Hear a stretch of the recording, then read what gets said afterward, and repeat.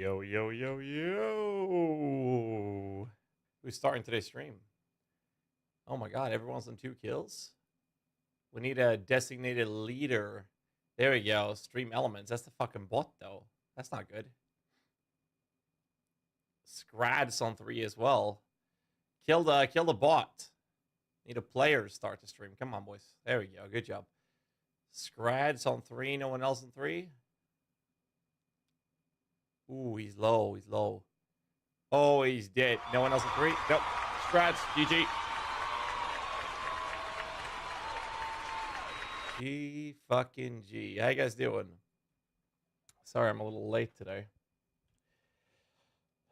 That's what happens when you make promises and then forget. So I woke up after 1 hour sleep. Had some troubles with our daughter getting her to bed as well. Had 1 hour sleep, and I was like, yo, oh, right, I was going to do that. Had to drive into town. So, yeah, we'll see how today goes. How's the movie? No, movie is tomorrow. So I still have the guys to update. Still working on it. Are you accounting for the reduced R effect from Spectres in your build damage calcs? No, Spectres are not even in the config right now. Not in this one. How are they on the high? The high uses a spectral leader and a war caller.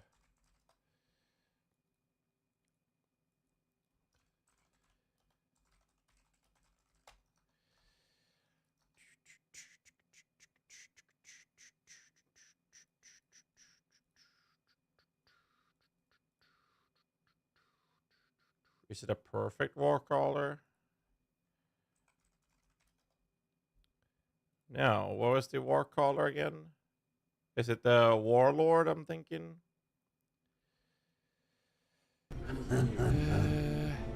Welcome to the crew. No, this was from the All Flame. This one's from the All Flame, so we have to do some adjustments. Like the Spectres I haven't cared too much about in general, because we still need to see the updated information on how good they actually are, right? Which we'll see when we get that info. Dumpy Stinker with the 9 months. Thanks so much for support. We appreciate that, man.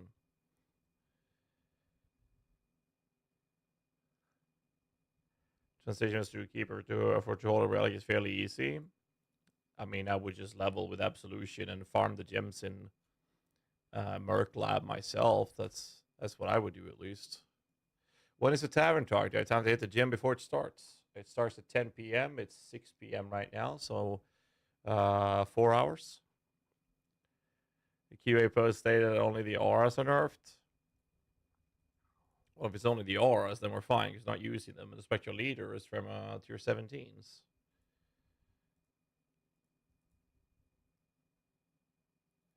So if we go to... Let's see. Warcaller is an all-flame Spectre.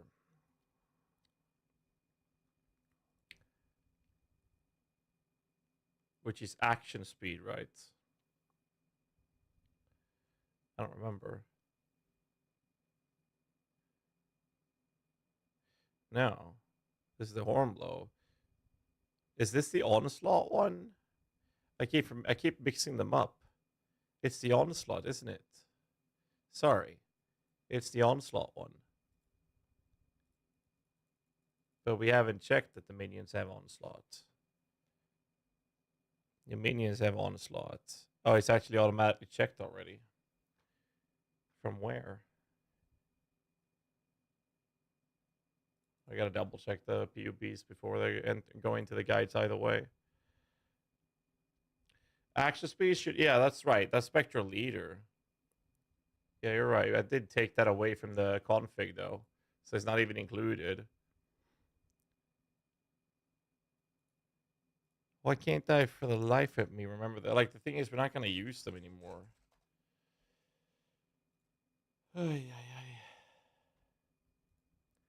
So, Spectre-wise, 2 Crush Claws. No, 1 Crush Claw. Is it not? It is 1 Crush Claw. Then one Spectre leader, one Carnage, one Arena Master. And I'm guessing the last one will be like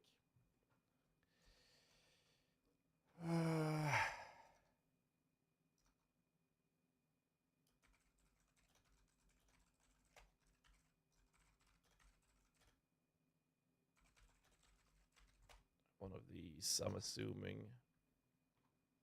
So this one is a precision aura, which it's gonna be nerfed, right? And what else was it? There was one more buff from these guys, right? What was that one? The Thunderbirds had the Screech for lightning exposure, so we don't need that. But this one gave us the Grace. So it's very likely that we'll run this one for layers of defense. Just the Thunderbird. Most likely. We'll see. The one that gives endurance charges? Yeah, but I mean, we already have that in the build through Enduring Composure, though. So we really don't need that. We definitely don't need that. What other choices would we run then?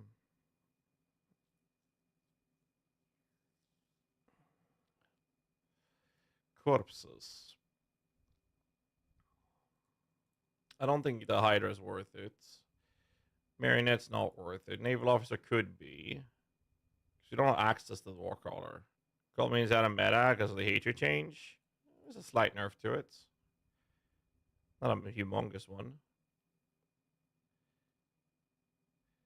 Pain Artist, no.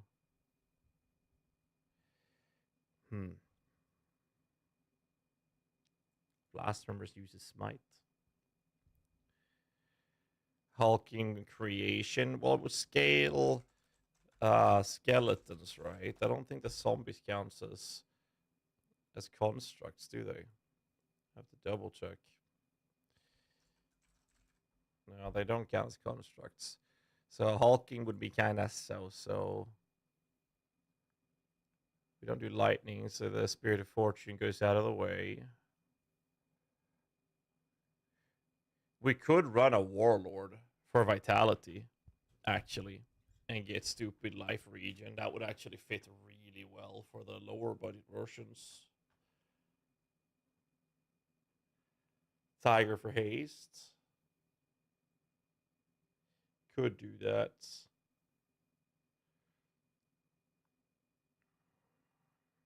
Idea of slashing horror is good with a new rage. I mean, I if I were you, I would try it out at least.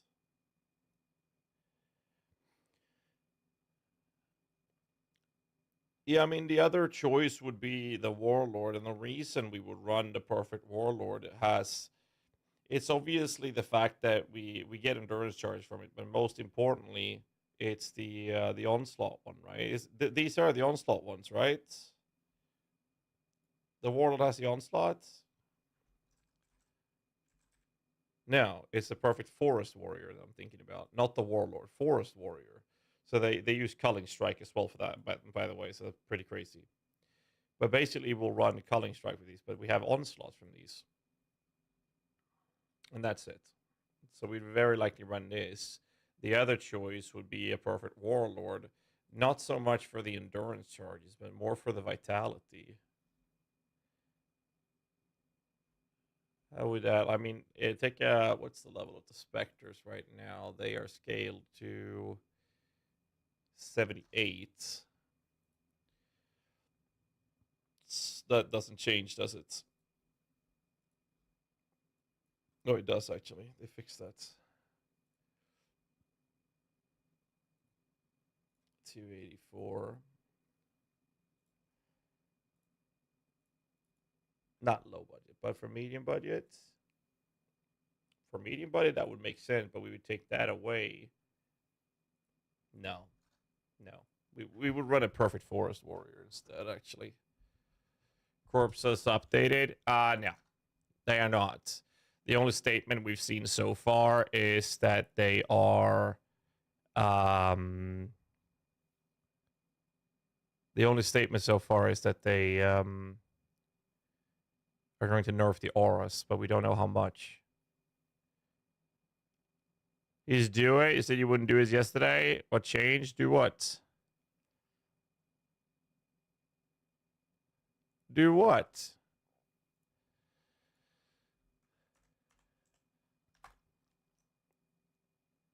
Forest Warrior for Onslaught. The Iron Mask? Not really, no. I don't think there was any changes, actually. This one is Pale Seraph. Like, this one, the medium budget is using non-corpse specters. And I think that's fair, because I have no idea how expensive or rare they're going to be. But obviously, here's the problem that we haven't talked about yet.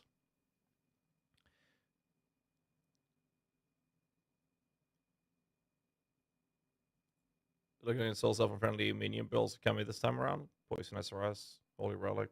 They've all been Soul Self-Unfriendly. It's been a commonly used for races in hardcore Soul Self-Un for quite a few leagues now. And that's not changing. Podcast starts in about 4 hours.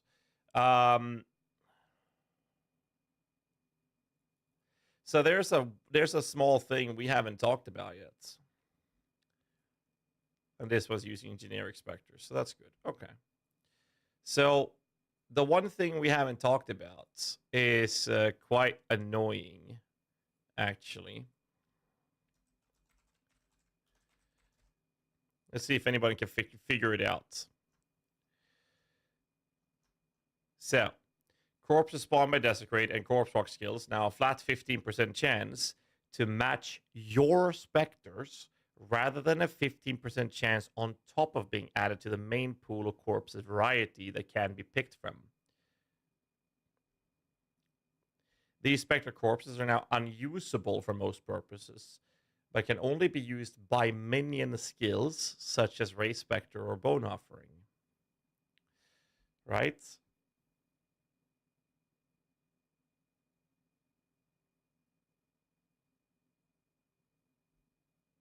So what is the problem with this?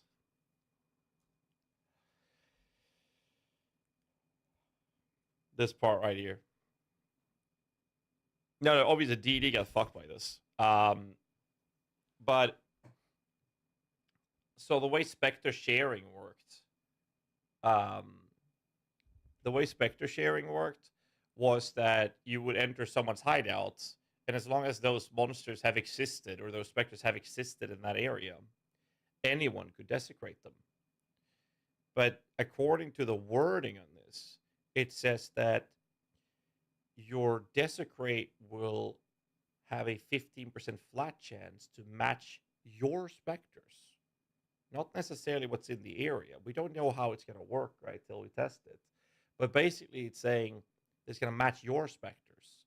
And it does also say at the end there, can only be used by minion skills. Not that it should be used by your minion skills. So there's a couple of, there's like 3 different things that can happen. I am so hyped for the league. Can I just sleep until it's Friday? Thanks so much for 34 months, man, dude. I am going to sleep so much after this, and then I'm going to make sure all the written guides gets updated. I got fucked to sleep today. 3 things can happen. 1, nothing really changes, except for that the spectral corpses. Well, I doubt the option number 1 is going to happen, which is that nothing changes on sharing. What is most likely going to happen is that when you desecrate, you can only create spectral corpses based on your own specters, not what's in the area, only your own corpses. And if that's the case, then the result would be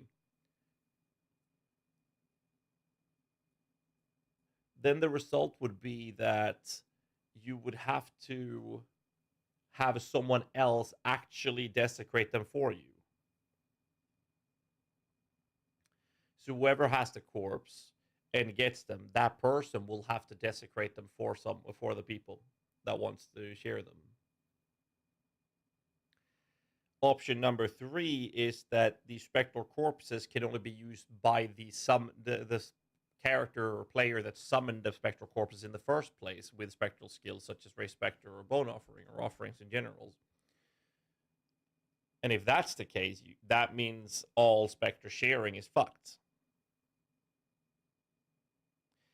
I think that it's more likely that we are unable to desecrate other people's specters, and that if you want to share the specter, someone else will have to desecrate them for you, and then you summon the specter from that corpse that someone else summoned. That is the more likely thing, because I don't think that they have. I don't think there's any coding that is. This is entirely speculative, right? I don't think there's anything that would make, or basically present ownership of the corpses, right? I don't think that's a thing. But there is a limitation that they can only be interacted with by sub-minion skills. The problem, of course, is even if that's the case, that means that sharing specters is now going to be done by, well, fewer people will do it, inevitably. They will basically share the specters, but now they have to sit in their fucking hideout and desecrate them for someone else to do it. Right? And that's fucking annoying. That's really annoying.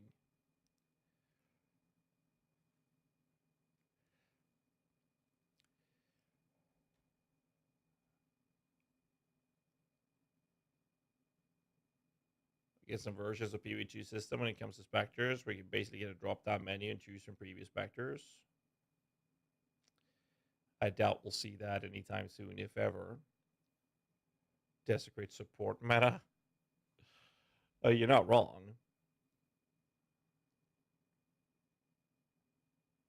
I don't know.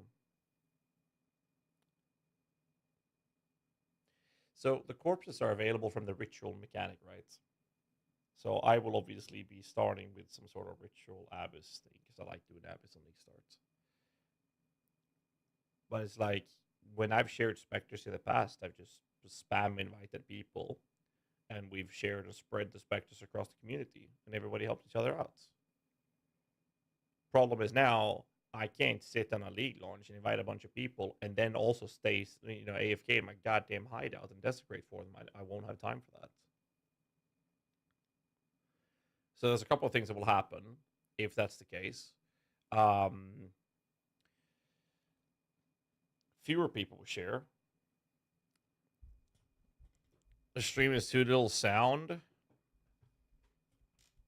can up the gain a little bit. See if that is better with the mic.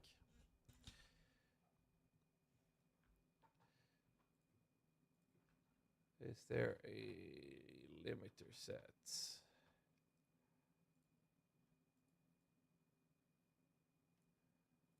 How about now? Is that better? Is the volume a little low? Is it better now? Is it better? Welcome Okay, let me to know. the crew. Let's go City Management League. So- Smile. Thanks so much, Seldon, for the sub, man. Appreciate it, dude. So basically, fewer people will share. And another thing that's going to happen is that people, because it's a little work involved now, more and more people will obviously be more inclined to charge for it. And that's something we want to avoid, right? We want to make sure that we do this for the community for free. That's always been the case. If people want to leave a tip, go for it. But the idea was to make sure that this becomes as accessible for the community as possible. The other thing that's going to happen as a result of that is that I know for a fact that TFT is running a service where they are selling corpses. There's actually a corpse selling, not the corpses from the Affliction League. I'm talking about literally inviting someone to let them summon their specters in their hideout, and people charge for that in the TFT like trades model that they have. And I'm like, what the fuck? That's a thing? And apparently people do it. I guess they don't know about my global channel, but still.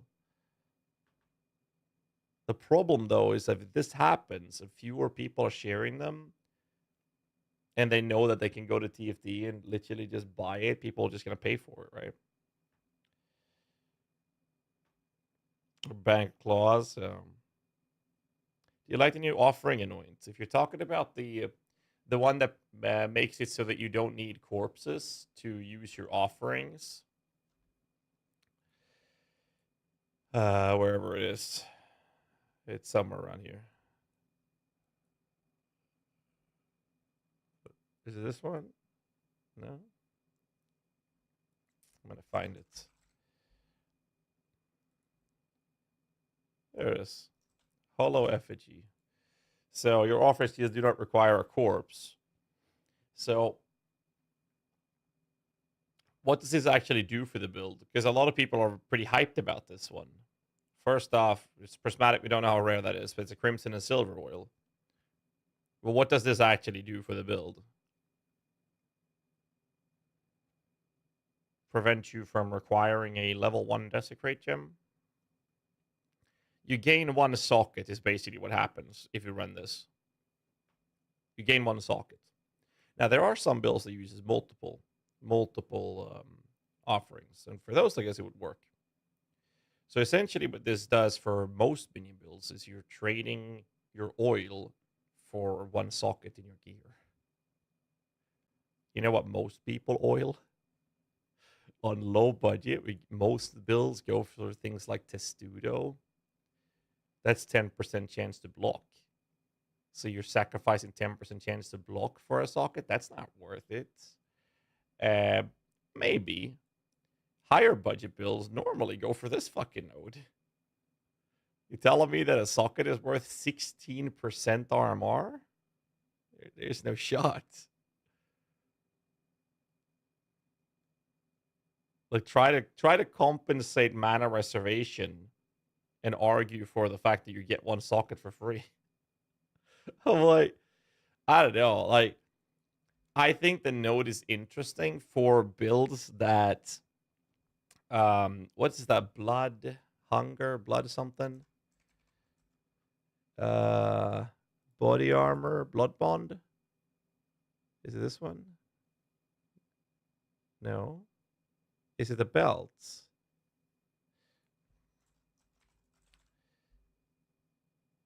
No, it is blood bond. Right? No?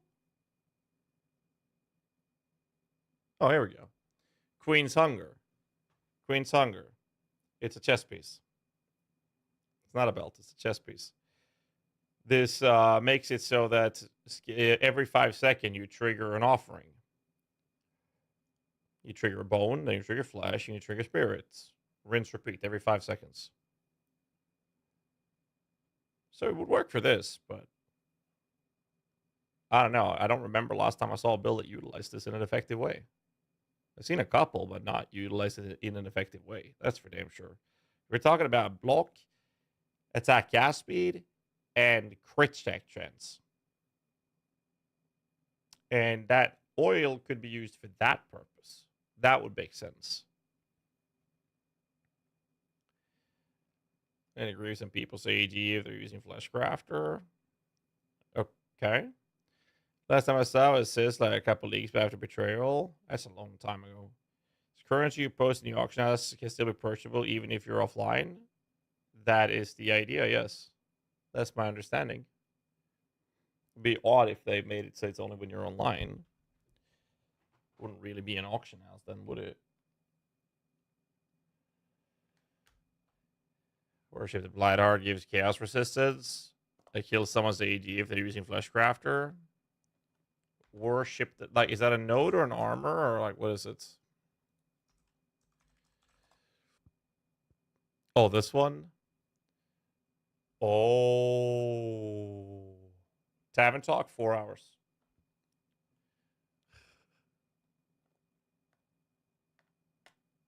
That's nasty, dude.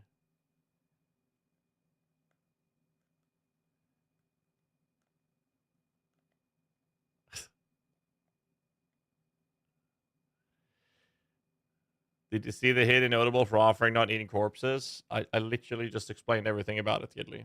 It's Queen's Hunger can utilize it, but everything else, you're sacrificing a very valuable oil to get 1 socket on your build. It's not worth it. Will it work with Flask? I would assume it does. But yeah, you could definitely, if someone has 25% chaos resistance already or more on their AG, and you do this, you would, yes, you would actually kill their AG.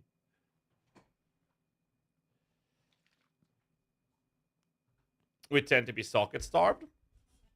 Yes, you're right.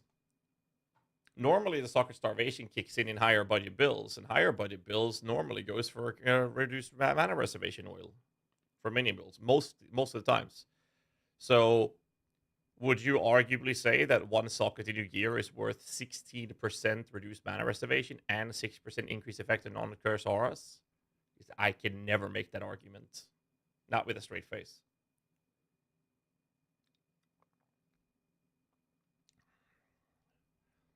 One of the new annoying will draw from Blight too.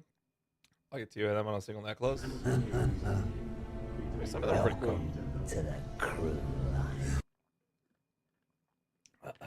Is it Friday yet? Hail Dream with the 19 months. Thanks so much, dude. Quick look at the champion of the cost cluster and how bad it is. It's down left somewhere. Here. I mean, it's 8%, and you get area of effect, which is kind of whatever. But yeah. Same thing with Remote Oil Extractor, you know. Why using Tri-Grip when he no longer has the OP combo wombo with Hatred?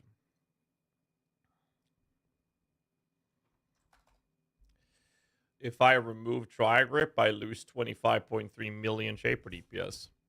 You have to keep in mind that even if we're not using the OP combo wombo with Hatred double dipping, they buffed the Fizz as extra cold on it significantly. It's still a slight nerf. It still makes me do a majority of my damage is cold. And if I convert everything I do to cold, then I can scale damage from Fizz. If I do flat Fizz on my gear, then that will be increased by Hatred even more as Fizz as extra chaos. As extra cold. And then we're cursing enemies. So instead of having physical and cold damage, now I would want to curse with vulnerability as well as frostbite. Now I can curse with elemental weakness and frostbite, and both of them will scale the entire source of my damage outputs. There's no world where not using Tri-Grip would make sense in this approach. The Hatred is still really strong. It just doesn't work for non-physical damage dealing abilities or minions for that matter. So that's why we're using Tri-Grip. It's still significantly strong to use. Any idea if enemy weapon lingering blaze will be affected by the glass shank crit buffs? So I had the conversation with Kriperian about that. Essentially, some minions are using player-like abilities, right? We were looking at the corpses earlier. Let's find one actually. Like this guy casts Cyclone and Lacerate. This one cleaves Cyclones. Shock Nova, Spark, and Lightning Warp. So let's look at this, for example. So let's find a melee one. This one here, Warlord. It uses... This one using melee attacks, default attack. Then they have a sweep, Immortal Call, Enduring Cry, Leap Slam, and a Vitality Aura, right? So here's the problem. First off, this is a cooldown. I don't know what order. Well, I guess this would be Gap Closer, and that's a cooldown. So they would spam sweep, and then every now and then they would cast the Immortal Call, Enduring Cry, and the Leap Slam to get into combat, right? So they would do this, but this one, this is not the sweep that players have access to. They're two different things. This one is Mary Oak Sweep. It's a different name. So therefore, when they buff things like the melee skills for players, realistically, they should not affect minions whatsoever because they have their own version of the ability. with their own damage scaling numbers and whatnot. It's the same ability, functionality wise, and everything. It's just that the damage that's coming from it is different, and there was no mention on that being changed. And I seriously doubt it, because the idea with the change to the rework was to buff melee characters and melee builds in the game to be of a competitive state, right? That was the idea. So you have that factor, and then you look at what happens if they would input all of those changes into the enemies. Now your enemies would do significantly more damage and would fuck us over 24/7, right? That doesn't make sense. And that's not at all what they wanted to achieve with the patch notes. So realistically, no, it should not affect the minions at all. I'm not saying that it's not going to. I have no idea. But based on this information that we've been presented, the answer is that we should not see that affecting any minions. But you never know. Two main currency farming strategy of this league, Blight and Ritual. Are there any like big notables that other build wants to use? Oh, you can't search for prismatic oil, okay.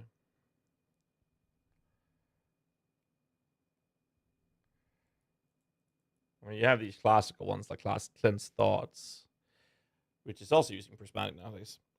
Find a Superman's a bill on YouTube, getting back to PoE after 2 leagues. Will on PC crash if I have it on my have that many minions? That depends on your PC. Grasping Veins one, it's somewhere around here, right? Grasping, there it is. This one. Inflict a Grasping Vine on a hit against enemies that with fewer than 8. But that's literally only making them not move. It's like a slow thing. With Maven boots? Which boots are you talking about?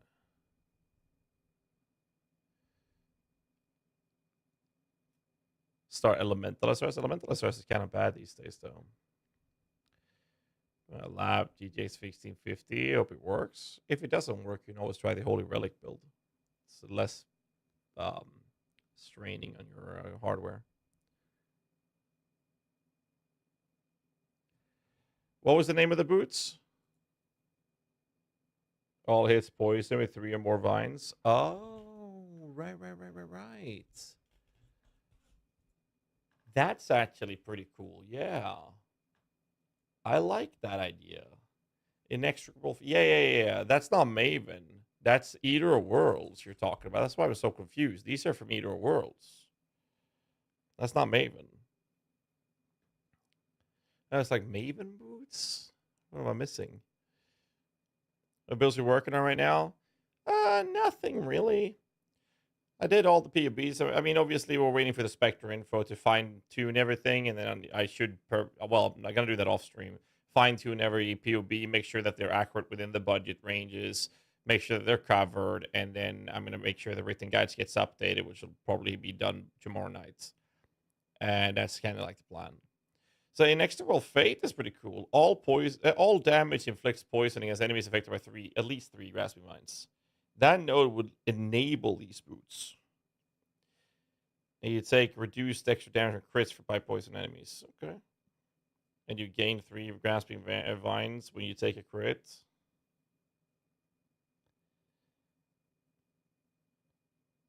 Yeah, but you can't just mobility skill out of that, so that's fine.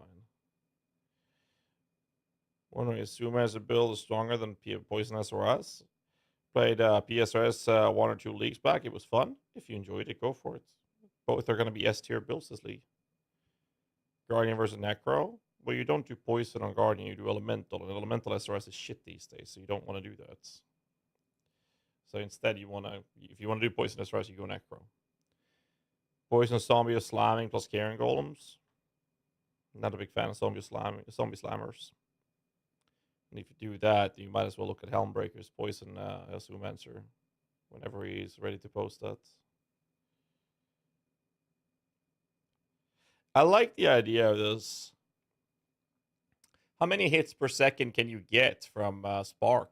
Because I'm assuming this would be a Poison Spark build, and that's going to be returning, right? That's kind of like the approach, right?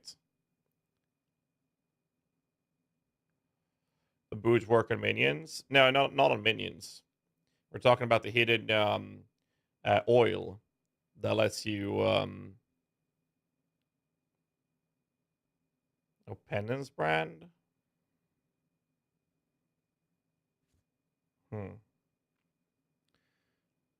Happy to be talking PoE stuff again? Oh, yeah, for sure. Crazy fast and spark. You only need 3 hits to get divines. I'm not concerned about enabling the poison through divines. What I'm concerned about is the how many poison stacks do you get? Because, I mean, if you look at a poison SRS build, or what do I have somewhere? Poison range animate weapon. Calc.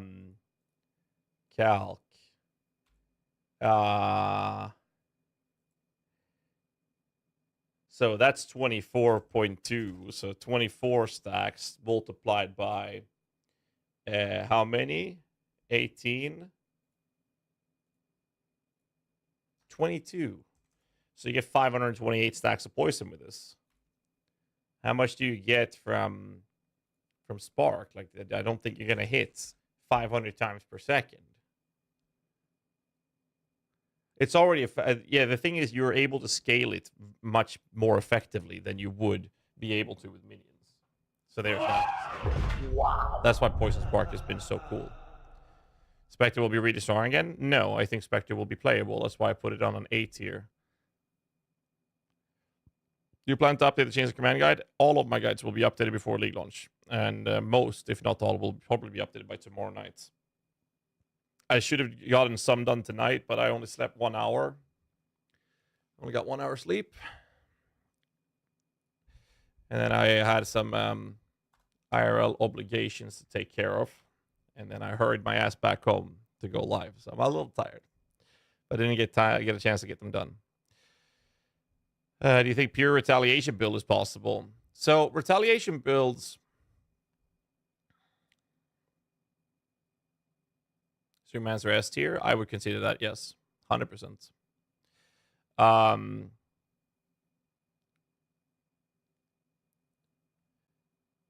Retaliation builds reminds me a lot about Thorns builds in Diablo. The whole idea of you don't do damage unless you're taking hits.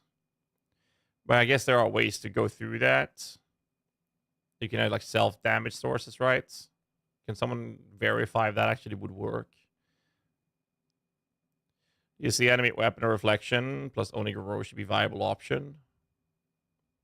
I'm sure it could work. I was never a fan of the animate weapon or reflection. It didn't really perform as well as I would like it to be doing. Did about it earlier about his Reaper just DOA because of ensnaring and blessing changes. I never liked Reaper since they launched it, or the release of it. I think Reaper looks really cool. That's it.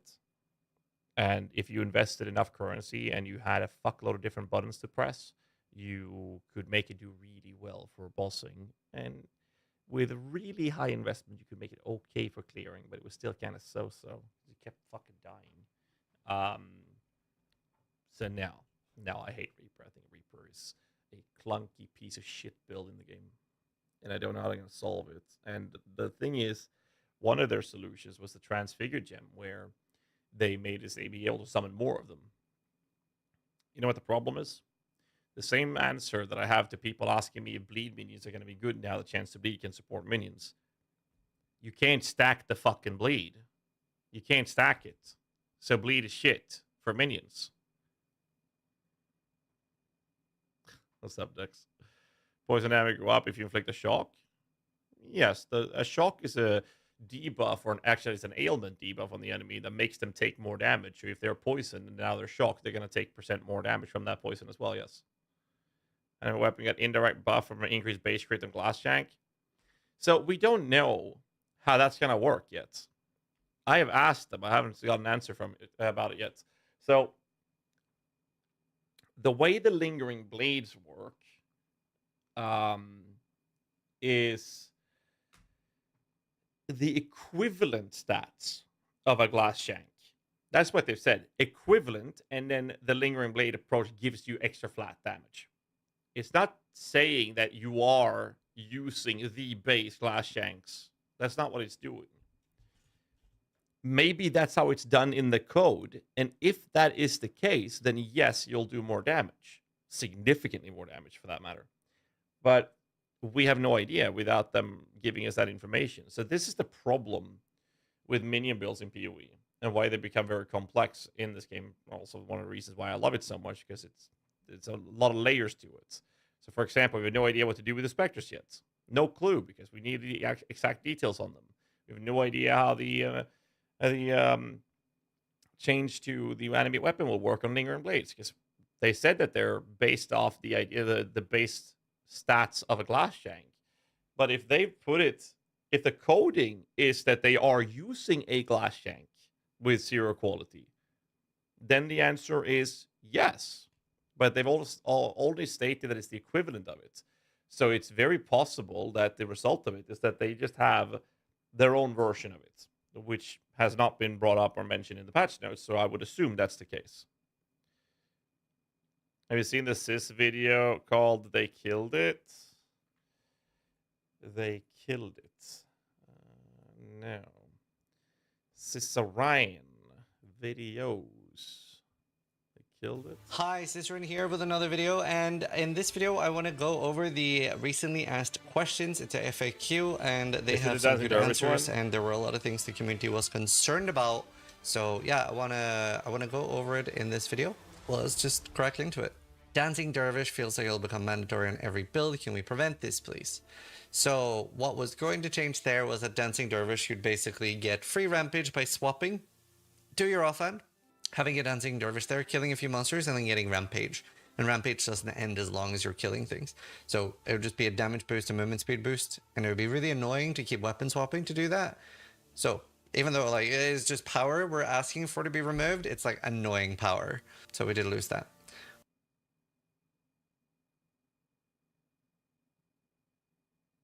He doesn't know. He doesn't know? No shot he doesn't know.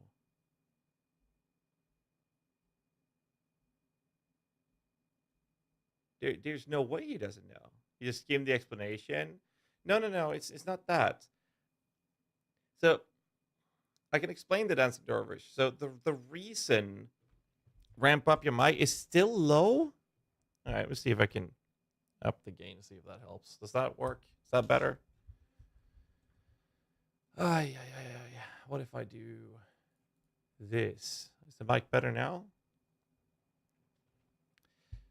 It was high, then it got low again. Is it better now then? Not sure what's causing that. Yes? Okay. Okay. I think it's one of the OBS updates I did that must have changed it, because it's after I did that, people have been complaining about it. So hopefully this fixed it. So essentially, I got your volume to max, to be honest. I mean, is it good now? I mean, I hope it is. Otherwise, I'll have to raise up the output more. So basically, why Dancing Dervish was so crazy, because the whole idea with annoying swapping, I agree with that most people would never do it. And that is true, because we already have access to this. You can do a Rampage swapping. You are able to do that right now. And you will still be able to do that. What made Dancing Dervish so crazy is that you got that, but you also had 2 immortal, like literally unkillable, 7-link fucking Spectre, or not Spectres, well, weapons that would be able to have Culling Strike, Withering Touch, add elemental damage with elemental armor for exposure. You could have even Feeding Friends if you so wish. There's so many things, or you could add to that would make them give you so much more than just the access to Rampage. That's what made it so overpowered. Because we already have access to the whole annoying swap. So if you want to do a weapon swap, Sinvictus already does this with a Rampage. You can just weapon swap to Sinvicta, and now you have Rampage and can get that going if you want to. This is possible right now. You can test it in-game. We can actually log in and do it just for the sake of it. Actually. The other swap is a Bisco's Leash, which also has Rampage. So you switch your belt in and out, and now you have Rampage for free. I can show you how it works in game right now. That's annoying as fuck to do. That's why most people don't do it.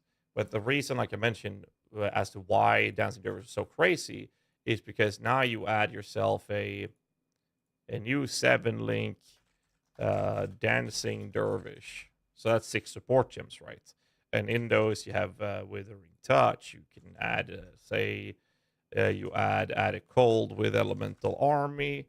That gives you now cold exposure, fire or lightning, for example. You can run Culling Strike. You can run Feeding Frenzy. What else am I thinking? Those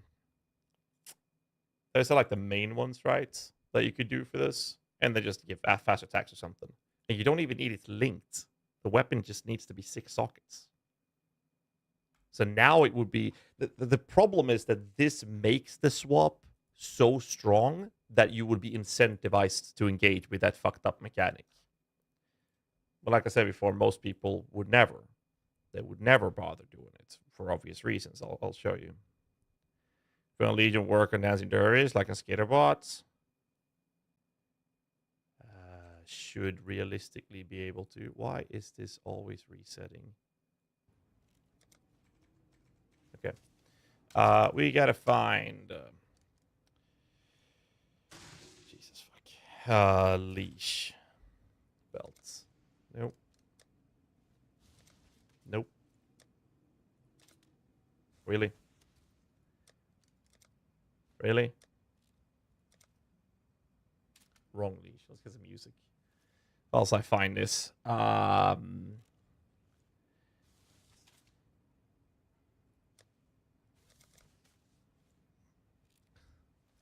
don't have a Bisco's Leash, really?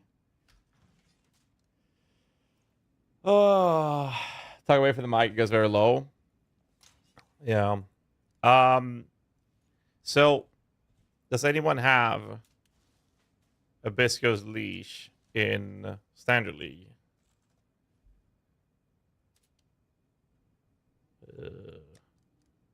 I mean, I know I have somewhere.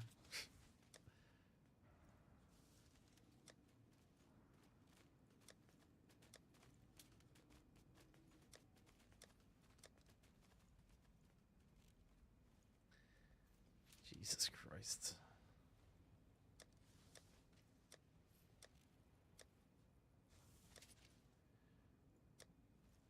I got a couple of stash tabs.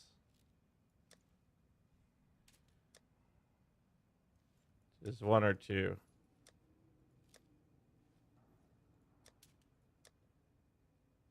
This way you get unique tab. We have one for the guild.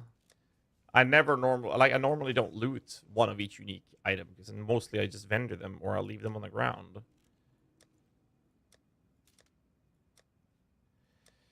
Oh, no. I got baited.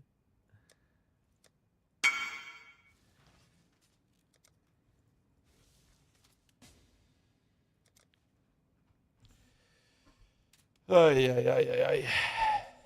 That would just make life complicated. So I'm going to show you how this works. We are going to go to the ledge. Let's group up some monsters first. No, wait. Ah, fuck. I have Spectres killing things. They're all gone now? Good. Alright. So we got some monsters. So as you can see here, here's the enemies, right? And all you would do is I would equip the Bisco's Leash.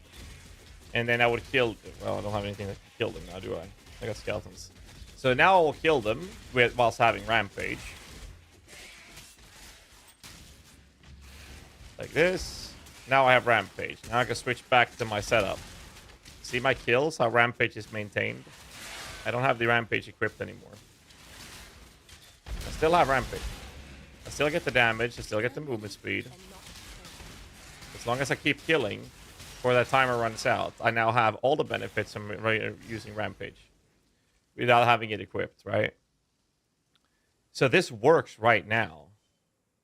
Oh, you logged out. All right. Thanks again, man. Appreciate it. So you are able to do this already. The problem is with a dancing dervish, you are, like I mentioned, incentivized to do it because of this. You get to add so much extra stuff to it. But you can already, as a melee build, if you have a good clearing build and you're comfortable with it, equip a belt. You don't even need to do much more. You need 10 kills. Rampage timer still got them low, though. Well, there's that. But, I mean, the fact remains, though. You can still do it, right? But what makes it overpowered is this. This is what makes it broken. Or maybe not broken, but it's strong enough to incentivize everyone to actually engage with a fucked up playstyle. I mean, if you're not a fast clearing build, then you're not going to do it. You need to maintain it, right? But Al can go mapping, fuck yeah. Especially melee builds, it's movement speed and more damage. Or is it increased? You get more damage at least, or increased. More convenient single bottom presses that are messing with inventory. That's true. But if you were playing a melee build and you could utilize an axe, you can do the exact same thing with Invicta, which is a weapon. So you can weapon swap. Then they rebirth the Dancing Dervish. Yes, but that doesn't prevent you from still being able to snapshot the Rampage. The point being, you can do the Rampage right now in the game. That has nothing to do with Dancing Dervish. Well, you can actually do it with... No, actually, you cannot do it with Dancing Dervish. Well, the Rampage timer starts kicking before you reach 10 kills. So if you kill 1 to 9 monsters with Dancing Dervish, you would actually be able to do it. But you have to weapon swap before the Rampage triggers, but you already have them as a hidden number on your character. So it is doable, but you wouldn't do that. So you can still do this. And you will be able to do this in 3.25 as well. It's just that it's annoying as fuck to go through and do this. That's the problem.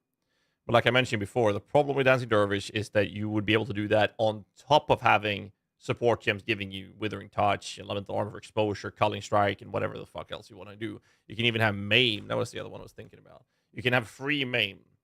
So if you're doing that for melee builds, enemies maimed by Spore skill take 10% increased fist damage. There you go. For free. You don't need to have that in any other pieces of gear that you have, ever. And these are unkillable minions that will run around and do this for you. That's why Dancing Dervish needed to be changed. Anyways. What you're cooking, anything new? Mostly just killing at the moment. Might be going through starter builds in general. Not really sure what today's plan is. But I want to wait till Po 2. Help. We got a podcast also, tonight as well. FGS, hi, how is it going? This league is going to be fucking insane, Dark Real. Thanks so much for the tier 3 sub, man. Appreciate that, dude. Hope you're doing well, man.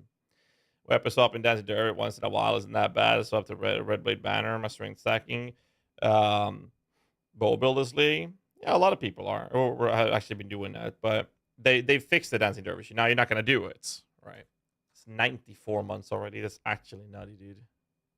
Which means benefits from added physical damage that you know of for theory crafting. Benefits the most.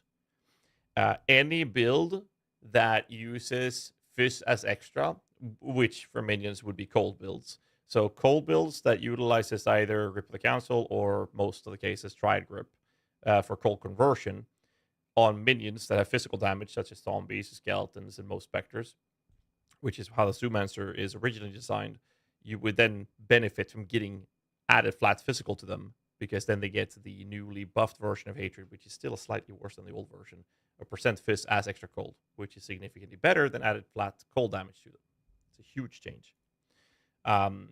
SRS as well.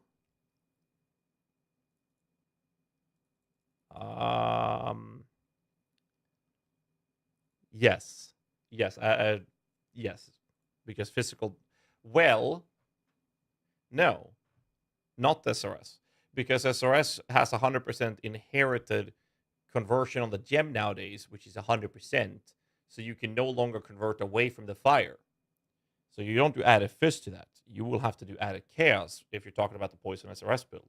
And we don't talk about the Elemental SRS because that's nerfed to the fucking ground. Right? in a tier list. Should be coming out today. Hoarfrost is an ailment? No. Regular debuff. It's the 2-second freeze from Warden's Oath of Winter. Was there anything specific? Like, this is a 10-minute video. Was there anything specific in this video that was supposed to go through? I think Glacial Hammer, Ice Warden might be viable for League starts. I don't know. You'll have to PUB it. That's all I can say. When's the podcast? In 3 hours and 20 minutes. Finishing campaign and do white maps is kind of possible with anything. Kinda. Amulet. What timestamp? With a new Force of Darkness anoint work for minion damage.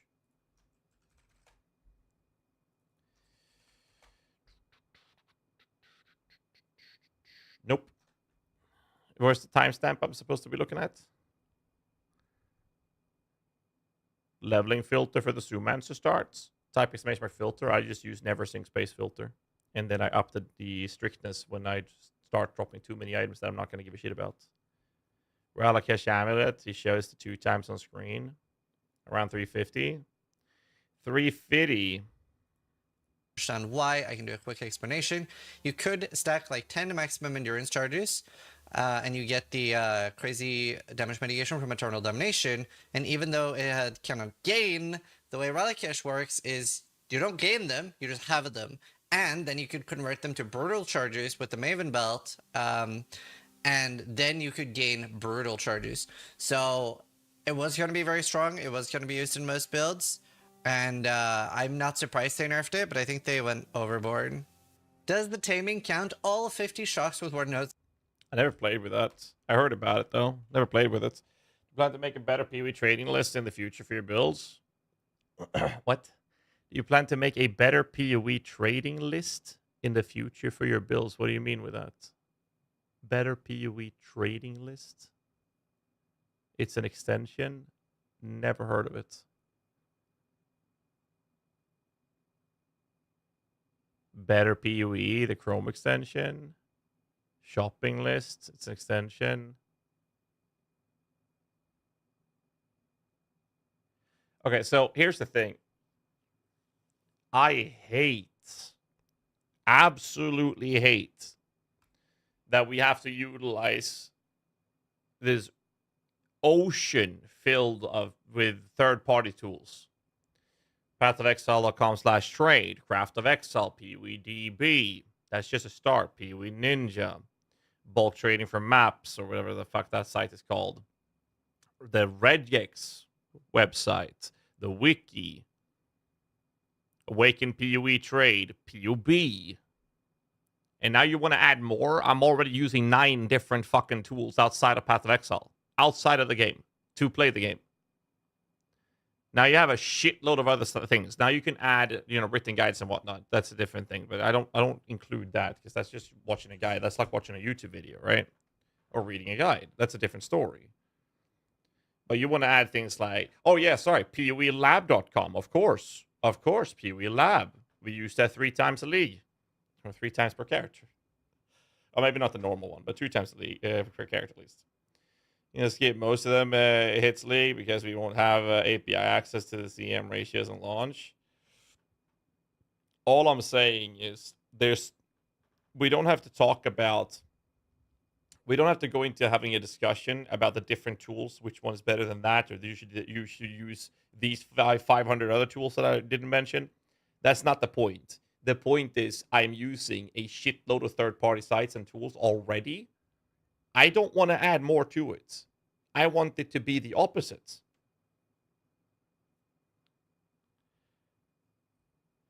It would be too much for your team with the amount of builds you have. Probably. It's the same thing like Righteous Fire, like Pox that has he's made a filter specifically for his build. Like, I would never have a filter that is specifically for my build. Like, that's I don't know, that's just not how I would like to play it. But I can see how valuable that can be for new and newer players. That's so good for them. But it's like everyone keeps asking, oh, do you have a filter for that or that build? Well, like, no, I use a basic never sync filter, and I have been for as long as I can remember. 342, we just checked it. We literally just checked it, Circa. Lose a lot of random good sellable stuff with your trade league. Well, you can make the filter, make sure that's not shown, but you can make the filter, point out in a different way if the item might be for your build. Like, you can do that. But holy shit, dude. No. Like, absolutely not.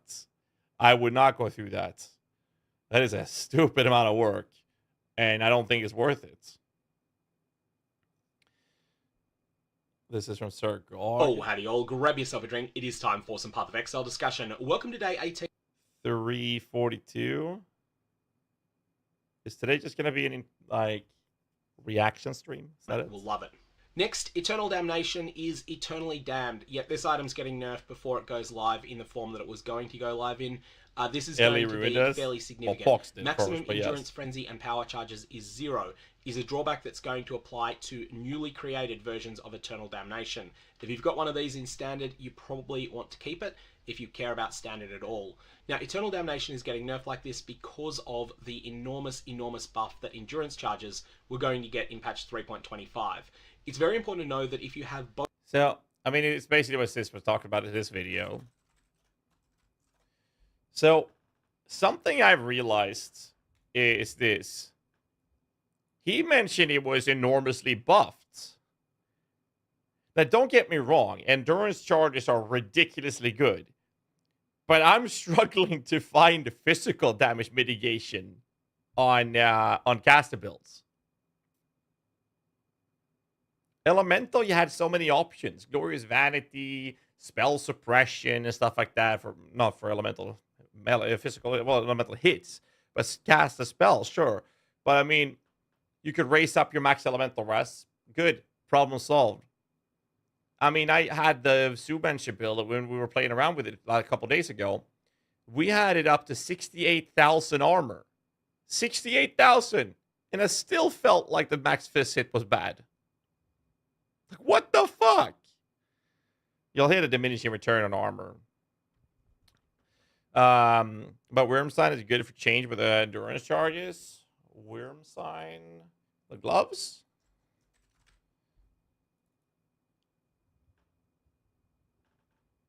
Reduce mana cost. Gain Rampage while max endurance charges. So here's a problem with this. It says gain Rampage while max endurance charges. So you would just gain it straight off the bat. Bam, you now gain Rampage. But Rampage is a timed buff, right? So when Rampage runs out, you lose all your endurance charges and rebuild it. It's a lazy way to sustain it. But I mean, if your reason for wearing these gloves is to have Rampage, I would just snapshot it with like a Bisco's Leash instead. Then I don't have to sacrifice a pair of gloves for it. So this video does talk about aggravated bleed as well. How long till Tavern talk? 3 hours. So there's that, right? A couple of years, I never needed it anymore. As I like doors. Yeah, I mean, you'll learn that, like, essentially the lab to give you an idea of how the lab is actually designed, right? You'll start in a little room like this, right? And then you go out, and then there's like a big room, and then there's like a door, and then actually we can do it this way. There's a door, and there's a door here, and there's a door here, right? And then there's like these squares and shit and whatnot, and that you have to like navigate through and whatnot, right? So essentially, these normally leads up like this, and then you have a pathway like this, and you might have a pathway like this, and then you have maybe a big room of something happening here, and you maybe have the destination or something. And the same thing here, just to give you an idea of how it could look, right? And it would be the same thing over here. So in normal lab, wherever you're starting, the progression is very simple. You go top right. You always go top right. And if it's not top right, follow counterclockwise. So you would go up here because the exit's going to be here. That's normal lab for you. You don't need to have a navigation for this. It's top right. It's always top right. Let's actually put it to the test. Let's do that. I'll bring up like a fast character. And I'll show you exactly what I mean.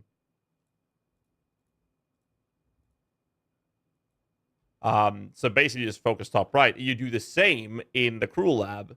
Merc lab, you might start encountering where it's, you know, top side instead of top right. And in Uber lab, it's a bit different. Uber lab, you definitely want to use PU lab. But Merc lab, I would use it as well personally. It's always right. Basically, the idea of it is hug a wall. And hugging the right wall is basically the way.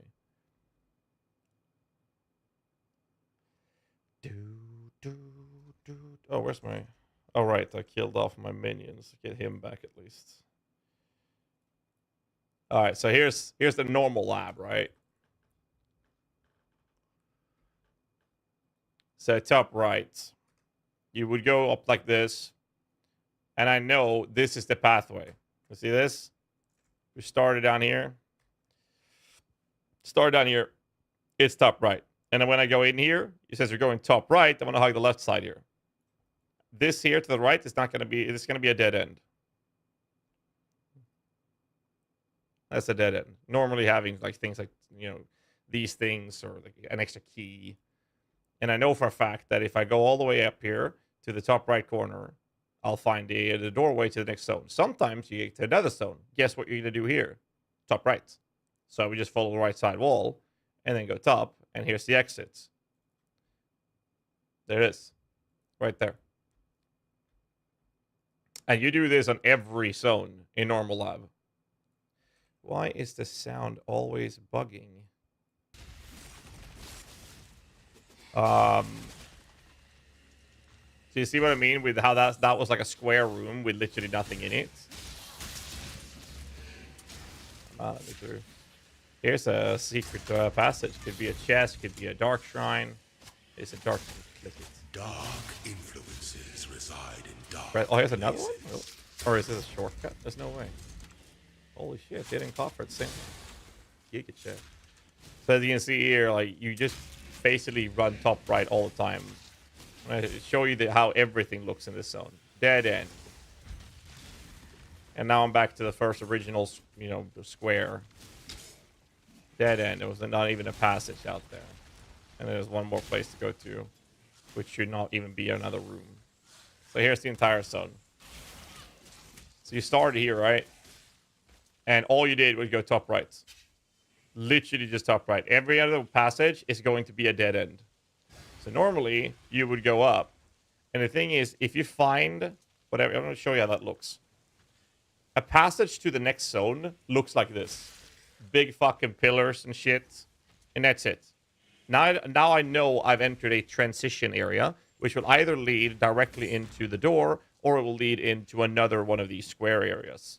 And if that happens in normal lab, hug the left side. So top right, go to this, hug left side. Because I know right side is going to be a dead end. And this happens, they reset every 24 hours, right? It's the same thing every goddamn time. And I believe it's the same for crew lab. It's Merc lab where sometimes it could be different. And there's the font, use it for gems. Oh yeah, I definitely agree with that, for sure. Definitely agree that Merc lab, you kind of want to go out of your way for that if you feel like it, depending on how fast you want to push towards the actual in-game content, right? So now I found a doorway here. This is bottom right. So I'll show you what bottom right means. This is crew lab. That's a dead end. Because this wasn't top right. This was bottom right. Fuck's sake. Let me through. There. Come on. That's a dead end. And here's the decorative chests. So again, another dead end. And this is because of the simple fact that this was not top right. But you had these bricks, these stone walls, right? But when I went and entered them, the passage forward was to the bottom right. That's not the right way. You want to go top right. So if you go top right, you'll head over here. And, oh, what did you see? Did you see this? You can check. This is what I mean with crew lab and Merc lab sometimes being slightly different. This would be an incorrect way of passage for me to go for, which means that the passage should be north instead. So either you do this, or you just go in and run that one, which normally are very short. But I'm going to show you both. Let's go to the next zone. So in this case, I can see that it's over there. Just like the left side. Now we're going to go to the Aspirant Trial. Since that is directed to the boss, this was better. I'm going to go back to the other one to show you how fast it would have been to go through that one and enter the area from there. Because normally when you take a wrong passageway, the next zone is on the opposite northern side, if you will. So if I spawn and the map area goes southeast, southwest, then or west or south, then I would go west. In this area, the passages for me is north or it's the southwest. That means I'm going straight top right, right? Again, top right. So we would just run here. We go to this area, and we'll enter the boss room up in the corner here, or should at least.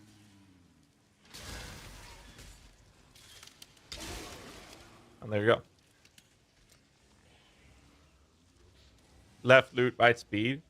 It does change though. Because like once you go into, I can show you PWLab.com. Foosh with 34 months. Thanks so much, dude. So if you go to Merc Lab, fuck off. What? Thank you. This is how it looks, right? It will tell you the shortest passages, which is the yellow lines. It will tell you that there's a golden door, which means that there's a golden key in this area, which is really fucking annoying. But that happens in Merc and Uber Lab, right? So this one tells you should go top right, which will lead to the Argus fight. And the top right here will lead you to the fight to the boss. Top right of the next zone gets you to the next area. Top right of that one gets you to the next zone. Top right of that one gets you to the next zone. Top right of that one gets you to the boss. Right? Let's look at normal lab. The entire passage. Let's see. Top right. And then it's, oh, well, look at that. It's actually north side on this one. But you just go top right and then top right again and you're fine. Top right is not the fastest, but it will do, it's the same amount of areas to go through. But apparently the going top left here is slightly faster. We're talking seconds here. So you just go top right, top right. But here you'll see that this one would not be correct. It's actually incorrect in this one. Top right here would lead to another passage, and you'll have to go top left on this one. If you look at Uber Lab, it's a little different. So you go top right, now it's north, now it's top right, top right, top right, now it's top right, top right, top right, never mind. Most of the times, almost always, it's top right. There's a golden key, there's a golden door, that is very true. For an old gamer dad, are there any big changes in minions other than the exotic corpses? Hatred got a little nerf. Affliction Spectres are coming back, but we don't know what state they're gonna be in. They said they're gonna nerf the auras of them, so I don't know how strong they will be yet. Bama button intensive, very. How trustworthy? It's a really good build though, but it is button intensive. Trustworthy is PWDB. PWDB is data mine information straight off from the game files. So it's pretty fucking accurate, but some things can be hard to interpret. You don't have it listed like PUB with exact information. You have the data mine raw information. Then you'll have to look at it and interpret what it means, if you will. Melee focused. I'm gonna start with a Necromancer. Zumansar is the plan. All right. What else did we do? What is this right now? New broken anointable notables are broken. This actually, I want to hear about this. Hi, Zizrin here, and in this is what I was talking to you guys about earlier. If there was any others like these cool new notables, if there was any one of them that really stood out, and so far, this you can grief other people's AGs with with the chest piece on. But so far, the only thing that I think stood out the most is actually this one. That's the only one that I think stood out that I've seen. Maybe I'm missing something, but this is the crazy cool one and literally enables quite a few builds that you can utilize this, and it provides an actual value to the inextricable fate boots, which is pretty cool actually. There's one for base fist damage reduction. Really?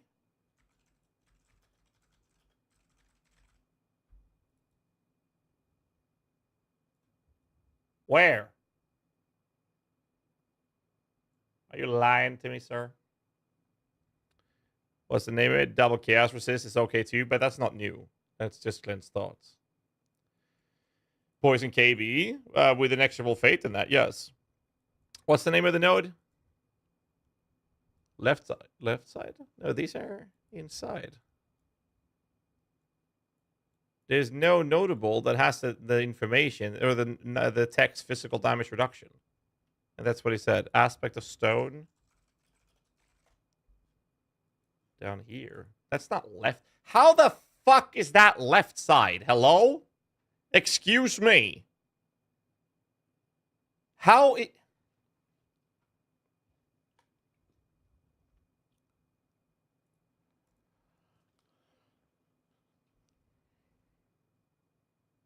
This is not new. Is it? No, this is not physical damage mitigation. This is just avoid physical damage from hits. Enough left becomes right. That can't be it. It's avoidance. All right, so never mind then.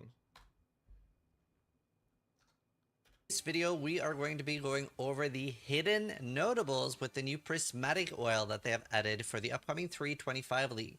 Now, we do not yet know that much about the rarity and stuff like that, and they will be dropping from Blight maps, but we do not yet know how difficult it is to acquire these, but they have added a new type of oil. So, we are going to go over all the hidden notables in this video. Also, it is important to note that we have lost the ability to anoint things like beef, all the like wisdom nodes and like int, strength, dex, all gone. We can't anoint those anymore because they have run out of oil combinations. So I'm a little bit worried I will miss some. And these are not hidden notables. They are like the super ascendancy thing from the Uber with the red and blue jewel. But these are some of the old ones. Tranquility, so prismatic, silver, and golden. Transfiguration of soul is very good. It increases in reduction to max. But this one's not new either. Persistence left next to divine shield. It's flat the mount.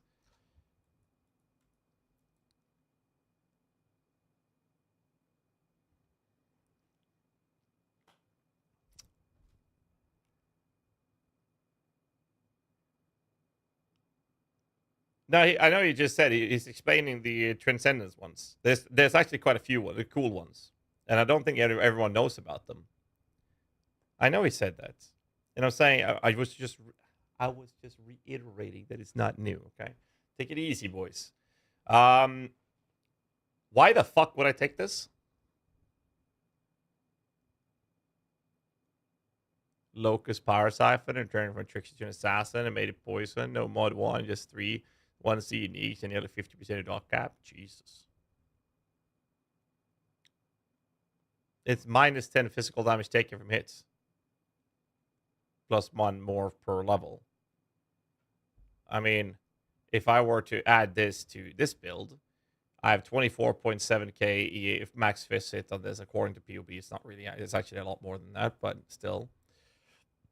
This would give me 283. And I'm sacrificing an oil for it at level 100.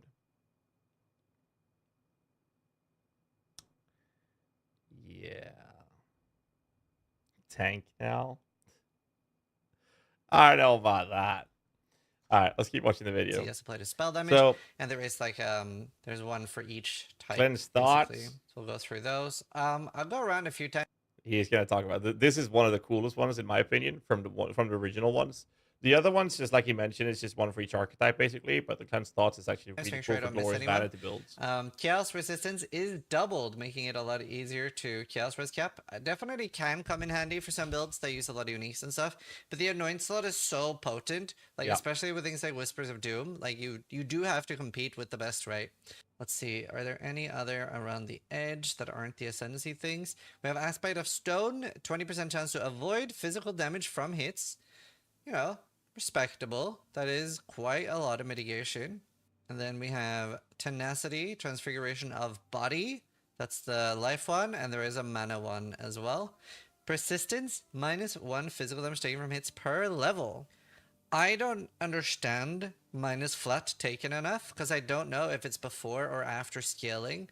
So I don't know how effective it actually is, because if it's just 110 minus flat, you know, yeah, it's not that interesting. But if it's after armor and everything, and if the hit is already, let's say, down to like 300, flat and that is makes very it 200, effective. then it's pretty big. Could you elaborate to that? Because I'm with Sis on this. I am just at the mercy of how PUB is calculating it, and PUB is telling me it's after scaling. I use rings. What do you mean? Hi, Mr. GHAZZY. What are your thoughts on the No Corps we're offering with Leash of Ablation? It's one of the options that you could run it with. The Blood Bond or whatever, the Queen's Hunger is another version that you utilize it for. The Synth Wing minus 50 fire damage from hits was insane. Cold also. It was hugely noticeable. But does those minus flats also fuck you over in PUB?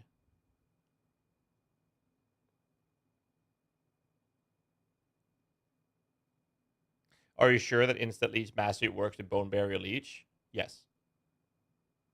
The PUB I'm not great with.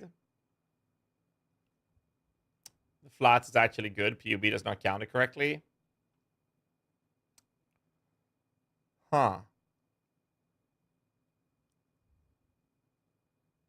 Huh.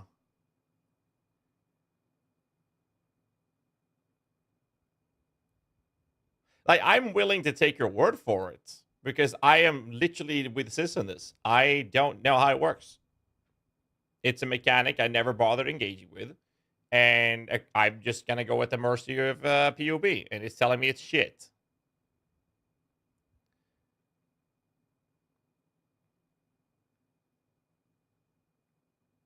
Built everything in this game. Played since Rampage. Yeah, I played for just over 10 years. So that's about the same as you then. 9 or 10 years for you, right? Rampage? One of the first leagues, right? So what you're telling me is that it's before scaling. At which point, that's actually a lot of fucking fist mitigation.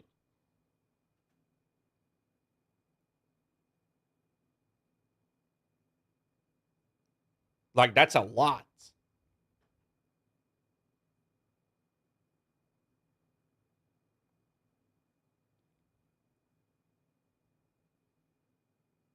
Can we test this in-game somehow?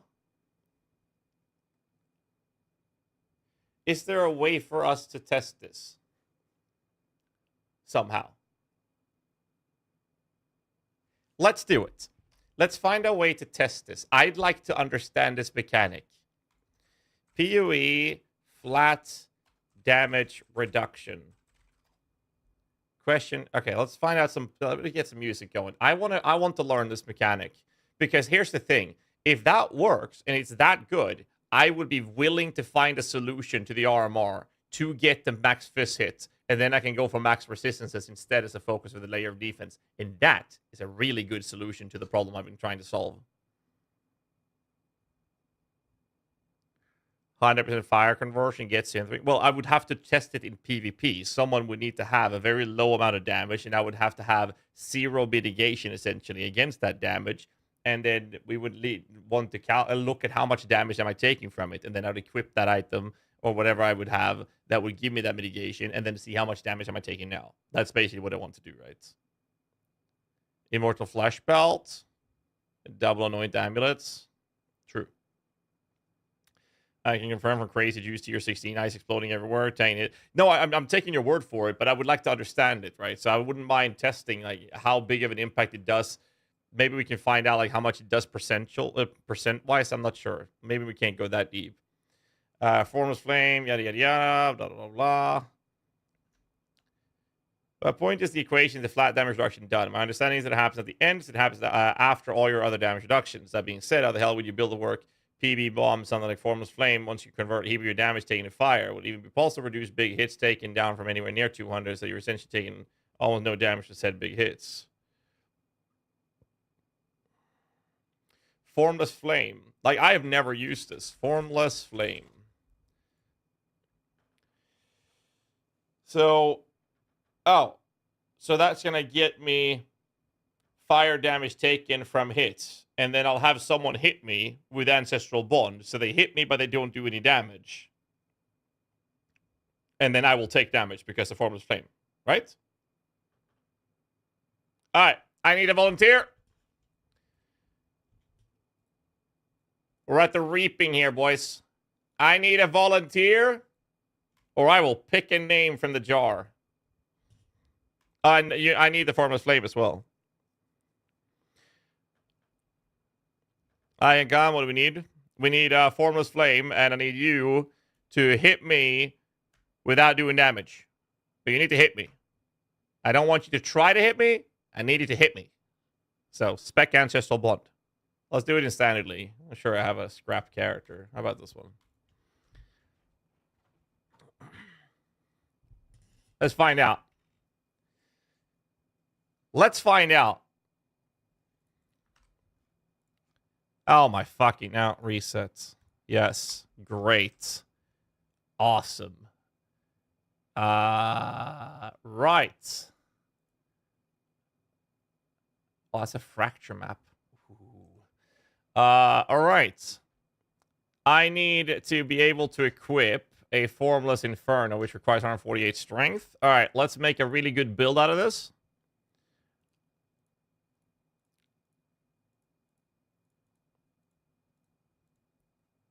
The sound's bugged again, bro. Right, we need to get strength. How much do I have? Almost enough.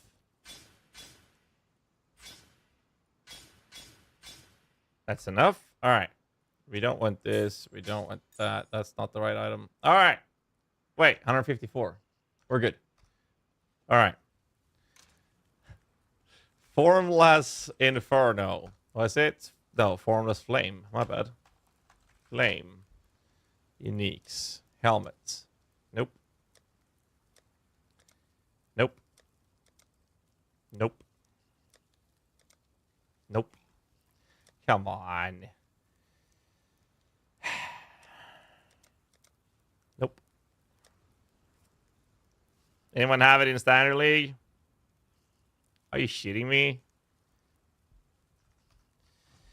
Okay. Trade tabs. Trade tabs. Trade tabs. Trade tabs.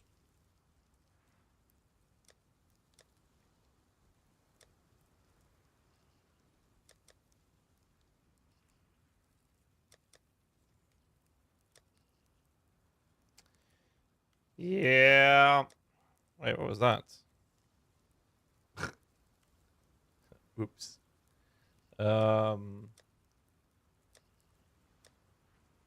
Bro. I mean, after 10 years of playing the game, I figured I would have at least some of these pieces. Thank you. Crangled Head Honor. I have a Crangled item I want to show you. Thanks, man. So what I did, I was going to show people how you can do this. I'm going to show you. Well, now that the That's the wrong vendor. Who the fuck sells jewelry? Is it you? Bannon was in. Fuck off.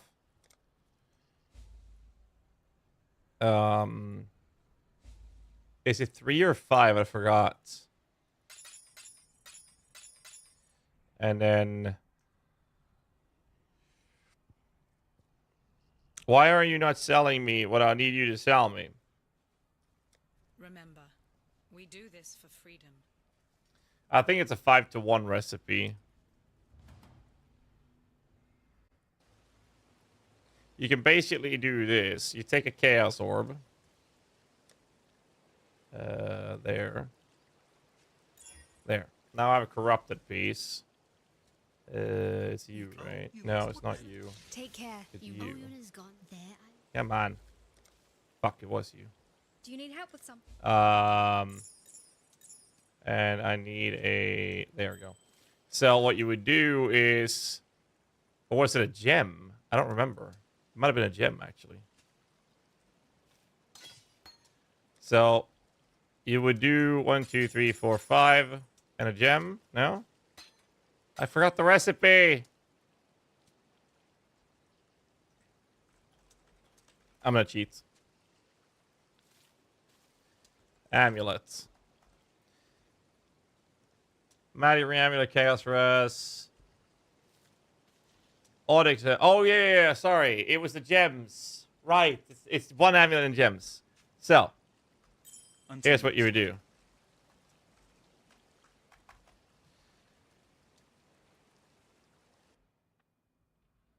Here's what you would do.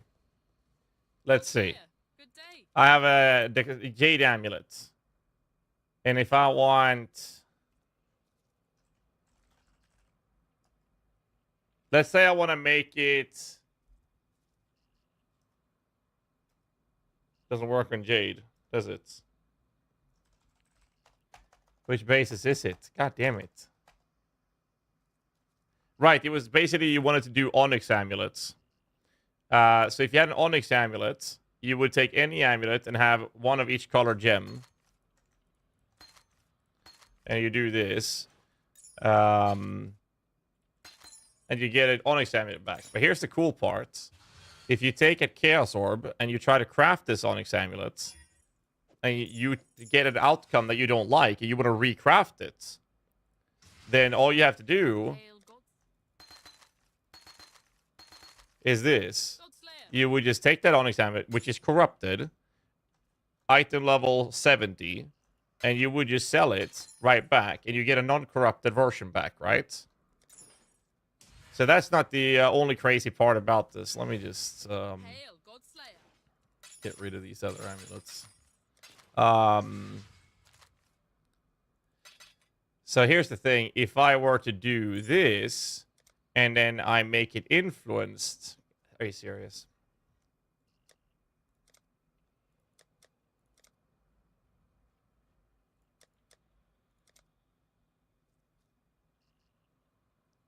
That's the okay.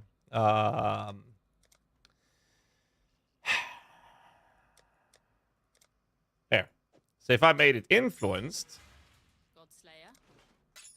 Oh, and corrupted. Of course, I forgot to corrupt it. That's the amulet I want to show you. So I was actually making a video showing people how to do this, how to make a corrupted amulet clean, and that's the amulet I made out of it. And the odds of hitting that is fucking ridiculous.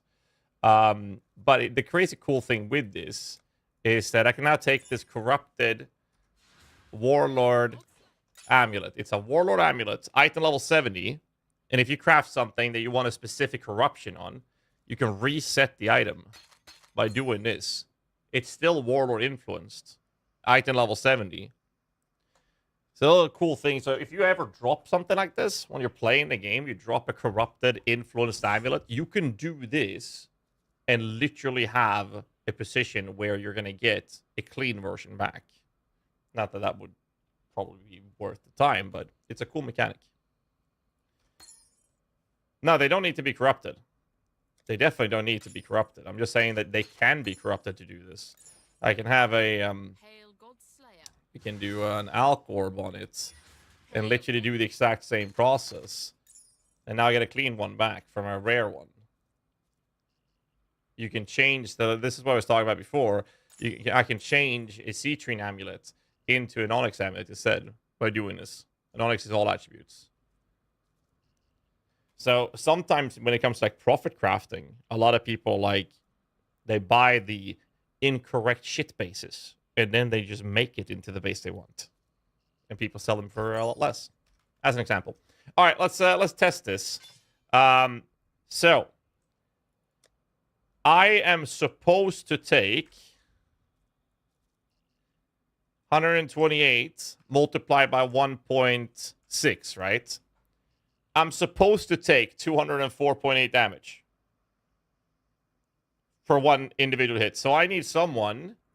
Are you Ancestral Path? Are you Spectre Ancestral Bond and you're able to hit me with one hit that doesn't deal damage? Do I have to be in party? Let's try this. So I'm supposed to take...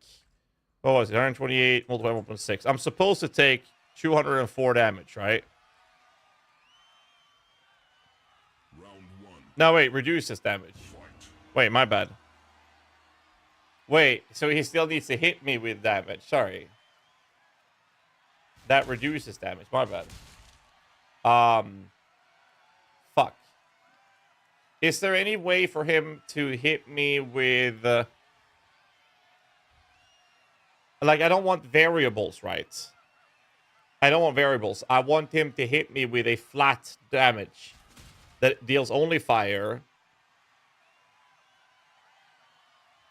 That doesn't kill me.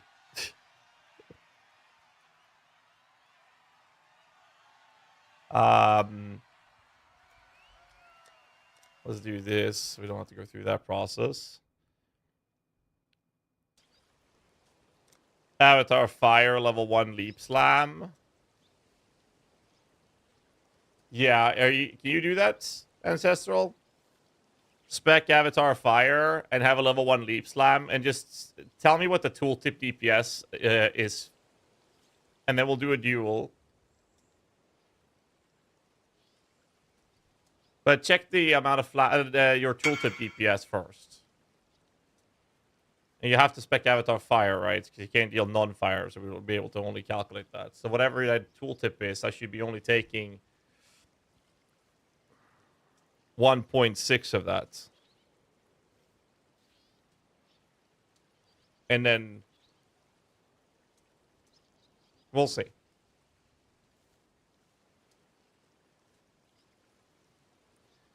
$1.9. Well, I got... Oh, right, because this lowers my virus. Sorry, you're right. 1.9. Thanks, chat. Let's find out.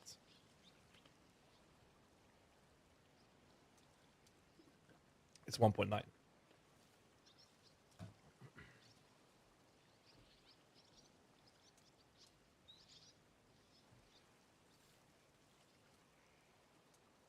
What if this is the solution that I've been trying to fix for so long?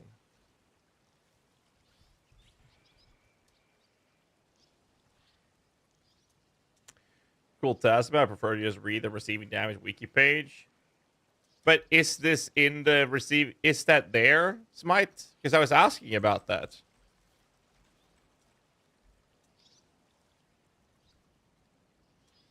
After damage mitigation, modifiers of damage taken are applied.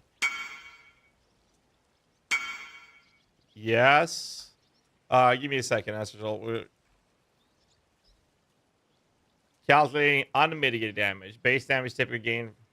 Added damage. What was the page? Number 7, you said? Damage taken. After damage mitigation, modifiers to damage taken are applied. Flat modifiers are applied first. Then the sum of all increases and reductions. And lastly, all or more or less multipliers independently.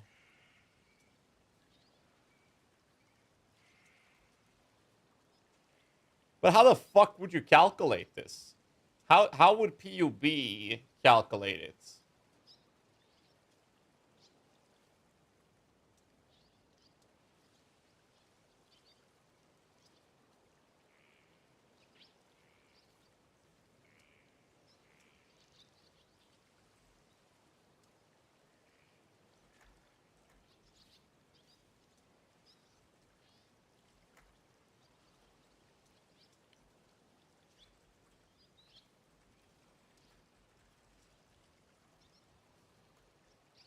It would be stuff like Heartbound Loop, best for testing. Not sure.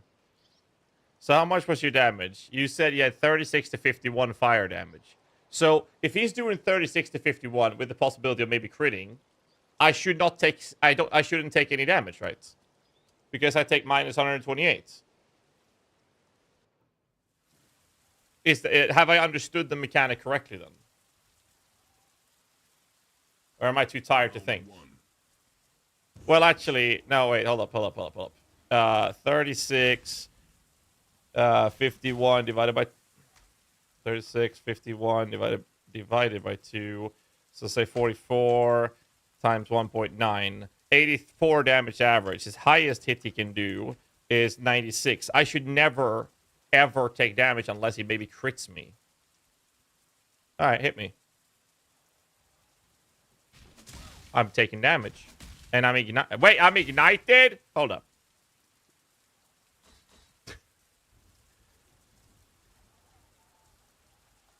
Can I get ignite removal? Wait, you only ignite if you crit. Hit me again. Oh, yeah. Spec residue techniques.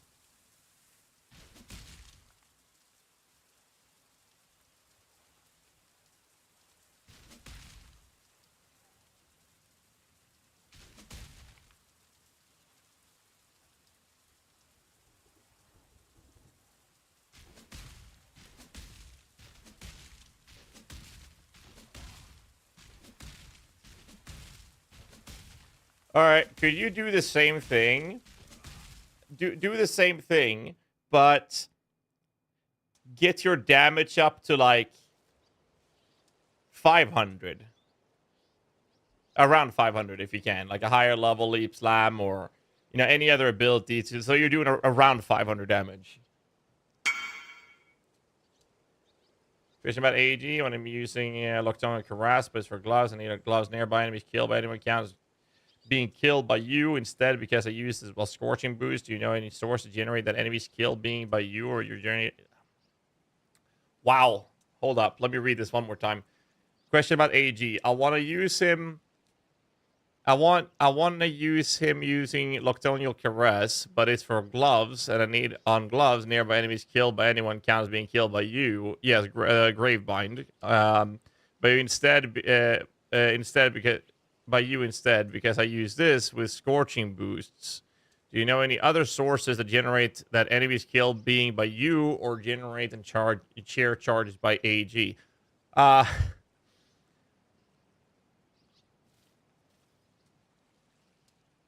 No, is the answer. No. So, essentially what I'm trying to do... Actually, Ancestral, take the Leap Slam and spec into increased fire damage till you reach, like, 500 damage. I want to know how you reached it. I'm not sure if that matters, but I'm still interested. You are correct about flat damage reduction. After your resistance is armor, it then removes a flat value. When the damage remains, it is further lowered by percent reduced damage taken. Wait, okay, so to try to explain what I'm trying to get at is if I have a damage hit that's gonna hit me for 1,000 damage.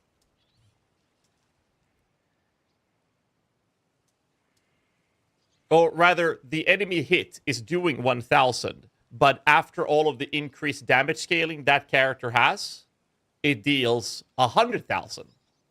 And I'm removing 100 from it. Am I then mitigating 100 damage from the 100,000?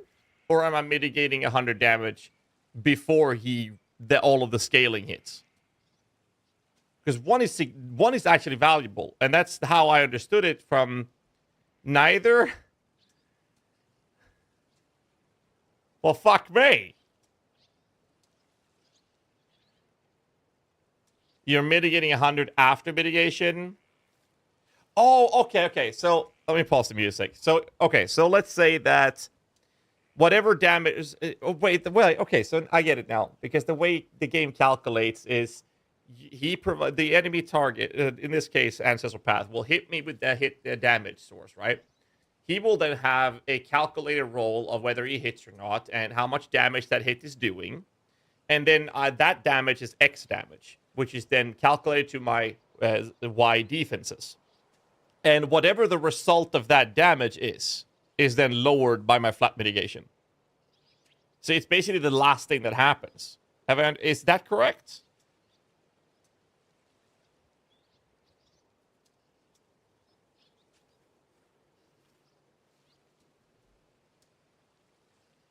That's actually fucking insane.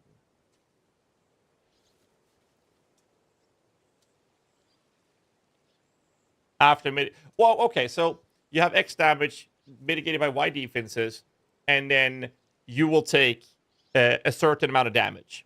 Then you have other modifiers, such as ailments and debuffs, that might increase that damage. And then you have ailments and debuffs that can alter your defensive stats. Those are two different types of ailments and debuffs. One is, for example, lowered resistances, lowers my capabilities of mitigating damage. Whereas shock is whatever damage I'm taking is now going to go up in percent based on my shock value, right? So those are the two different ways that's calculated in the game. Right? Fist damage reduction anointed. No, because it's the same thing as doing this. So he is currently doing 320 to 540 damage. So that means 540 divided by 2. He should, on average, hit me for 400. Wait, more than that. He should on you you can't. You might actually hold up.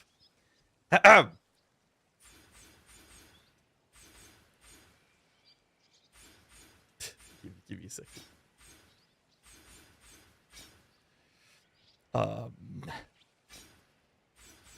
Okay, now I can survive it. So, I didn't change my rest rights. No. So, on average, each hit he does will do... Let's do the entire calculation. He will do 320 times 1.9, 608, and the highest hit he will do is 1026. This is the DPS he will be doing. Because we're basically bare boning everything. Right? That's the damage numbers. So 126. So 608 to 1026. Now, in reality, that number will be reduced by 128 with the setup, right? Those are his hit rolls. Then I am mitigating, and since it's pure fire, my armor and shit don't matter shit. It's exclusively my fire rest that I have. I don't have nothing else that... Get that off. They're exclusively having fire rest, right? Which means that whatever number is will be reduced by 128. How would you quantify that to max fist damage taken from hits? I mean... PUB is then kind of correct then, right? Because PUB will tell me that I am taking... My max physical damage hit would go up with 100. It would only go up with 100, right? But it sounds crazier than it is then. Or am I, like, I don't know. Wow. I don't have any flasks to heal myself. I have vitality or somewhere. Alright, 246. Hit me one time now.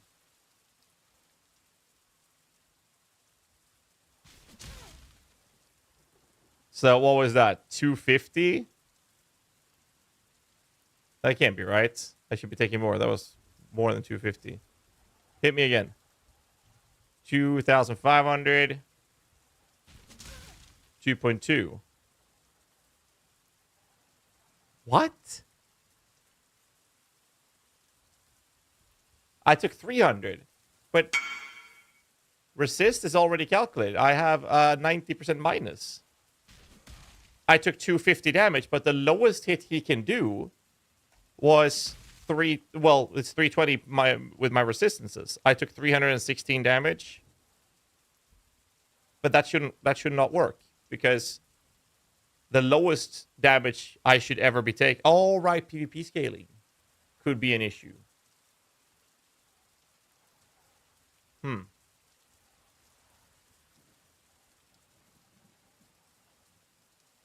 Hit me again. Actually, the solution to fix it, I mean, we'll just unequip the helmet. But now I have 60 fire. So, hit me now. It's the same fucking damage, guys. Well, I just gained 30% resistances, though. I go down to 2.2. But now I have 30% more resistances that we have to consider as well.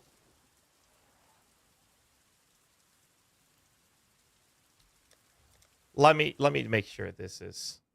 We're gonna have... I don't want to have another factor to take into consideration. So we're just going to do this.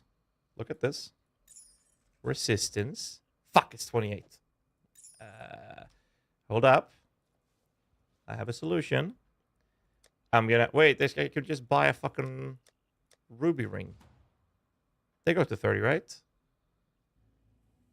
Do 0, but I can't because my helmet is giving me minus, right? A ruby ring is 30 if I bless it, right? What's the recipe again? There's no rings here. See you. Actually, I need to use... Oh, you have one? Great. Coming. Yeah, it's iron, but they didn't sell me an iron. The 2 rings of 15. You can find a 30.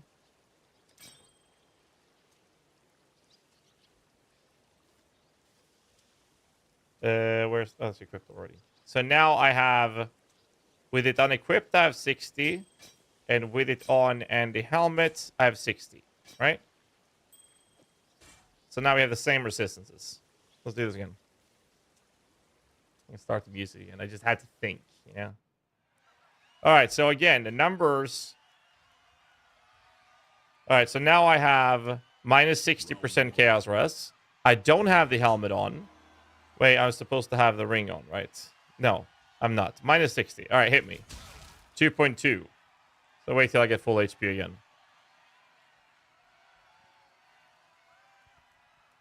Go again.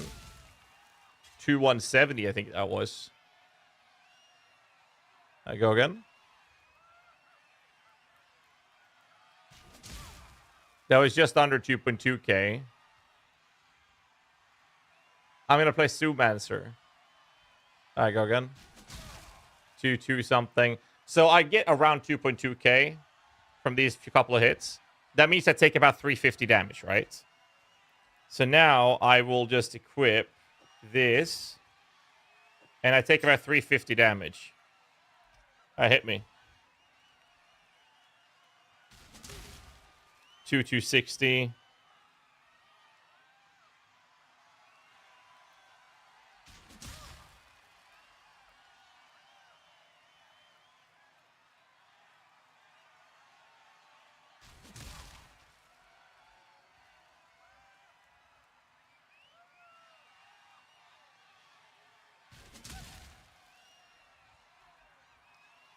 I might be wrong on the numbers, but just roughly. What was that, 250? Round 2. Fight. It's definitely less, yeah, but it's not 128 less. Because I took 350 damage before. Oh, I didn't see. My bad.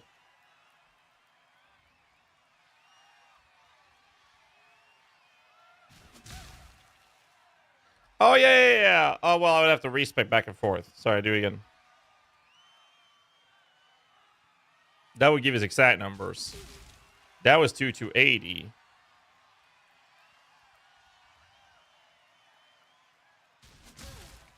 Well, that was 260 or something.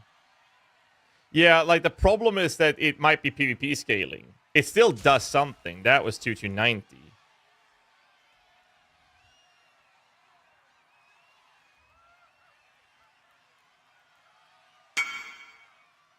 No, it's all good, man. You've done enough, man. Hit me one more time and I'm happy, dude. Appreciate it, man. Thank you.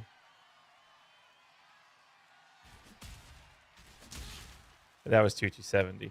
Appreciate it, man. Thank you, dude. Thank you. So what was it? Like an average, like 2260, 2270?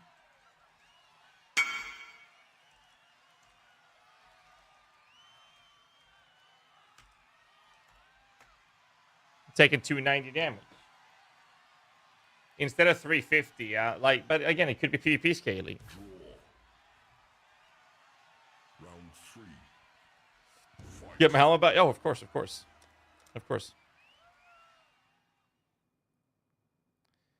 It's underwhelming, but it's PvP scaling though. That's the thing, right? No, it's just that we don't have to do the whole thing in. Appreciate the help, man. Thank you, dude. Thank you.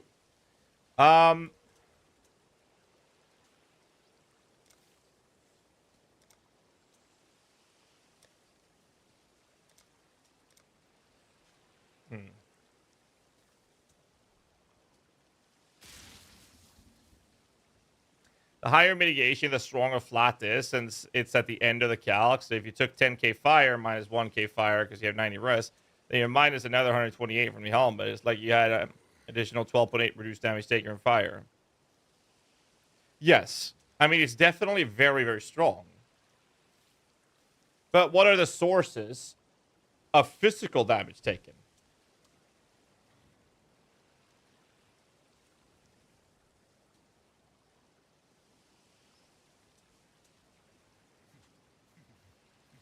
X damage taken from Y. I mean, this is from hits. Physical damage taken from hits. Physical damage taken from attack from hits. And then you have Instrumentus. Tavern talk is in 2 hours and 19 minutes. And you have Fortification and these like Kintsugi and whatnot. I mean, these are just less damage taken. It's not as strong as lowering the flat before the ink red of the hitter. So you would arguably say that, you know, Enfeeble would be better. But that requires you to do the curse, which is now changing other things, right? Because they will actually deal less damage. I mean, the prime example would be if I were to change my Frostbite to Enfeeble. And you look at the EHP 24.7... Now it's 30, like definitely better. But here's the thing that I was confused about. And that was if I spec'd into this node, it would only give me 283 fist max hits taken. But that's not true. Or, well, I guess it is. Because this is how much, that's how much damage after mitigation I can take. And if I'm level 100 with this node, I should only mitigate the 110. Why does it give me 283 then?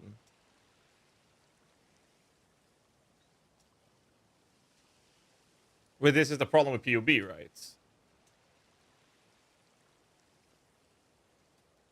Well, the EHP goes up, which is really awkward. Because EHP in PUB is really awkward.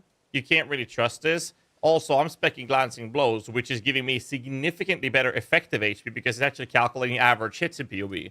This is way better for me to run because of the insane sustain this build is running. But it's telling me that removing Glancing Blows, I'll have higher EHP.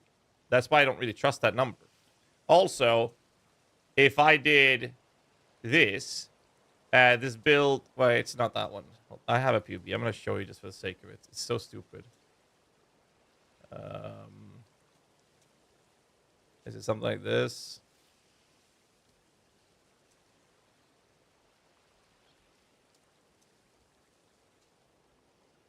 Yeah, if I do an Aegis Aurora on this version, it says I have 1.4 million EHP. That's not true. Because it calculates the average hits. That's why I can't trust this number. Now, if I were to disable that, now I have 450k. Like, it's just... I can't really trust those numbers.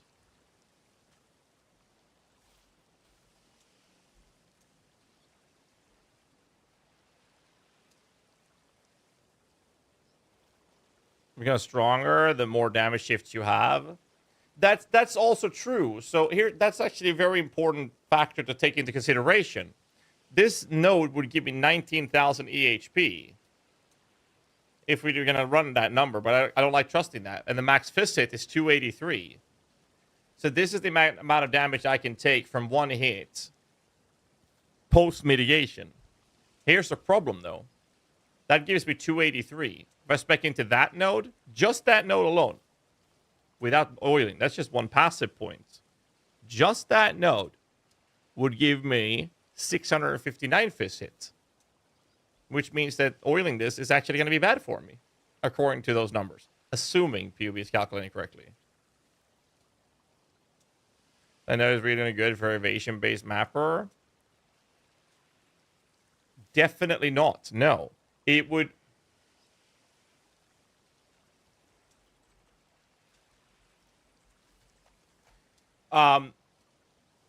The more mitigation you have, the stronger this node is. I also don't know why PUB says it's 283 when it should be 110. If I turn off auto, say I'm level 1, now it says 28.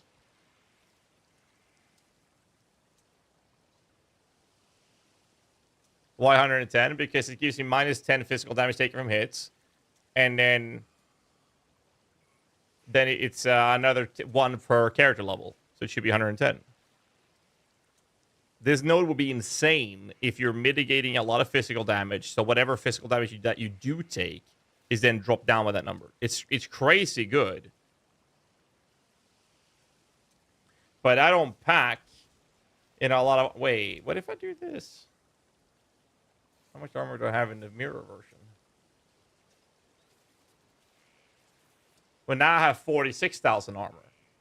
And now it goes up to 313. So I'm guessing the fist hit is because it still calculates the average hits, right? So because it calculates average hits, the better physical mitigation that the character has, the better value this node has. But 5k minus 283 still kills you. Exactly, it does. That's why I'm so confused. Because the modifier itself is actually strong. I'm not sure if this PUB, if PUB is calculated correctly. So I keep missing YouTube chat. Give me a second.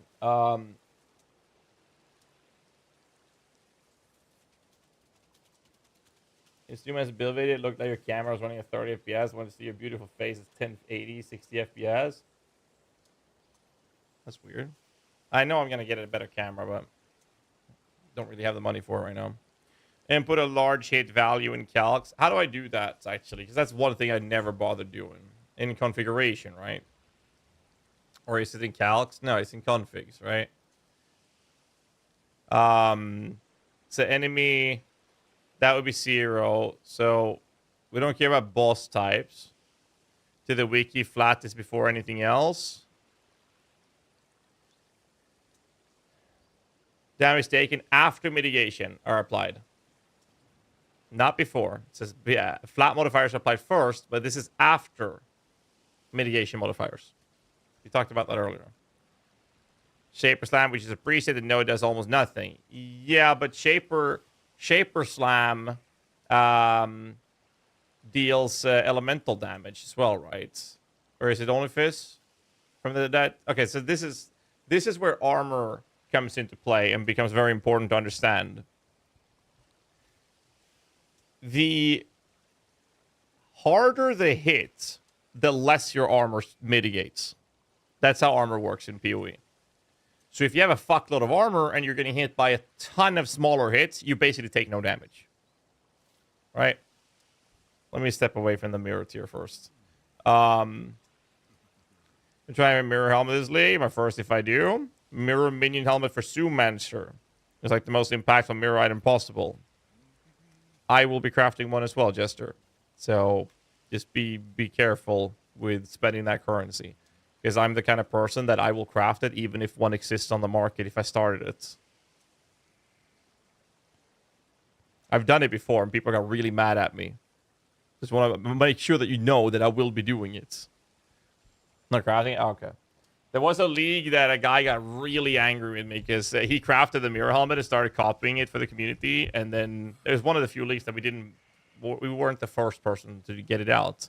And then when I made mine, I started doing the copies for free. And he got super mad at me. All right, so we have 24.7k and a Shaper Slam.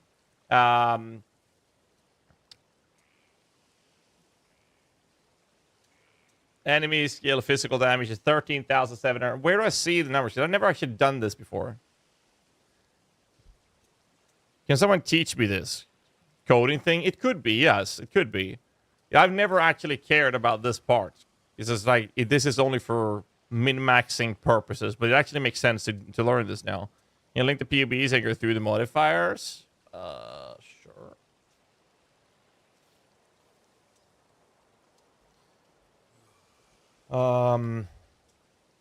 So, sorry, in the config, if I have a Shaper Slam, where does I see the numbers in this? It's not here in the effective HP pool, right? So if I do none, the EHP goes down. Or goes up. The tier list, I'm going to be, well, on the guide site, they'll be when the written guides are done. But I'll have a tier list video coming.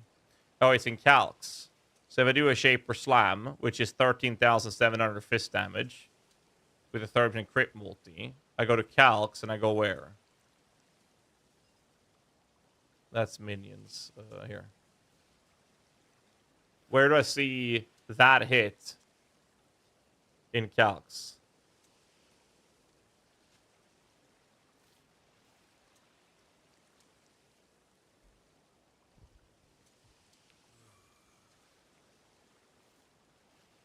And it hits before death. We're a fucking...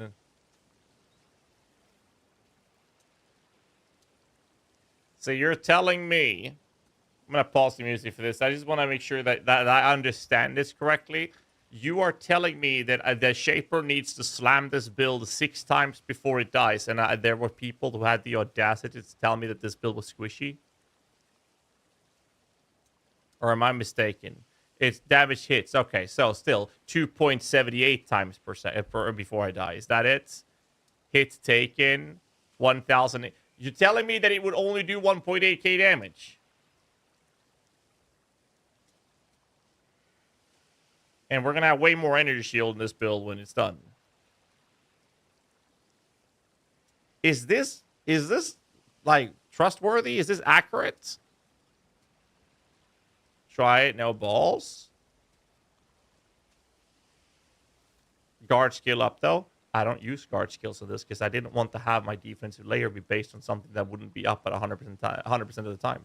That was the whole purpose of what I wanted to do with this build. I wanted to have reliable sources of defense, giga sustain, and just sit there and not give a fuck.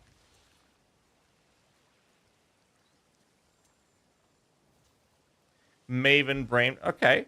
So essentially, well, this is high budget. I want to, out of curiosity, I want to see the medium budget. So in the calculation, we'll take a Shaper Slam. This is not Uber versions, though. We'll have to check that as well. Pulse preset, Shaper Slam, 13.7k. This has significantly lower armor. This is well, it's just more armor. And then I go to the calc tab, and we look at, well, in this build, because the actual pool of life, which is not energy shield's life in this one, is lower, this build can... Here's an interesting factor to take into consideration here. There is only a 25% chance that the slam even does damage to me in the first place. But if it managed to do that, so once every 4 slams would hit, then I would still be able to survive it. Right. Do roll range 100. Where did I see the roll range? Enemy roll range. Let's do that. A max damage hit Shaper Slam. I still survive it. Unless it crits, I guess. Where did I check crit? Enemy crit strike chance. Wait, he can't crit with this? Why is that preset to 0? I thought Shaper Slams could crit. So you're telling me that a max damage hit Shaper Slam, this build can tank. But it will only hit me once every 4 times he does it on average. He can crit? Good to know. The crit will kill me. I guarantee you crit will kill me if it even deals damage in the first place. Right? Aha! Now I'm dead. Now I'm dead. 1 in 4. Why? Because I have 75% chance to block it. Actually, that's not true. The slam would still do damage to me because I'm actually running glancing blows. So I would actually take damage even if I did block it. But if I didn't block it, then it didn't matter. If I turn that off, 118, I turn it back on, 119. Why would that change? Why would that change? Oh, will I be good this league? Definitely. So boss attacks can't be blocked. Maybe I can't block this one. But why would that change then? Interesting. I mean, low budget would die to it, obviously. So what if I do this? Uber Pinnacle Shaper Slam. That's a lot of damage. Now, you wouldn't do Uber on that budget, though. You would do Uber on this one. Uber, Shaper Slam. Ha! I still survive it. But we're going to have more energy shields, so we will definitely be able to survive it. So this build can tank a Shaper Slam from Uber Shaper. Shaper Slam can't be blocked. Oh, there we have it. This build in medium budget tanks Shaper Slams. This build in high budget tanks Uber Slams. With 4% HP. Yes, but the ES leash is higher. You got to keep in mind that this is 5,000 energy shield. It's more realistic with the new basis that we're going to look at. We're going to land somewhere in the ballpark of 6,500, maybe even 7,000 energy shield. So we're going to have a lot more HP left over afterwards. So that I'm not less concerned about that. But what if I push it over to the Giga budget and I did this? Well, now I'm basically taking half my life in damage. A little more, but I'll have more, but whatever. Okay, so let's go back to the regular high budget, and we look at Shaper balls. Now, these are projectiles that use cold damage, and they have cold penetration. And I would be able to handle surviving 1.4 of them. So after 2 hits, I would be dead. Now, the perk here is that I'm pretty confident those can be blocked. And I think the hits are too fast between the balls for me to be able to leech that back up. So I don't want to tank the balls. And it has more to do with the fact that I'm not pushing 90% cold rest, right? Which would actually solve that. But that's Shaper. Let's go back to the Slam. So what we're looking at is this number. The balls are easy.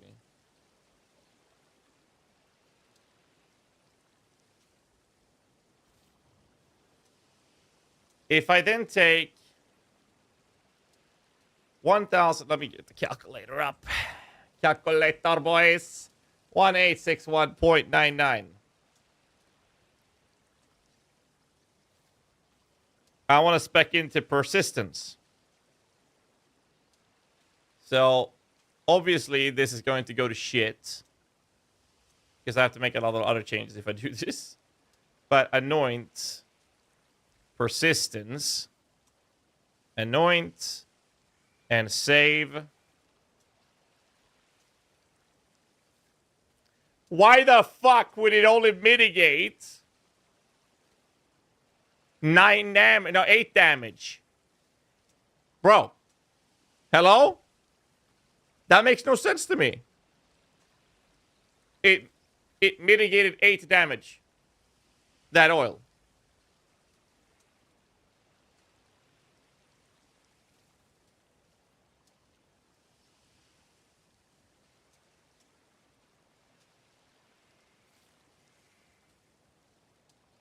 Isn't precision mitigating just fizz? Yes, but the Shaper Slam is only physical damage. It's 13.7 thousand fizz damage.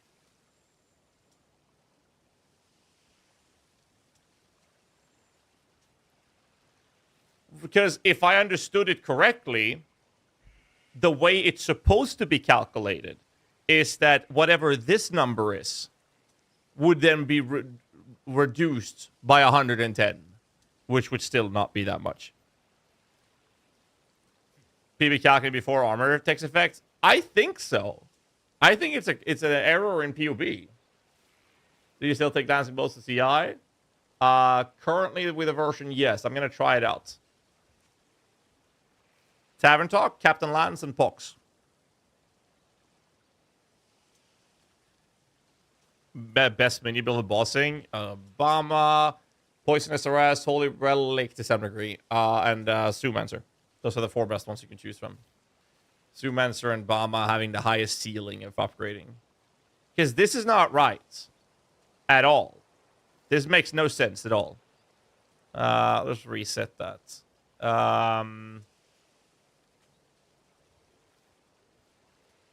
Basically, in reality, what we're looking at is not 8. We would remove 110 from that number. Right? Now, here's my problem with the added flat in that case. I think the added flat is really good for smaller hits. But not these humongous hits, right? Not those humongous hits.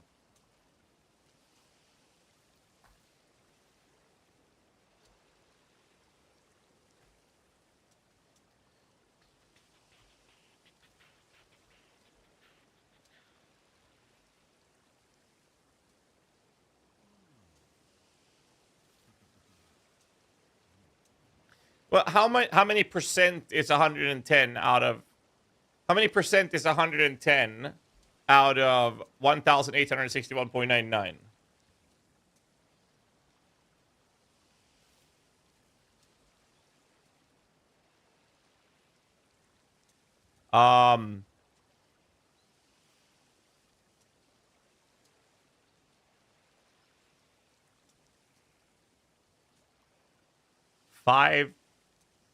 Five something?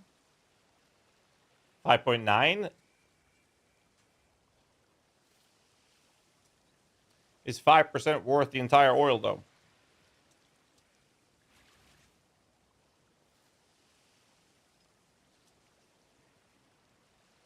So here's my problem, though.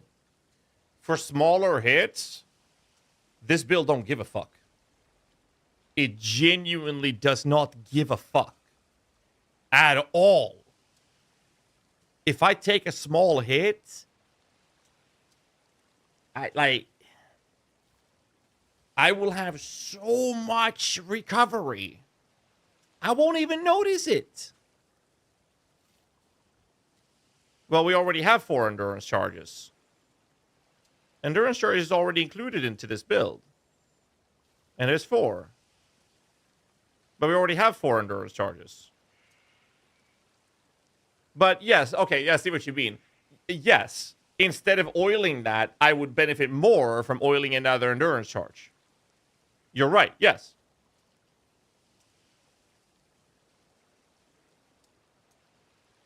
It would be better on bills with high takes ass. What do you mean high takes ass? Resh the file is still a thing? Yes, they're from tier 17 maps, so you can still get them next league. Raising X or Y doesn't increase Y's value if you're sacrificing X. I mean, endurance charge would actually benefit me way more as an oil. So that means that I'm not willing to sacrifice the charisma and go through the hassle of solving that at all. You can type exclamation mark builds in plural here in the chat, and you'll see all of my written guides. They are not updated yet, but tomorrow night, I'm assuming they will all be done, I hope. If not most. Anointed better for high armor builds. Like, I understand what the other... sorry, I missed the name earlier in chat again. Was talking about having the synthesized bases right. To have reduction of the cold right on the synth rings, for example. Like, don't get me wrong. It's a really good damage reduction. You see, you reach a point where you can't mitigate further. Then the flat is really good. Like... You get 90% LE damage or LE resistances. How the fuck are you gonna, reduce more? Well, now you have endurance charges. I guess endurance charges makes the flat ridiculously bad.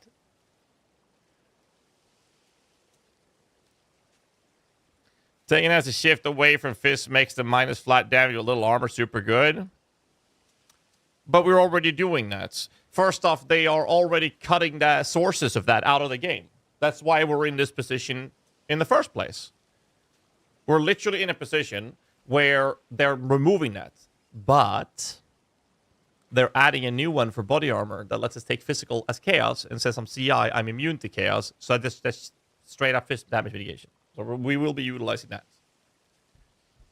Does calculate wrong. It says max hit 15,916 when I enter damage when the monster deals 5,143 while you have 5,175 HP. Maximum hit taken does it not correctly. No, but we already verified that, because I mean, what this one did when I spec'd into this node was cutting off 8 damage when it should have been 110, and 110 is 5%. I'm going to update the Spectre Necro build. I will be updating every one of those guys. Does dominating blow change and increase damage on the minions well, or just the attack? No, just the attack of yourself, not your minions. No. Not interested in. Oh wait, guys, hold up. We got one. Hold up, boys. Look at this. This is from the YouTube chat. Not interested in watching streamers looking at PUB for hours on end. Are there any streamers doing anything but right now? I think we're all doing it. Unless we're testing, which we already were in-game doing. I'm just saying. Everyone's doing it. There is nothing to play right now. We are just preparing for the launch. This is how Path of Exile looks before a league launch. So you better get used to it. Or come back on Friday. Because there's nothing I can do till Friday. Are you new that would make to sense for me to do. PoE? You play PUB is also what you do. 80% of the game. Basically, yeah. Half the game is imagining what you're going to play. Basically. This is a numbers game. Well, okay. Rax is practicing late start run. No, sure. Absolutely. That's great. He doesn't have a decade of gameplay experience, though. MP team? Yeah, but they're practicing team runs. My plan is to do... Well, my plan is very simple. I'm just trying to figure out what to do with the build guides. And this is what people will be utilizing. So I can waste all the time for up till Friday and play testing my league launches and practice that. I can do that if you guys want to. And then you'll have less effective build guides. And I don't want that. Talked anything about how Dark Bite is impacted by wand changes? It's not, because there's a local modifier. It doesn't apply to spells. So it doesn't get impacted at all by it. Complaining about Skyrim streamers modding Skyrim, which is like 90% of Skyrim. Yeah, that's how I feel. When is Tavern talk? In 2 hours. Well, 1 hour and 50 minutes. Then we have the podcast starting. Decide what your league starts. CI Sue Banter. So, okay, so just to verify, this node sucks giga dick. That's all I wanted to say.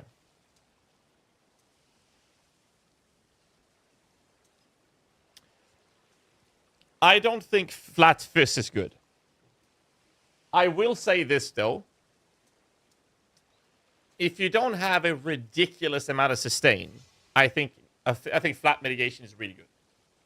But you'll need ridiculous sustain. Well, you'll need to not have ridiculous sustain. But at that point, it's like, if you're not sustaining your EHP, then what's the point? Not PvE calculate correctly. Well, it doesn't calculate correctly. We've done it manually instead with us. We literally did it manually to make sure that we verify exactly how it works. And with that confirmation, the answer is it's shit. And I don't like it. You know, it's better if you have bar skin. That's possible. They're in trauma builds, though. They will love it. That makes perfect sense. Absolutely. Oh, no, a big percent of game time is PUB for most big build creators. I don't like it. It's shit. That's interesting. Gassy, more like snazzy. Your build has always been clean. Thank you. I'm very happy to hear that. I do my best. I mean, hell, I'm human. I make mistakes as well. It happens. We all make mistakes throughout the fucking years. But I'd like to try to make sure I do as few mistakes as possible. So if I can go through everything beforehand, then I can, you know, with confidence say that I've done everything I could. And if I made a mistake, sure, that happens. But at least we're not going to change anything. But I was very interested to see that a Shaper Slam is you survive it. Well, actually, you survive 2.78 of them. What happens if it crits on this build, actually? Crit. 100% chance to crit me, and I still survive it. What the fuck? Bro. I can survive 1.84 critting Saper Slams in a row before I die. If I don't have any sustain in between. That's pretty fucked up. And people still tell me this build is not tanky. It's fucking tanky. But that's what the build has. That's what the guy has. Okay, so. Is there Seer's Meteor? Does 50,000 physical damage. That will surely kill me, right?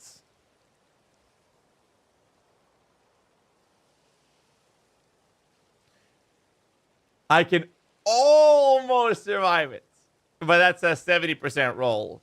So the meteor, depending on the roll. Look at that. Depending on the damage roll of the meteor, I can actually survive it. Depending on. But we are going to have a little bit more energy shield than what the PUB says, right? So if I do this, will I survive it then? On average, I should be surviving it. But I can die to it. That's pretty fucked up, actually. Well, what if I do the mirror version then? Because that one's tankier. Well, I survive one. Wait, what if I take a max rolled Meteor Slam or Seer's Meteor? I will survive it. And people tell me this build is not tanky? Are you serious? Well, it says hits before death, 1.49 deaths. What do you mean you're not surviving it?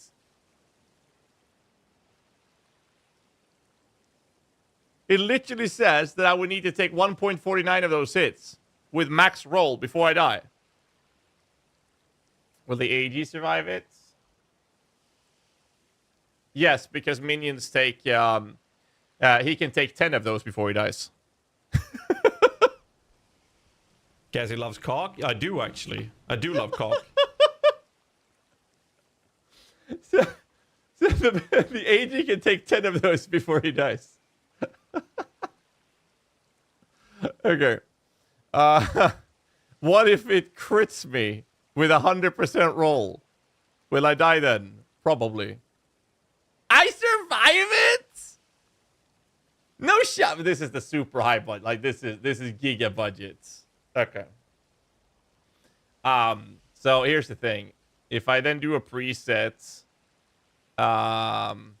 Seer's Meteor. Oh, I didn't reset? Come on. If I do the mirror version and we take it to Uber Seer's, which is way more interesting, I'm going to die a lot in here. So Uber will do a Seer's Meteor. Okay, I need to add this first.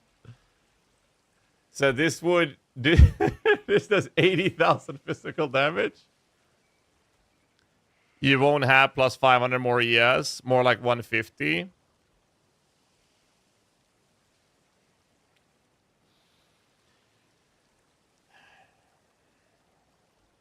The reason I'm putting plus 500, it's actually closer to like 700 if I'm going to be real with you. The reason I'm putting this in is a base plus 500. It has nothing to do with the base. It has more to do with the fact of the consistent changes that we're going to be doing on the build across the board. There's certain things we haven't included, which is implicit values, which we can actually have for energy shield as well. But most importantly, this bone helmet has the lowest numerical value. So if you say 500 is unrealistic. You know, in the video, they showed a pretty decent rolled chest piece with over 1,000 energy shield. My current energy shield body armor has 674. The base of Regalia, Vol Regalia, is 197 on a 100 percentile base chest piece. The Twilight, whatever the fuck it's called, that we only seen a video on, we don't know the percentile on, had 50% higher base than that. So it wouldn't be unrealistic to expect that we should be able to hit at least 350 energy shield higher than what I have on this piece right here. And then quality is going to be multiplicative, which it is not in PUB right now. So we are definitely going to get at least 350 just from the body armor. We're going to skip 20% increased minion damage on the bone helmet, and which has the lowest numerical values of armor evasion on armor energy shield on any fucking helmet in the fucking game. It's so bad. And then run Huber Circlet unless we have a new higher base type, which would give us another 250 energy shield. So when I put 500 energy shield in, I'm being modest, like very modest with it. It will be more than that. That's why I keep saying this is going to be better. We're going to have, say, 350 flat from the body armor, another, say, 300 from the helmet. This is not including the fact that it's multiplicative quality changes, scaling. The sorcerer boots, I don't know if we're going to have a better base boost. I'm assuming we're going to see another base pair of boots, right? That's the expectation. So 244 is not unrealistic. It would be more realistic to see 350 with the other approach side. So let's say another 100 to keep it being modest. Now we're at 750 flat energy shield. This is not taking into consideration the multiplicative scaling of quality. And now we have a lot more EHP. So don't tell me you're only going to get 150. Come on, man. I know my shit. Minions part of the season? Fuck yes, dude. How you doing, Darth? Good to see you, man. So, check this out, Darth. People told me this build is squishy. They tell me it's squishy. Okay, so here is... I'm gonna die to this. This is a Uber Cirrus, the Meteor one. You guys know the Meteor one? Let me show you how it looks. This is how the Meteor one looks. You'll have... It looks like this.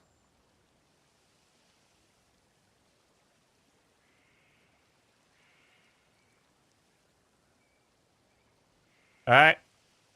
You get teleported in here, and you need to find your way out of the fucking maze. What we're calculating is not running out. We're just going to stand there. From an Uber boss, this will kill me. To be fair, if I added the 750 that we said we are going to be expecting from this,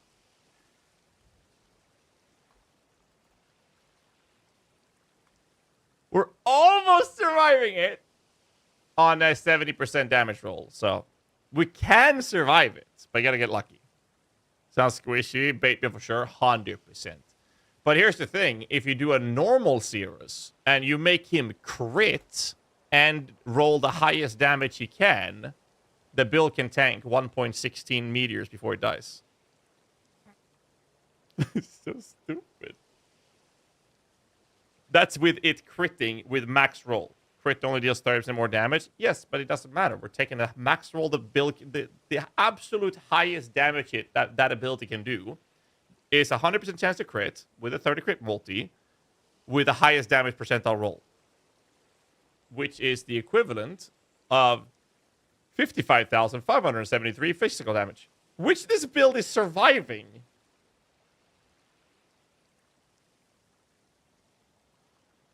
See? That's stupid.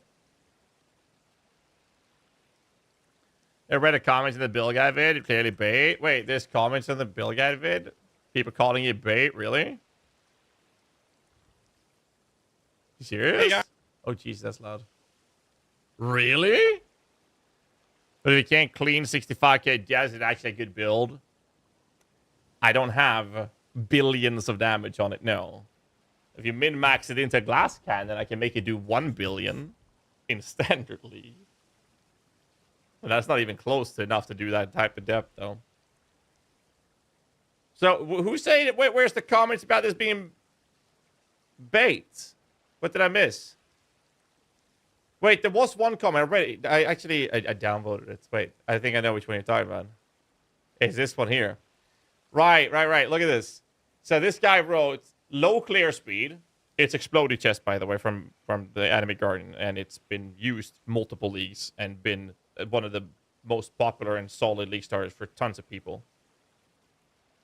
And it says mediocre at best damage and questionable tankiness because it's PoE. You'll still get one shot. It's like, but this is not a bait comment. It's like literally arguing. Do not trust some random guy on the internet. But you can see on the video, juiced map, not even showing map quant mods or how juiced it is. Clear is just terrible. Single target damage on Eater is just a joke. Was baited so hard last league, starting got medium budget version, struggle with not juiced tier 16s. But you clear tier 6. Let me show you the weapon you'll need to handle clearing tier 16s with this build. This is the item. A whooping 5 chaotic orbs. It was an awful experience. Take everything with a grain of salt. Maybe I'm just bad. Yeah, maybe you are. Maybe you are the worst player I've ever heard of. Which is even more funny because in the video, I'm, again, telling people that if you follow my build guides, you can always ask in the stream. We have a full written guide with everything in detail. And I'm showing how to check those things. There's a Discord invite link at the bottom of my guides in which you can get direct help with any issues you have with any of my build guides on a daily basis by myself, my team, or the Ice Veins team every day of the fucking year. Never seen this guy around.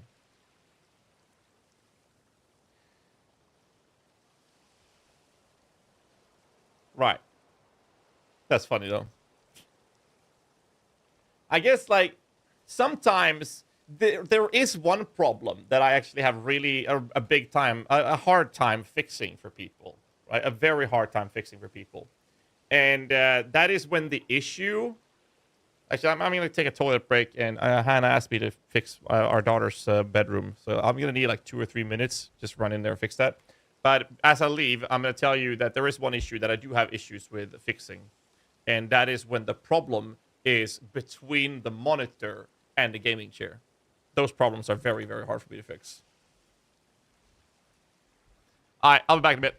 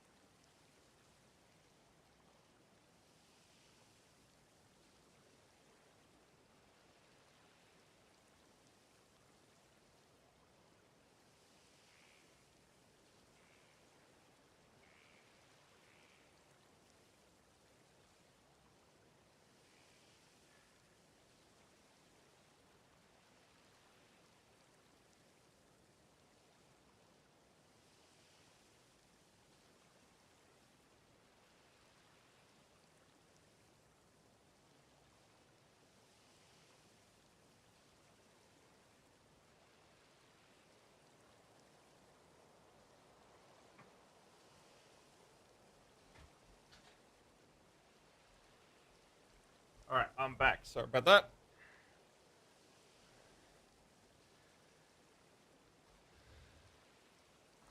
Alright. Where was I?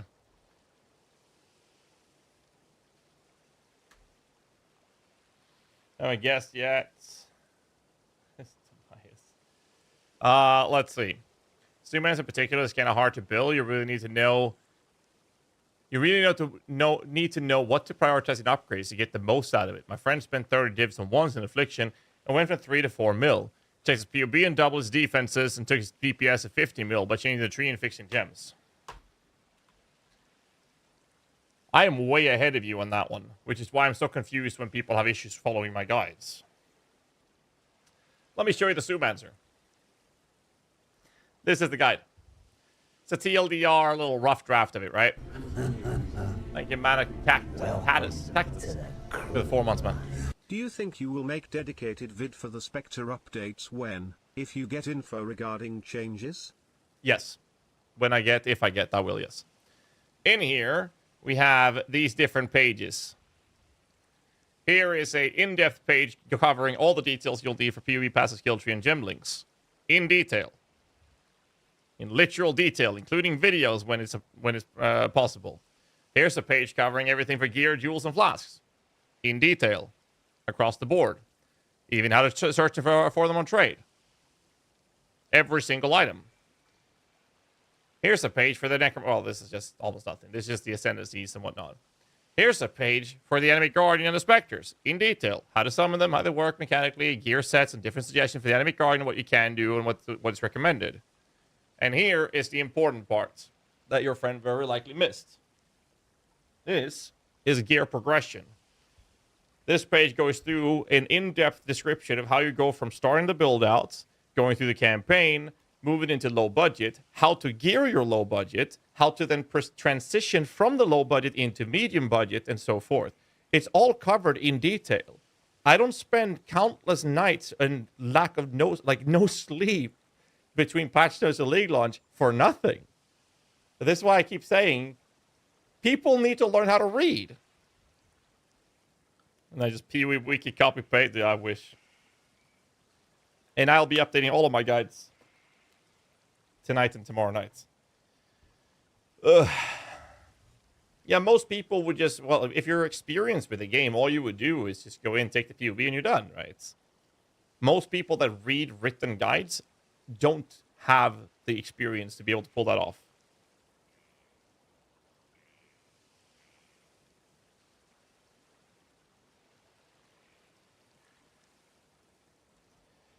So that's it. But yeah, that covers it. If anyone is planning on doing a bomb on mirror helmets, I doubt it. You mean Casimir too? Almost slap it on bomb. Good night, cat. See you tomorrow. Yes, I'll be live a little later tomorrow because apparently I'm watching Deadpool before the stream. But Superman said, "Bit last league, the yellow mouse without needing much more than your progression text work well." Yeah, I mean it's not perfect, but it gives you a really good, road to go on, right? And that's the whole point of it.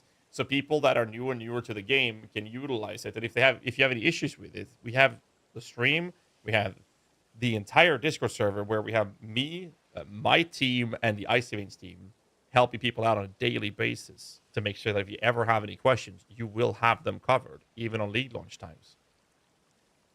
You will get your questions answered.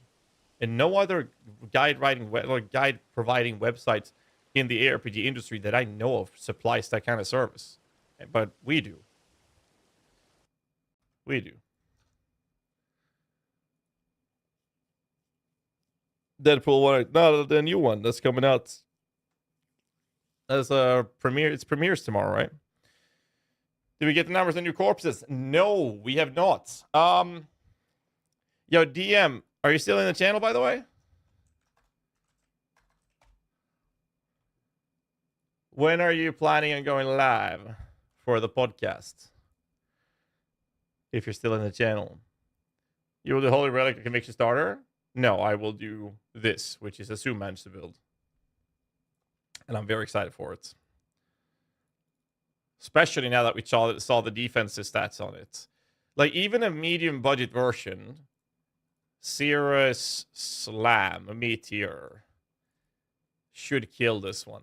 I'd be surprised if it survives it. Yeah, that kills it. Can I tank the Shaper Slam on this, though? If it deals 100% or max rolled damage, I survive it. This build tanks Shaper Slams. What the fuck, man?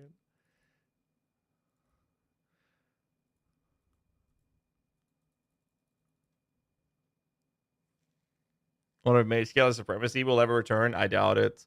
As a Skeletal Frost Mage and LE build, damage-wise compared to Stygian Lich build. Oh. I think you can reach better numbers with this, with the Skelly one. But the defenses is so much better on the Stygian, though. Good news for us to try this build. I hope you enjoy it. Now, the reason we got into this little sidetrack topic was because there was some dude who said it was a bait build in the YouTube comments. Like, what the fuck, man?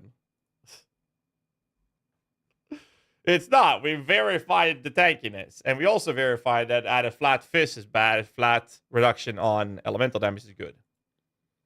Because you get 90. Well, it's not good anymore because now we have access to better versions of endurance charges. Do you think Darkpack can go CI? It can. I just don't think it's going to be good enough.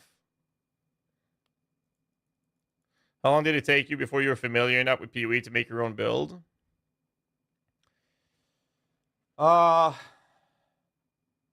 It took me about a month playing pretty much 24/7 every day. Well, I think I played 12 to 14 hours a day for a month. And after that month, I was the first player in the community to kill Ubert Siri on a summoner build. But it was... I don't want to say... I don't want to use the words... I don't want to say that that put me in a position where it was comfortable. We made it do... We made it do what I set out to make it do, right? But, I mean, that build... took me a few more months before it actually reached the state, its min-max state. But you got to keep in mind that back then, we didn't have access to PUB. Like when PUB came, we were like, oh my god, thank you, Jesus. Holy shit. This is exactly what we wanted. So for those of you who've been around, you guys remember making builds on the forum page? With a skill tree on the website? Oh, good lord. What is the strongest cold or poison version of Zoomancer? I don't know. I'd have to see how Helmbreaker's version looks. I know poison is extremely good, Shadow Crusher. Poison will not be using a mirror helmet. And poison will have a lower ceiling of scaling. But it's like Helm says, and the same thing that I've been saying for many leagues now, and we both have been talking about it for many times over. You don't need more than 100 million DPS. What are you going to do after that? There's no point. You might as well prioritize making the build more comfortable at that point, or faster, or tankier, right? And that's what we've done. I like the idea of being immune to chaos damage, and I love CI approach to these builds, and I love doing the mirror helmets. That's why I'm going to do this. And I really dislike Life Regen or ES Regen as a defensive layer. I don't like relying on temporarily set defensive stats like Veterans Defender, which is how the Sumas have been played for a long time. It's really good, don't get me wrong. I just dislike the play style of using that myself. That's why I haven't league started that build many times.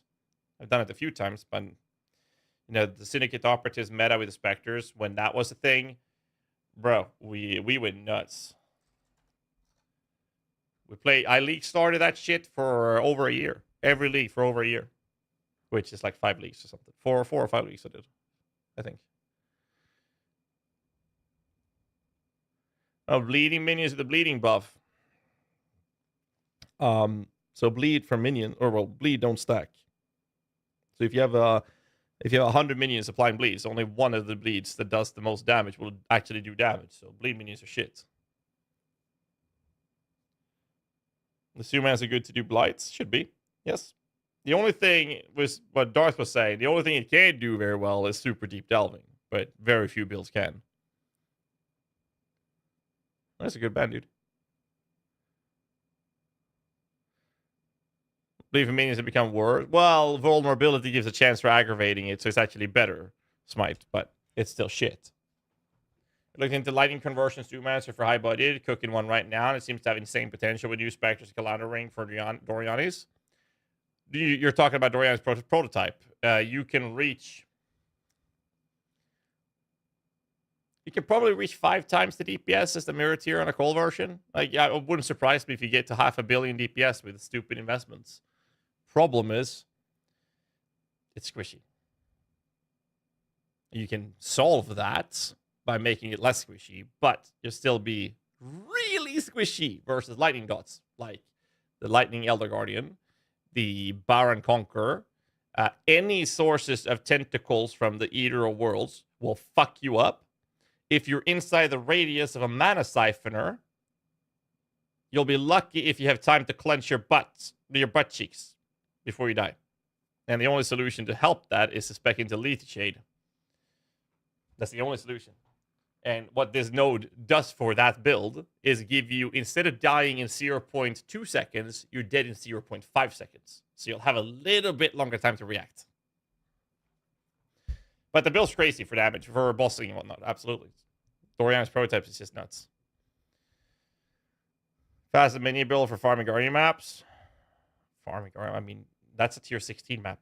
Most minion builds that perform at a reasonable state will be able to do that. This build's clearing, when you go into medium budget, is actually do Explosion AG. And when you do Explosion AG, we don't even run melee splash across the board. The AG will fuck shit up. That's how this build is designed, at least. You kill one mob and then everything dies, basically. More time to bot clench, exactly. The difference between CI Zoomans and Poison Zoomans are high tier scaling. Is Poison more defensive? Well, Helmbreaker has started making his own written guides now. And he's making a Poison version. And I don't know how those numbers look yet. I'm not sure if he's posted yet. And the Poison has always been very, very strong for minions. Poison SRS, Poison enemy weapon, Poison ranged enemy weapons. It's like ridiculously good. I'm just tired of it. I don't like it. That's why I don't want to play the Poison SRS either, because it's been the choice for so many leagues. And the cold conversion Zoomancer is competitive. You can choose to go Life Region, you can choose to go Hybrid, you can choose to go not CI because you want to use a Covenant. You can choose to go Life Region, you can, life-based with Evasion, you can go life-based with Armor, you can go life-based with Spell Suppression. Spell Suppression is the more common one. So there are ways of doing it. That's really good. I'm not saying it's bad. It's a ridiculously good build, especially coming from Helmbreaker. Like, the guy's a fucking genius. Whichever you choose to play is preferential. I just dislike the idea that I'm going to use a Covenant, and it's enough that any build that uses Covenant becomes popular, and now Covenant's going to be gig expensive in the first week. Then, because it's somewhat common, it goes down and becomes rather cheap. So it wouldn't surprise me if a Poison Zoomancer would actually be cheaper than the cold conversion Zoomancer after a week or two into the league, maybe 3 weeks, depending on what happens. We don't know. It's all speculative. It's all speculation, right? Marking it recurse the enemy so that defile forces work with it. Defile forces? What do you mean? Welcome. Marcin with the 5 months. Thanks so much, dude. Appreciate it, man. Thank you.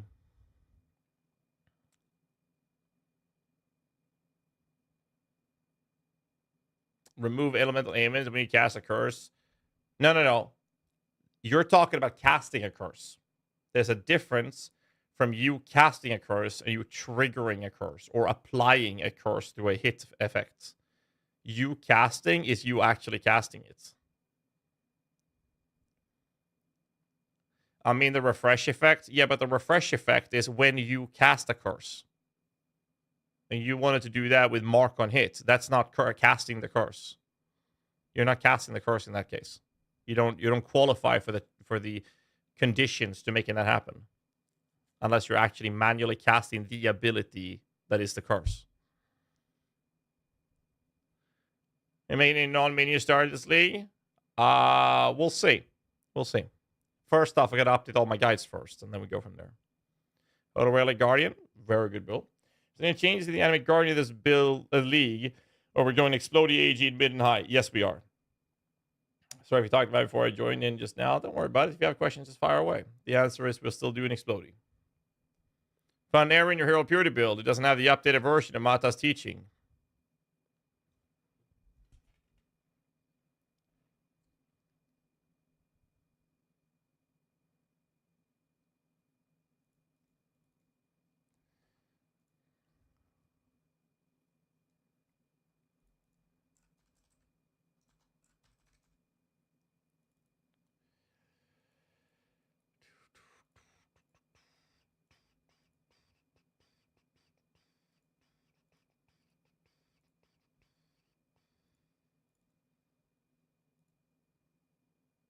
You can't do that anymore. Well, the enchant you can, but thanks for pointing that out.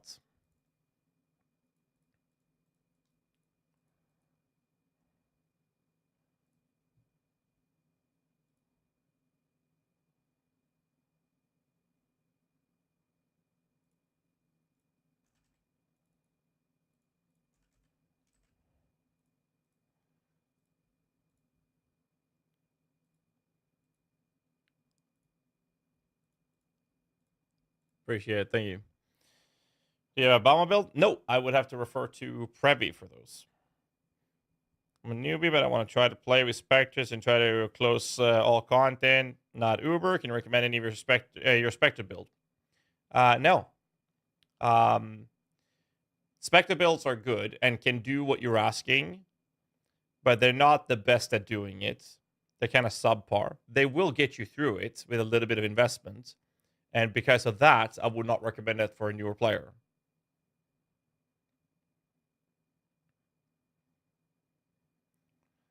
And a true minion build as a scaling minion when it was good? No. This build's fun. Did you show the new Spectres? Nope. No information yet. Still waiting for an answer. Can you explain how Explodey AG works? Absolutely. Absolutely. So, the way the Explodey AG works is very simple. You first off have a chest piece that allows you to on-kill explode enemies. There's a couple ways to do this. Most common one is to use the Crusader item base chest piece, right? The other solution is if you are killing a shocked enemy through Impulsa. It's the same thing, basically, but you have to be shocked, right? But this is when either in this case, the AEG would need to do the killing blow. And since you're running 30 plus minions and 50 plus with Volsummer Skeletons, can't really rely on that, right? So we're solving it with Gravebind. And what Gravebind does is that there's a proximity around the AG that any kills that happens in that radius counts as the AG's kills because he's wearing these gloves. And that's how we make it so that when my other minions are killing, it counts as him doing the killing blows. And therefore the explosions are happening. That's how that works. That is how it works. Rate, Lord, Perfect Height. It'll probably be fun. I just want to see the numbers on the Spectres, I'll be honest, so we can actually start calculating it. A question for you refuse to answer. When's the movement should be? Does someone explain to me Affliction Corpse Runic Knight effects? Well, we don't have... Well, Runic Knight. Affliction, hold on. Runic Knight? Or Rune Knight? Is it these you're talking about? The Rune Knights?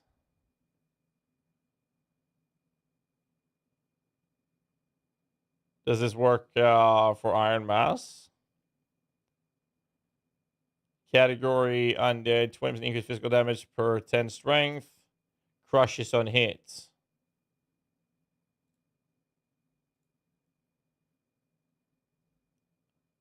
Wait, what's the name of the actual corpse? It's supposed to be a corpse, right? So you're talking about Restless Knight? Runic Skeleton. Okay. There we go.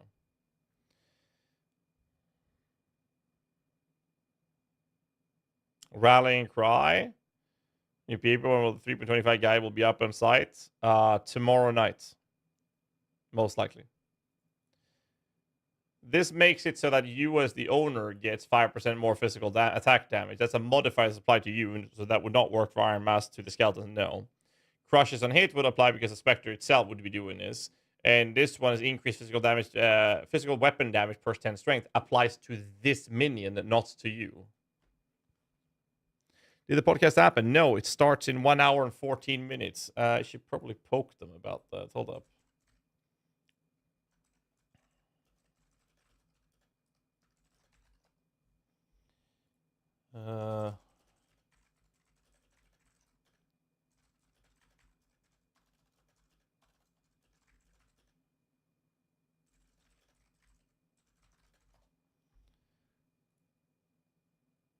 Anyone here experienced Infernal Blow? I do not know. Corpse screams Baron? Yeah.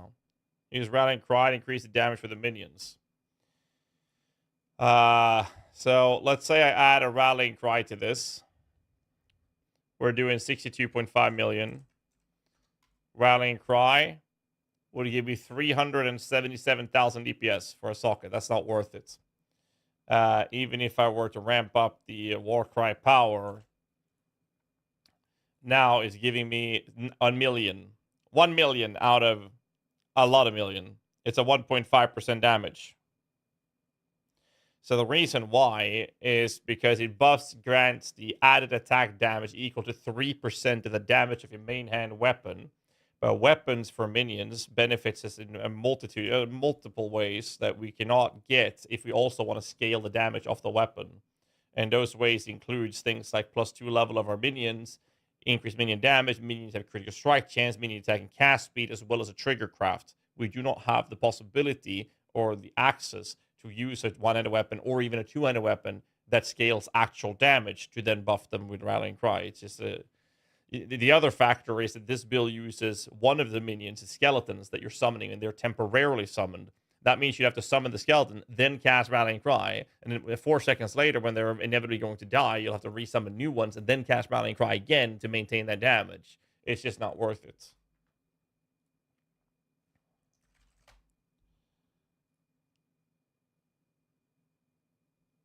AV or Chains Command, both builds will be updated tomorrow night. Want the allies lucky lightning damage and perfect Spirit of Fortune for Iron Mask because of the Smite aura? Yes, but I'm not going to add Spectres into PUBs and showcase them until I know what they're actually going to be doing. Because they said that they're introducing them, but they're going to nerf, my understanding is the auras from them. But we don't know how those nerfs are looking. So without that information, I don't know. We don't even know if Spirit of Fortune, if we're going to get the perfect corpses, or if we're only going to get the regular corpses. We have no idea. But till we get that info, I'm not going to showcase any guides with them. Because then I'd be at a risk of misinforming people. I'm bloating my, unrealistic numbers and PUBs just for clicks, and I don't do that. I refuse to.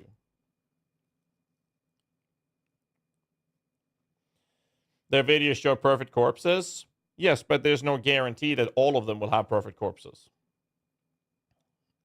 Right? There's no guarantee of that. At least from what I've seen. All I'm saying is, till we have all of the information, black and white, guaranteed this is going to happen, and this is how they're going to be scaled, and this is the efficiency that they bring to the table, then I can add them to PUB. Right? Oh, all corpses were listed in the loot filter update. Oh, nice. Oh, that's good. Okay, so we got that confirmed. This still doesn't change the fact that they said that they've nerfed them. We don't know if Spirit of Fortune will even have the lucky hit anymore, or what level equivalent of Wrath Aura it will provide. We have no idea. But I'll tell you this, if it gives you lucky, you'll fucking use it for the Iron Mask. End of story. Like that, there's no argument there. You will just use it. That's insane. But till we have that confirmed, I'm not going to use it. So we'll have to wait for them to actually give us that information. When checking this exact build, but change the skeletons to SRS. I'm curious if SRS is higher ceiling. Well, you have to keep in mind that you're gonna have to. You actually have to summon them, and now you're talking about cast speed. But for the sake of it, it would look like this. The skeletons would be, sorry, the raging spirits would do 31.5 million shaper DPS, and the skeletons would do 34.3. So 34.3 versus 31. So they do less damage, and you also lose the Volsummer skeletons, which is going to give you another 15 million. So no, SRS is not better. Plus, you also have to stand still and summon them and maintain the cost of mana and all of that jazz as well. You didn't read it? No, I did not read the filter update, no. Of course not.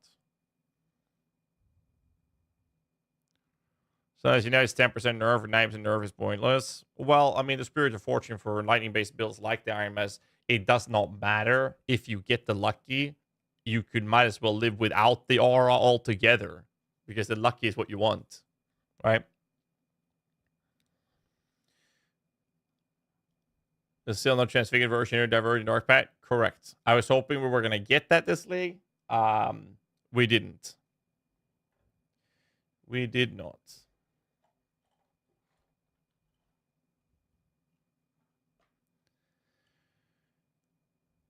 You still like the poison with Soul Rest any chance? Had a refresher on it? I should probably take another look at it, to be fair. But no, I haven't looked at it yet. I haven't revisited it, but I should. Was there any transfigured added? Nope. They were not.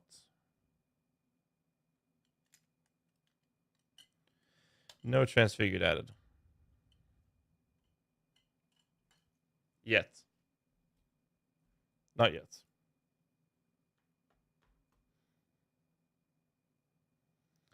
And Reaper builds that are respectable. From Previ, sure, but even he says that they're shit now, so it's like, that's kind of sad, to be fair. As leveling this build feel? Like any other minion build. You'll use Absolution, and then you shit on the world. Well, actually, this build can use Bitter Dream, and then you'll run with that to like yellow or red tier maps before you bother changing it. At what point do you not want to use a fresh meat? For Iron Mass? Never. Right? Let me double check. I don't think we removed it. No, you never. You just go crazy with it. It's insane. The Iron Mass is very button intensive, though. Not for newer players. I wouldn't recommend that. It's a little tricky. What is the worst position? Mage Skellies or Archer?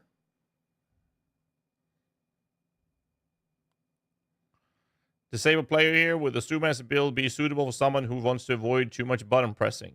Yes. Yes, it would. I'm hyped for the new Spectre, but even in a more optimistic way, we still have to wait for someone to drop it. Yeah. So if you're, as a disabled player, the medium budget Zoomancer, you can choose to just not, sorry, on the low budget, we'll start there. You'll just run zombies and skip the skeletons. And now you don't have to summon them. And now you run with the Spectres and the Golem. They're all permanent minions. You skip the skeleton. In the medium budget, however, you will start using skeletons. So I guess that's the downside of it. I guess you could lower the damage output and just put another support gem for damage and skip summoning the skeletons. That removes one button. Slightly less efficiency, but it would allow you to accommodate your situation of your disability, whatever that is, right? So if you're looking for fewer button presses, that's it. This build has fewer as well because we don't run a guard skill either. I enjoy high APM. Oh, Bama is great then. Bama has a fuckload of buttons, but it also performs like a god. So if that's what you like playing, I would strongly recommend checking out previous content. Bossing with all Summer Skeletons is insane. It is. It is very insane. Appreciate the insight. Anytime. So I'm going to jump on a call with Darth in a bit. We have the podcast starts in 1 hour, right? Podcast in 1 hour. We'll hop on a call with DM beforehand. Guests, Pox, and Captain Lance. Can I dodge mechanics disability? Do I need more damage or defense to compensate? Well, then this build will actually do very well for you as well. Valscali's Pog, it is, yeah. Alright, I need to get a drink. So I'll be back in a bit. And then we'll see what else we need to do before we go crazy. That's the plan. Can I play ads whilst I'm gone so you guys don't get it when I'm actually doing things? I am. So if you are not a subscriber, hold on to something, because here's 3 minutes of pesky fucking ads. Enjoy. I'll be back in a bit.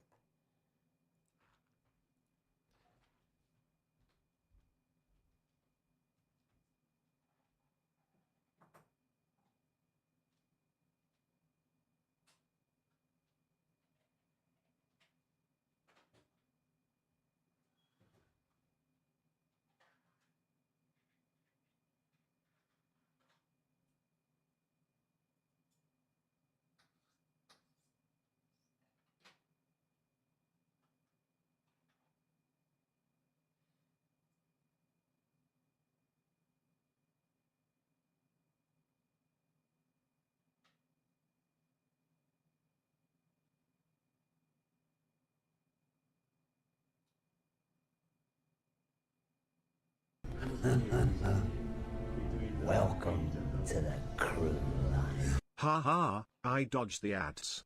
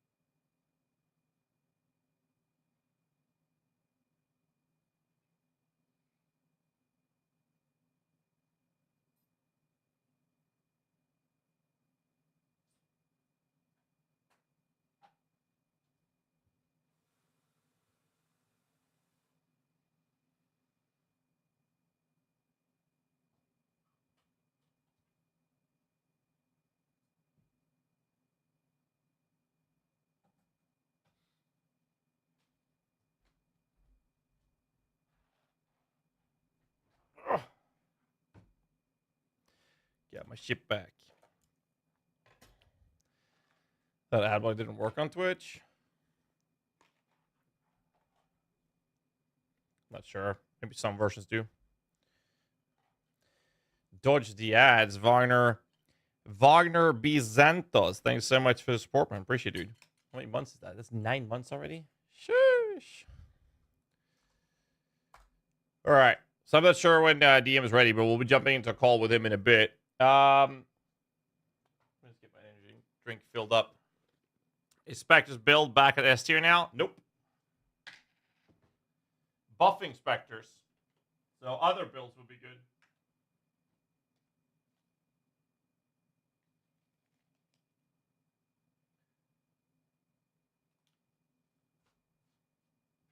That's for damn sure.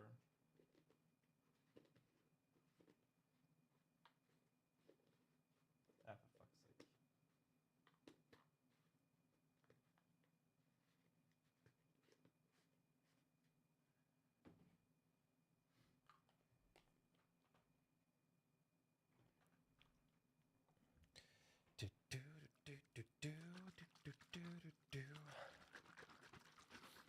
Weak. I mean, Spectres are playable. It's just not super great, if you will. Don't blow damage. Has no effect on the minion spawn. Correct item.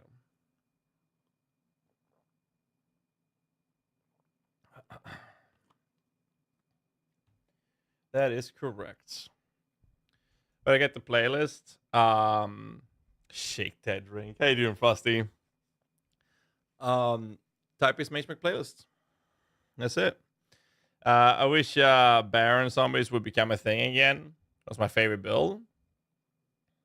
I mean, we got We got the Baron through here, right? Frost is here, spy. He's waiting for the podcast.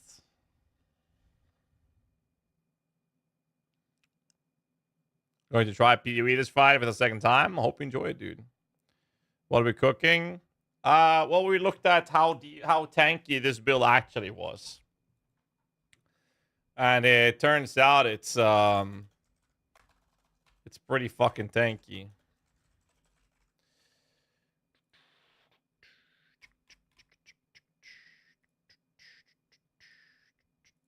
This is what we did today. Well, actually, we verified the mechanic of added flat damage mitigation, which is this part here on damage taken of how this is calculated. And then we verified it by testing in game, and we did some calculations with it and realized that it's shit, especially with the new endurance charges. So if you take this build and we say that it's going to tank a Shaper Slam, which you can't block, and we make it do the highest amount of damage it can, and it crits, this build can tank 2 top-rolled crits from Shaper. So we look at the more realistic budget that most people will play, which is medium budgets. And we do the same calculation on a Shaper Slam that deals the highest amount of damage it can do, and it crits. Then the build dies. Now, here's the thing. If we go to a Shaper Slam, I have to reset it. If we go to a Shaper Slam and we make it not crit, it says 0 base crit. I'm pretty sure it can crit. But we make it do top rolled damage. The build can tank it and survive in medium budgets. Will Iron Mask Galda's build still good next league? It will be just as good as last league. If not better, because we get access to the Spectres again from Affliction League, but we don't know how good they are going to be till they release the information rights. They move the Triggercraft from Betrayal to Incursion, or is it just a random? They're at random too? We don't know. It was not in the patch notes, but yeah, there are speculations that they removed it, but we don't know. I have no idea.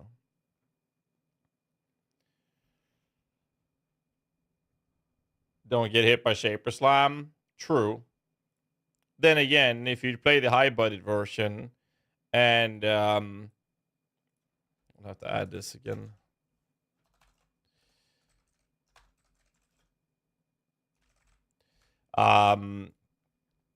If you take the high budget version and you decide that you want to tank, you don't want to move away from Zero's Meteor, you will survive it. Well, if it does the highest amount of damage it can do, you still survive it. But if it crits, you're dead. And that one has a 5% chance to crit. But if you take a non-bottom, if you don't take the highest roll of damage it can do, and it crits, you almost survive it. But yeah, I mean, if you take the highest amount of damage Seer's Meteor can do, non-Ubers, this is a regular endgame by Pinnacle bosses. If it doesn't crit, you will actually survive it with this gear. Which is fucking hilarious, in my opinion. But the medium budget cannot do that, though. How to do damage as a Glad? You reroll a Summoner. But the league starts on Friday. What about it? Just be immune to crits? We could do that as well, or reduce damage taken from crits. There are definitely sources for that. I mean, you can literally... No, not that one. You can literally do something like this. Where the fuck is it there? It's 20% right there, for example. There's a few other sources, of course. But yeah, I mean, there's definitely ways to do it. I think it's pretty funny to see how tanky this build actually is. All guides will be updated most likely tomorrow night. See, I forgot about an IRL errand I had to do. I promised something and I had to do, so I was woken up after 1 hour sleep So I've basically been sleeping about 4 or 5 hours, 6 hours one of the nights, the last, well, since patch notes. And I only got 1 hour of sleep, which I went to bed around 8 or 9 a.m. this morning, I think. And I slept 1 hour, and I was driving to town. So I'm a little tired today. So I'm not sure I'll get much done tonight, because I'm gonna need some sleep. So tomorrow is more likely to expect the guides to be updated. Are you alive? I mean, gaming for long hours is one thing. A little bit more energy consuming streaming, I guess, but it's like, you got to keep in mind that it's mentally consuming, not physically. It's like, physically, it's fine. So it's not that bad. Plus, I got some juicy ass fucking energy drinks. Sugar free as well. It's nice. I don't get those crashes. It's gamer energy. I know, I'm gonna need some proper sleep tonight. So I'm ready for the launch. So here's a crazy thing that we do on League launches. On League launches, we actually on PoE League launches, we have this hype train on Twitch. You know, when there's three different people that give the sub or bits or cheer, little hype train starts, right? So what we do on League launches, I will go live on Friday 2 hours before the League launches, and then I will have that train turned off. And then 1 hour before the League launches, I turn it back on again. And then what we do is that the very first hype train off that stream dictates the minimum amount of hours that the stream will last for. So if the train lands on level 20, then I'll stream for 20 hours. If it lands on level 40, I'll stream for 40 hours. So I just got to be ready for whatever happens with that train. So I need to make sure I've slept properly for that. There was one thing I was got to check, actually.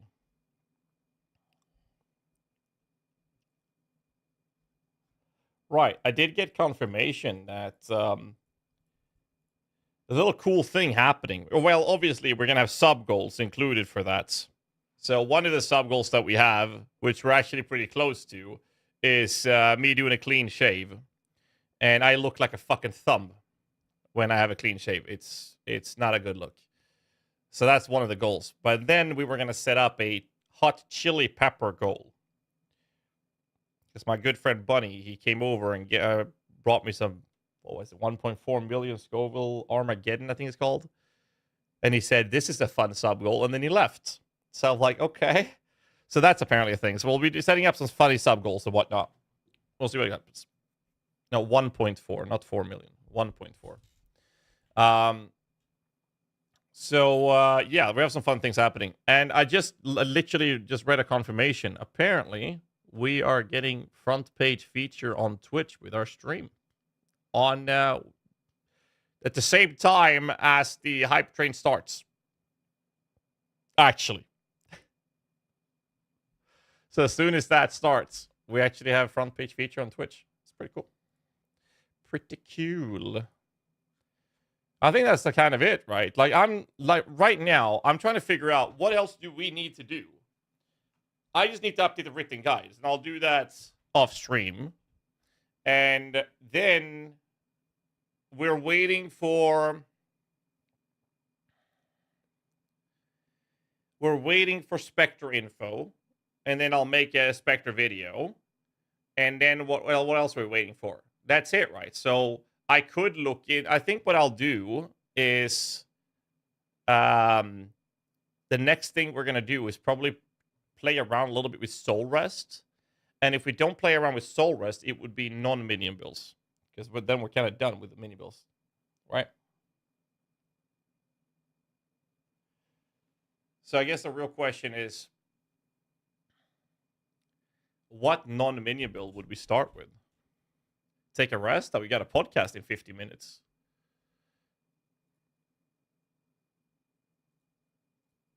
Start with that. Reverted change the Dancing Dervish? Yes, sir. I did see that. Is there anything else I missed? I think we covered everything, right? Don't need this anymore. Is there anything on Reddit I missed? Or Twitter? Do I dare to browse Twitter on stream these days? Lightning conduit. So here's the thing. In Path of Exile, or actually most ARPGs, I love playing minions. And then I like playing spell-based builds. And then I like playing wonder builds. And the patch notes had some pretty cool changes to wands. These changes here are pretty fucking insane.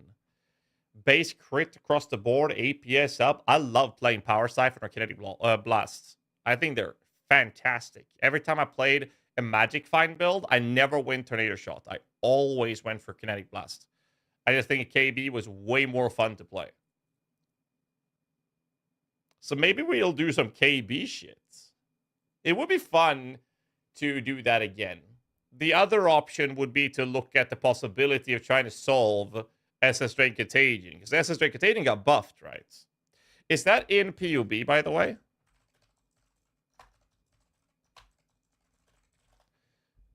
Is Essence Drain actually in PUB? I know they buffed it. I just don't think it's enough.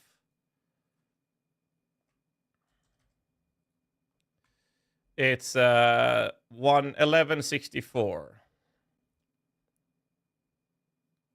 It's not in there. Okay.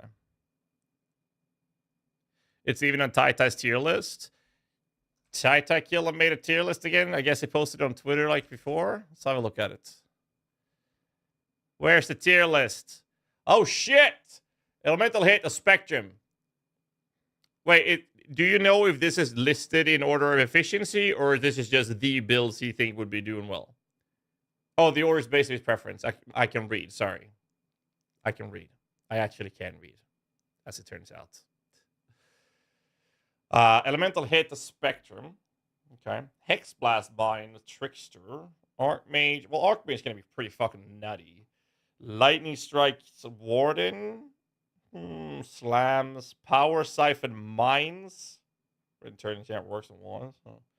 Peacock of Bouncing. RF Chieftain. He put SRS Guardian in there? What?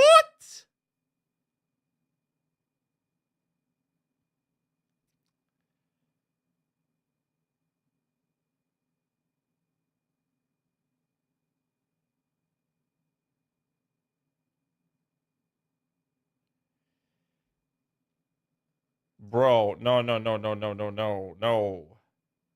No.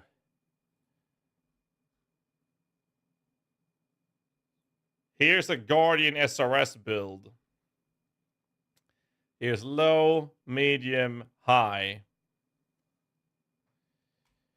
Low budget, 4 million DPS, right?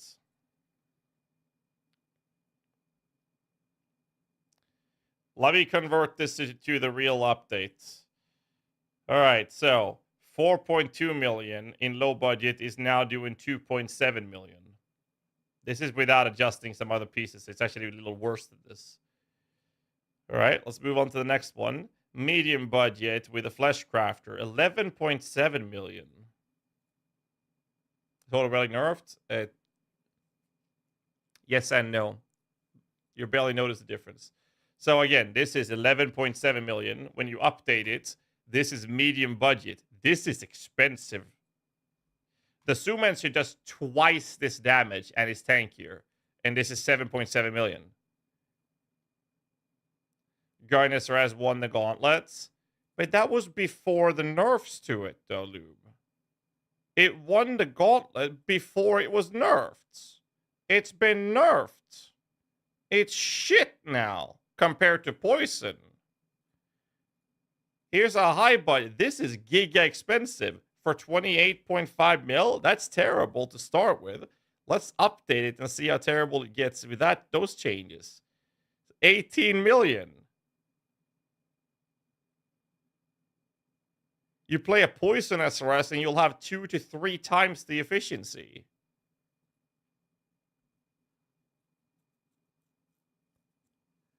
I mean, I'd be happy to be proven wrong on this, but god damn, I would not recommend SOS Hail Guardian. Satan, my little lambs. Poison got apparently slightly buffed. So there's some changes to it, sure. Crestfallen, thanks so much for the 91 months resub, man.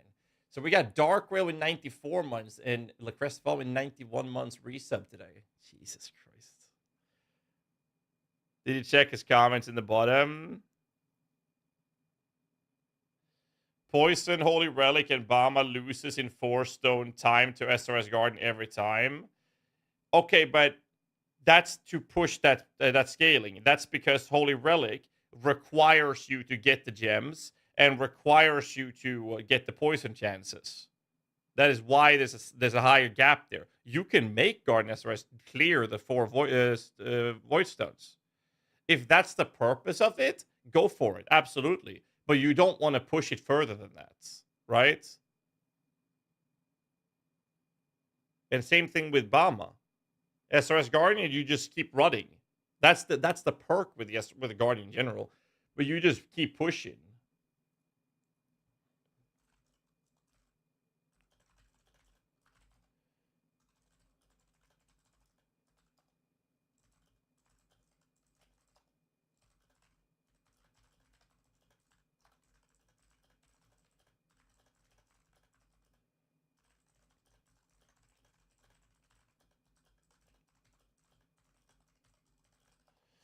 Let's see.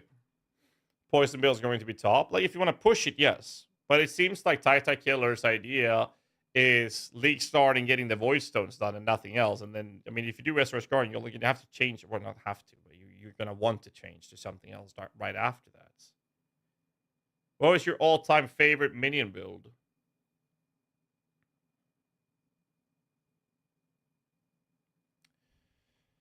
Oh, wow. So it kind of depends. I mean, obviously, Syndicate operatives were fantastic, but they were overpowered and they were bugged. They finally get fixed, right?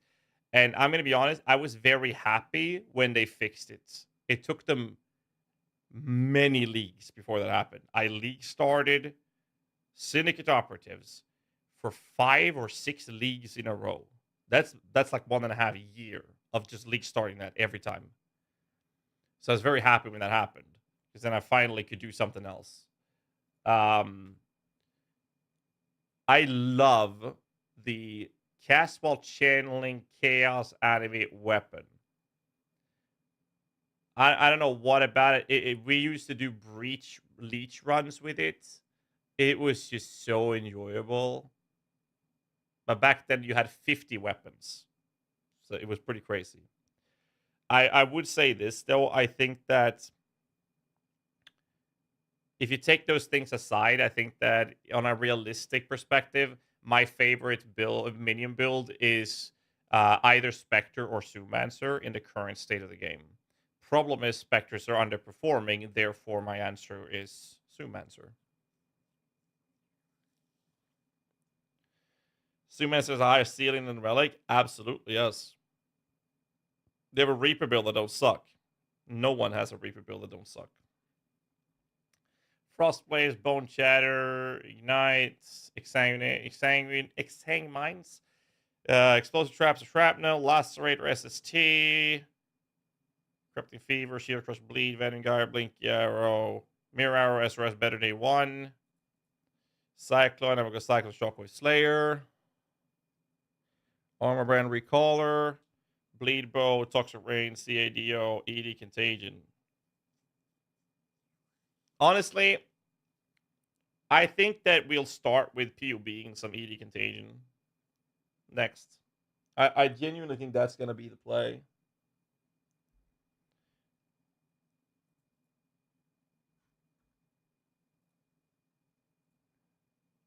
And hopefully make something good out of it. And when you're having your buddy, the cocaine bear, getting the sharks hooked before the league starts. What the fuck? What is this? 13 Brazilian sharks test positive for cocaine, researchers say. Wow. Okay. That's interesting. Let's see. Making ED Trickster as my league starter. How much did they upgrade ED? So Essence Drain. They moved the damage from 1164 at level 20 from the hit, but the dot is the important one. And the dot had 1509 damage before, and now it's 1800. So it got a buff. I'm just not sure if that buff is enough to make it good.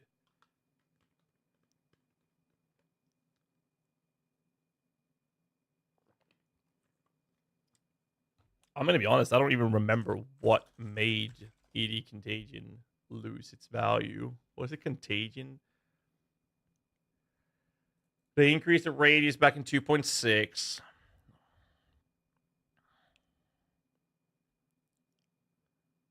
No longer gains extra radius. Max target was up in 3.6. Has alt quality gems. Base radius went down in 313.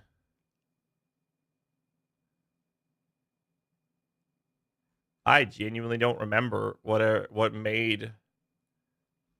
actually made EDC not perform anymore. It was such a long time ago.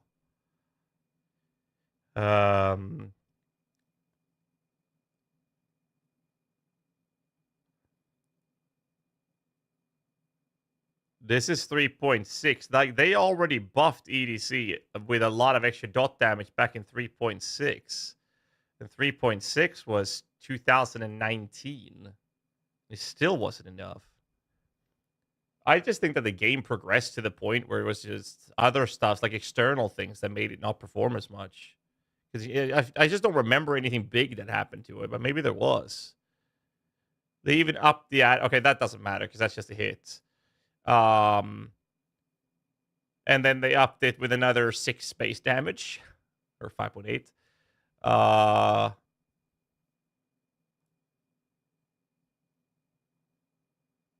So this version, 80 did not get worse. Everything else just got better, right? Because I don't remember anything big happening. It was just like, it just fell off, right? That's what happened. Game progressed, things got more life, and suddenly it was just meh. Rare just become too fat for ED. Now just chaos dot nerfs. But now in 325, Arch Nem took ED out. But did they really nerf Wither? I don't remember them nerfing Wither, but maybe they did. Oh, right. 3.1, 2008, no, 17. They made it so that they upped the chaos damage taken by 1%, and then they lowered the stacks from 5 to 15, so we lost 2% damage, right? What else happened? That's it. Wither was barely touched. So it was just passive skill tree and gear changes and the obvious increase of HP of enemies. But hasn't someone made like an Essence Drain Contagion path or PoE Essence Drain build 3 hours ago? No, never go to this guy. This is an RMT piece of shit website promoting piece of fucking cunt. Like, don't ever go to this guy. Ever. Never do that. Everybody hates this person. Everybody. Because he's promoting RMT, and you have to, like, pay. You have to pay or something to even see the entirety of the guide on his website. It's insane. God, I don't like diving into stuff like that and calling people out like that. Like, I do my thing and I try to stay in my corner and I just have a good time. But this guy can go fuck himself. Essence Drain of Desperation, 1.1 million DPS, 5 link. 1.1 million in a 5 link is not good though. Well, for 3 chaos, I guess, but still, it's yeah.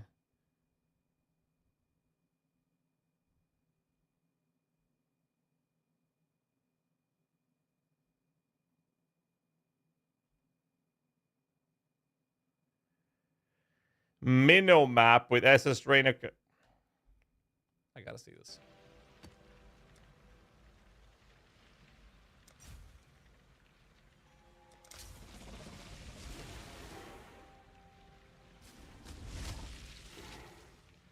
One of my captors felt no emotion. He did not hesitate. Okay, this is it. This is expensive gear. He feels intense, unstoppable agony. And very squishy. Win back your pride, challenger.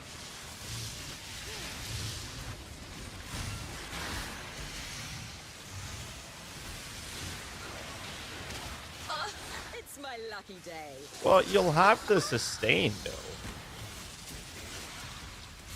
There are ways to work around it.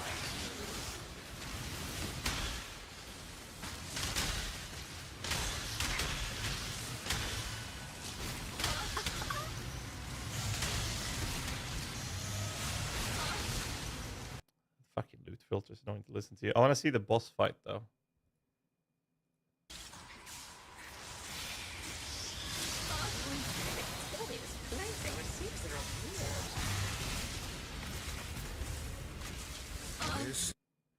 That's not bad. What was the map mods? Oh, just Alkin go. Well, it's 40% deli as well. I mean, that's not terrible. So I haven't even bothered putting the memory what the trans gems are doing.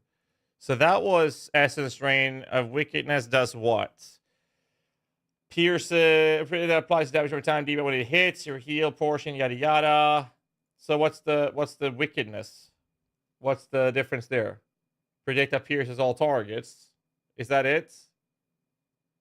So you have a lower dot, but you hit more targets with. No, I'm never going to use that ever. Desperation is that you lose life and energy shield equal to the portion of the debuff damage, and the debuff is spread by contagion. Oh, there's a description. Oh, there actually has a text here.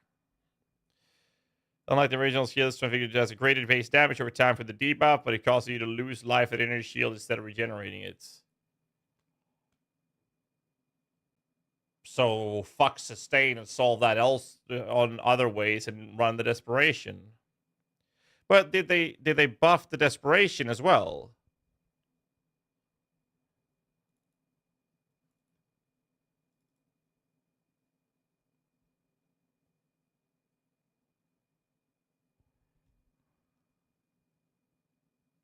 I mean, it could work. So this guy had a POB that looks like this. 12 million updates. 12 million.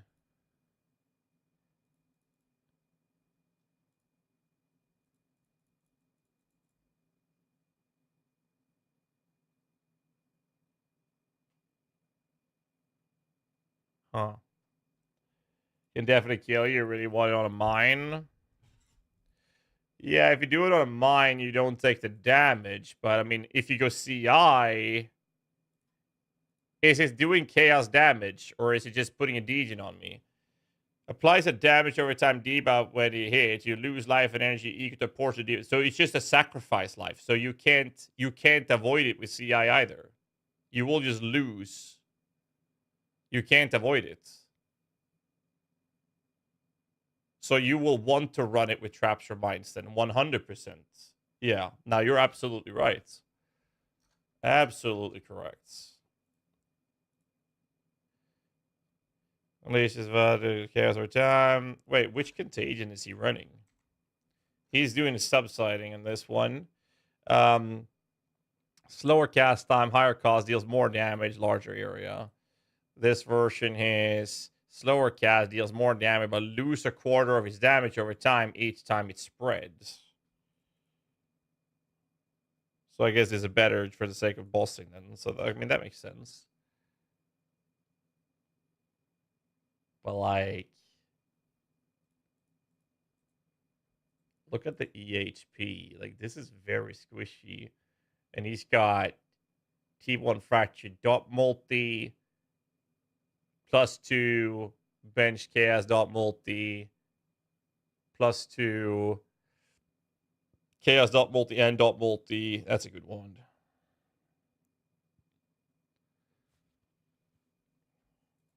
The duel over Sir's life is losing. No, he's just using it with a trap or a mine.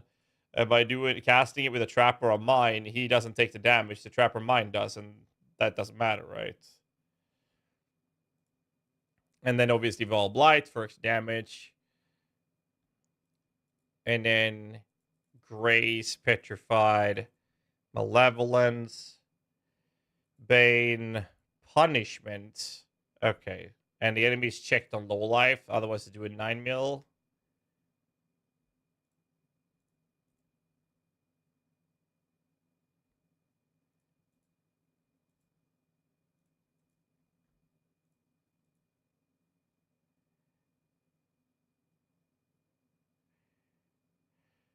No, it feels very squishy for the investment.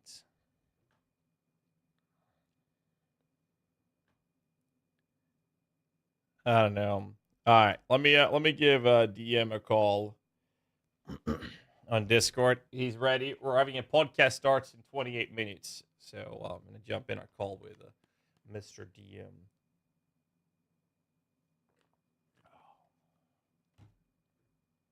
Soon it's podcast timeroo.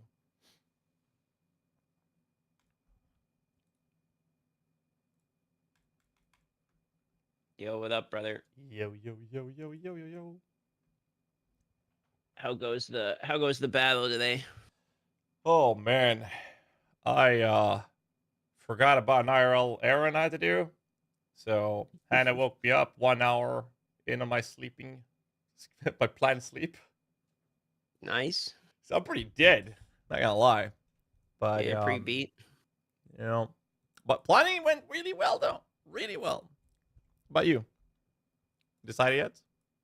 Yeah, I'm bouncing back and forth yeah, it's a problem for me right now because I think I decided I'm actually going to play softcore this week because what I want to do is farm like my first mage blood. I never had a mage blood or headhunter, so I was thinking about trying to farm my first one of those. Well, you're actually going softcore?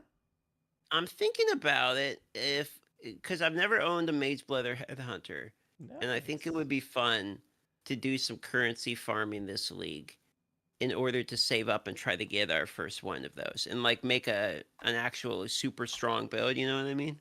Yeah. Because normally I'm just playing Bone Shatter hardcore and getting Void Stones and whatnot. So I think it might be kind of fun to see what a higher ceiling build looks like without the threat of, constantly dying or fair. playing Blight and getting shit on Blight. Because I want to play Blight. Blight. Like actual Blight? Yeah, like Blight Ravaged maps. Oh, yeah, the mechanics. Sorry, I thought you meant the skill. No, for currency. And so, I feel when I play Blight in hardcore, it feels like I'm gonna die pretty soon. Fair enough. Just updating my stream titles. There we go. But I don't know. It would be pretty fun to see you in softcore.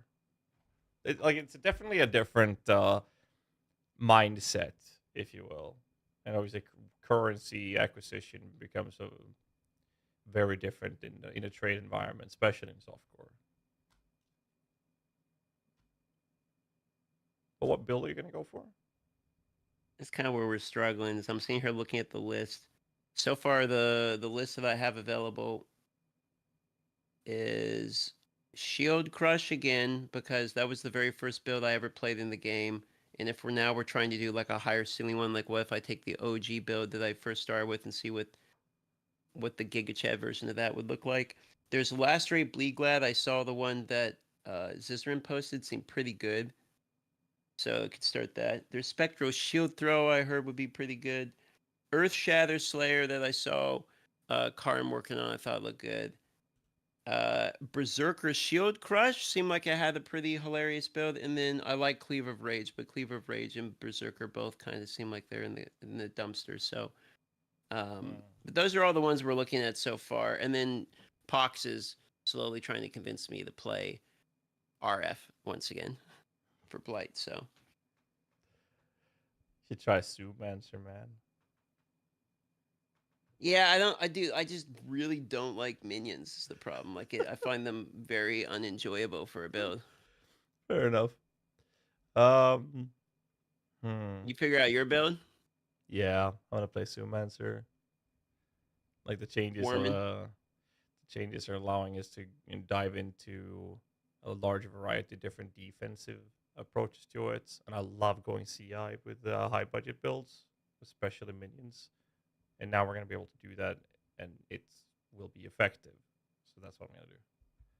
It's been years since we were able to do that. Like years. So 1 to 10, how good of a league is it for minion enjoyers? Well, I would like to say that it's just as good as last league, but it will be a little bit better because of the fact that we're getting the Spectres we had back in Affliction League, so the league before that. But we don't know how strong they are because they said they're going to be rebalanced, so we have yet to hear the information about it. Mike, check something's up. What's wrong with the mic? I'm setting up the. Is there any issues with the mic or the podcast? Something's off. Doesn't help me pinpoint the issue. Nice, your boy to have that ready. Sounds fine, all right. No. Okay. I mean, if you're playing melee. Are you gonna do the Rampage snapshotting? Wait, Rampage snapshot? You mean with the other weapon? You do like the 200 weapon, you get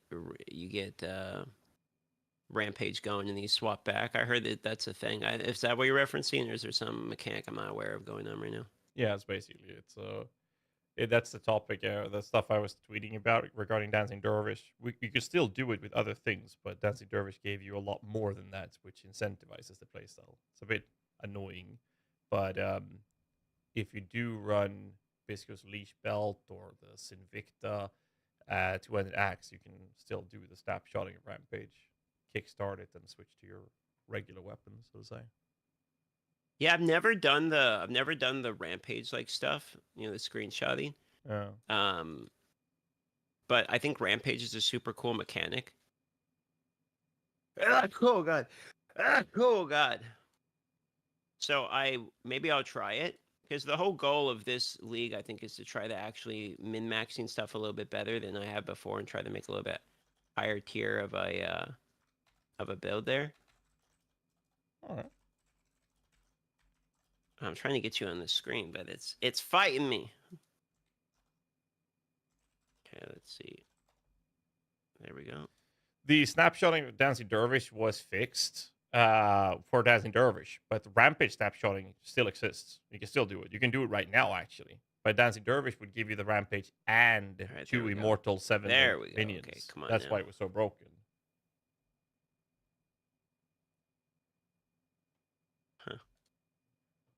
I don't know. Okay, there we go. When you talk in the mic, it's fine. Yeah, but I mean, it should be fine even if I talk like this. You guys, it will obviously be a little lower, but it shouldn't be super low. You should still be able to hear me. 100% fine, but when you look away or go back in the chair, it drops. Not normal for your stream. I have no idea what's happening. Like, there was some issues before, so I made some small adjustments, but I don't know. It gets super quiet. Can't hear you when you're that far. Well, which fucking knob do I need to twist to make that fucking, like, to change that then? Like, the threshold? But if I do it this way then, can you, like, is it still like really low and I'm talking from here, from this distance now? I just shoved the threshold down. So now you guys can probably, that's good, but you guys can hear me type now on my keyboard now. Hey, you'll surely hear this.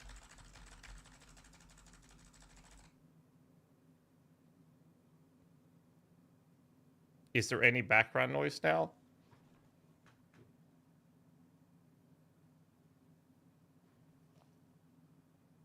There is, yeah. How about now then?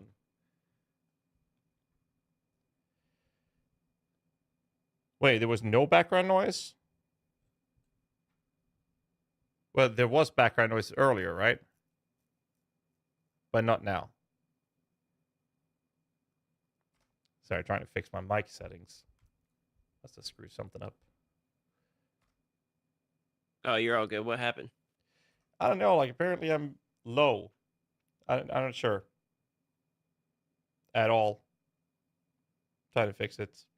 Fiddling around with the preamp.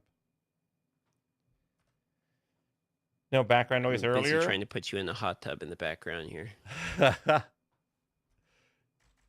You guys can't hear the keyboard now, right? But if I'm talking at the same time, you might hear me typing, right? Because then I open up the gate, right? Very little. Okay, download. So this is better then. And if I'm hot talking, tub like, image. if I'm talking away from the mic, it like I know the volume will go down, but like is it drastically lower?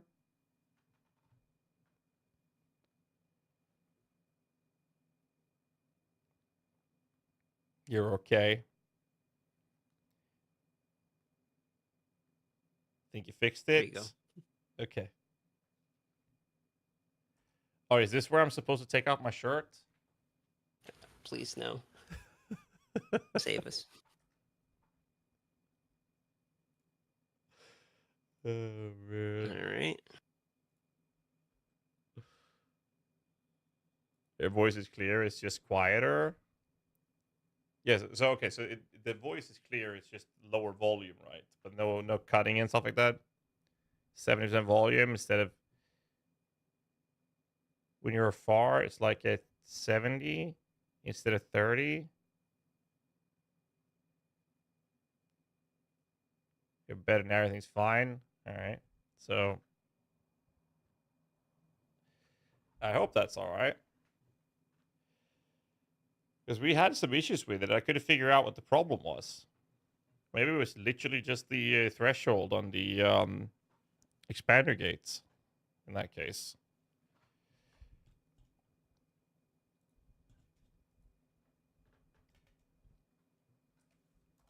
All right, let's see. What are they typing in the group chats? Just raise your voice. Stop being such a bitch. Oh, wow. Wow. Okay. I mean, I can up the volume. It's just that sometimes I'm very fucking loud, and when I'm very loud, I want my mic to not fuck you guys in the ears. Okay. That's what I'm trying to avoid here. So I want to have like there's a limiter to it. That wasn't even loud. I wasn't screaming. I just raised my voice a little. Trust me. Shit can get loud in here, right? Shit can get loud. Let's see. So we're just waiting for the podcast to start and make sure that the mics and everything is working, right? Never listen. Dude, I'm curious, DM, about a thing. Yo, what up? I am curious about like the league mechanic you'll be engaging with, right? So you're gonna run Blight, right? For sure. That you mentioned. But are you thinking of like starting with Blight, moving over to something else, or you're like hard locked on, I'm gonna run Blight the entire league, or that's like the main thing I'm gonna do, and no plans on changing it? Well, I'm gonna run 2 in tandem. I'm gonna go Blight and Harvest. So when I'm mapping out Harvest, and then I'll run Blight maps, because they're kind of different trees. They influence a little bit differently. So the Blight Ravage maps for the double anointed amulets are going to be my dopamine jackpot, basically. Yeah, sounds good. I always like starting with Abyss, and I need Ritual because the new corpses is only from Ritual, so I don't have a choice, and I hate Ritual, so. Blah. Flicker Strike is going to be metal. Blight and Ritual. Attacking your chair again? Yeah, we'll see about that. It's turning down right before you get angry. Oh, it tells you I never hear anything anyways. It makes no difference. Oh, wow. We're stuck, dude. We'll see how it goes. Let me see how I kick his roots.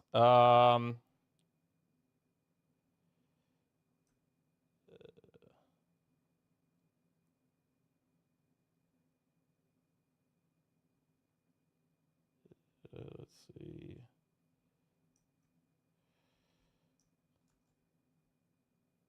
Okay.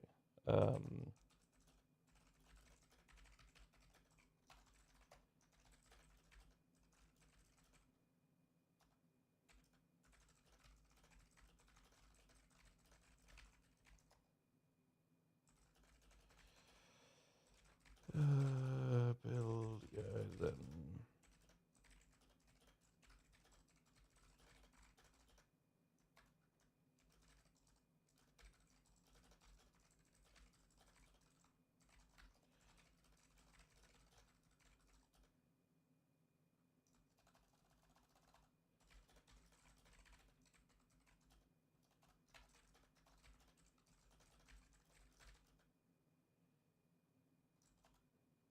Okay, sorry about that.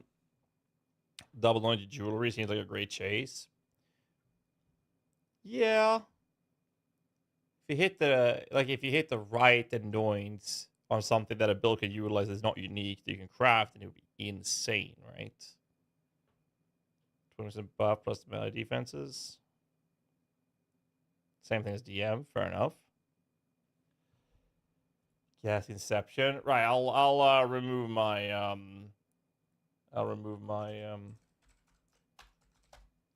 my camera, so we only have the one. So we're just chilling right now. Having a good time. Relaxing. Make sure I have everything prepped and ready to go here. There we go. Let me get a little shout out to Darth Microtransaction. There we go. That's where the like, I'm not gonna like set up everything perfect on the stream, because normally like the idea is that the podcast is mainly hosted on DM's Twitch channel. It's just that if I happen to be streaming, then I will be live as well. But when I've been streaming, you know, proper amount of hours, I would just host them. But I've only been live for like 4 hours, so we're gonna be live during this and do this on this channel as well. And then later the VOD will be available on my YouTube channel. Too bad I didn't have time to make the Flickr build viable when having a 500D. Jesus, like Kobe Boomers background on Zoom. When you run ads, I have turbo. Do you benefit? I mean, the thing is with ads, I think the answer, well, yes, the answer is yes. By the way, Ofe, the answer is yes. But the problem with like turbo benefiting me, it's basically the ad revenue streamers make for one individual. You would have to like watch it's like 1,000 ads. Like each individual will have to watch 1,000 ads before that actually makes a difference. That's the reality of it. So I mean, if you if you want turbo, I think it's a really good thing. I have turbo as well because I can't stand ads. If I want to browse on Twitch, I always want to have turbo, and then I subscribe to a couple of channels every now and then that I want to support specifically. So that's how I do it, at least. I just end up using both. Yeah, I do both. Turbo free, no turbo costs, but streamers barely get anything for it anyways. So if you want to support a streamer, then it's better to sub to that person or that channel specifically, if that's what you're looking for. If you just want to get rid of ads, go turbo. 100% go turbo. It's Strangle Grass to Carnage Heart lastly. Fair enough. And a set budget for Twitch, so I wonder if it's worth like 2.5 subs basically. It depends on how many channels you're browsing. If you're only watching X channels, then it's up to you in the end.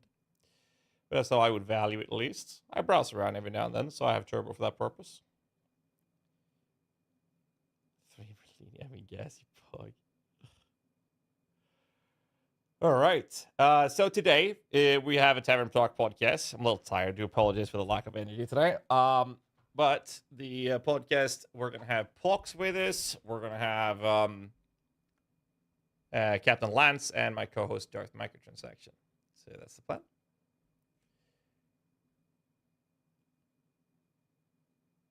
Okay, so the Discord is slightly delayed. The video is slightly delayed. You guys you're gonna have to live with that because the podcast isn't mainly hosted on this Twitch channel. It is hosted VOD-wise on my YouTube channel, but on DM's Twitch. So you're just gonna have to live with it, all right? Think the shirts are optional this podcast? Well, he put me in a hot tub, so there's that. Sorry to cover that part of it. So it was free for only X amount of money per month. That's a good way to put it, actually. Hey, Slick, what's up, dude? You listen to your Dervish video? Yeah, still snapshot Rampage, but they did, yeah. Why is the green screen so fucked on the Discord?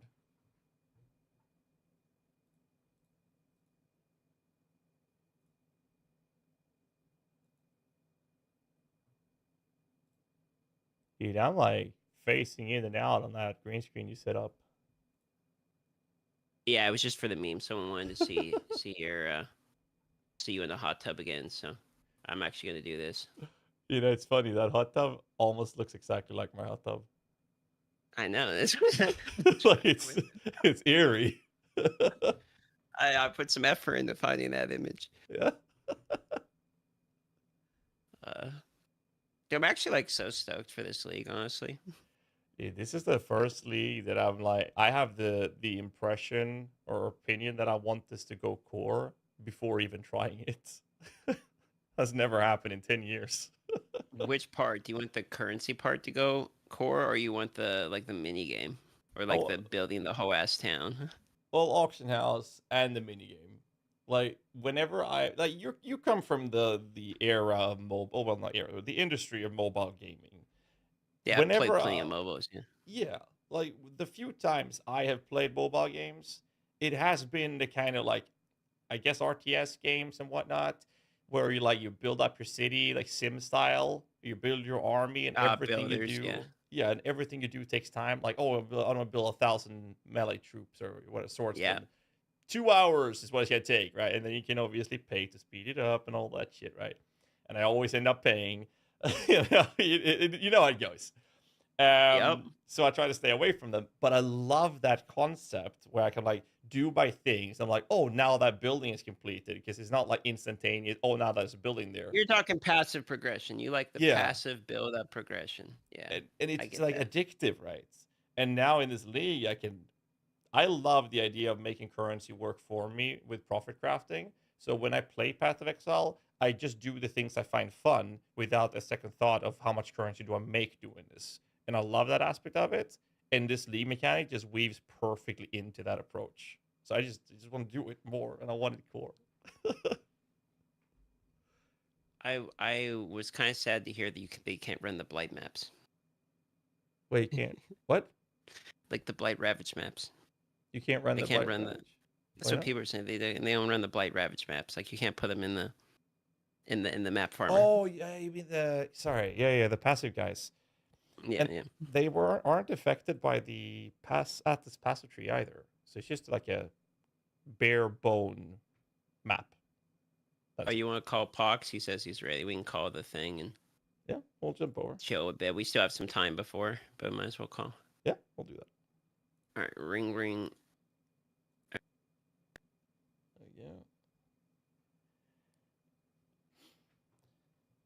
Sue Necro is okay in difference.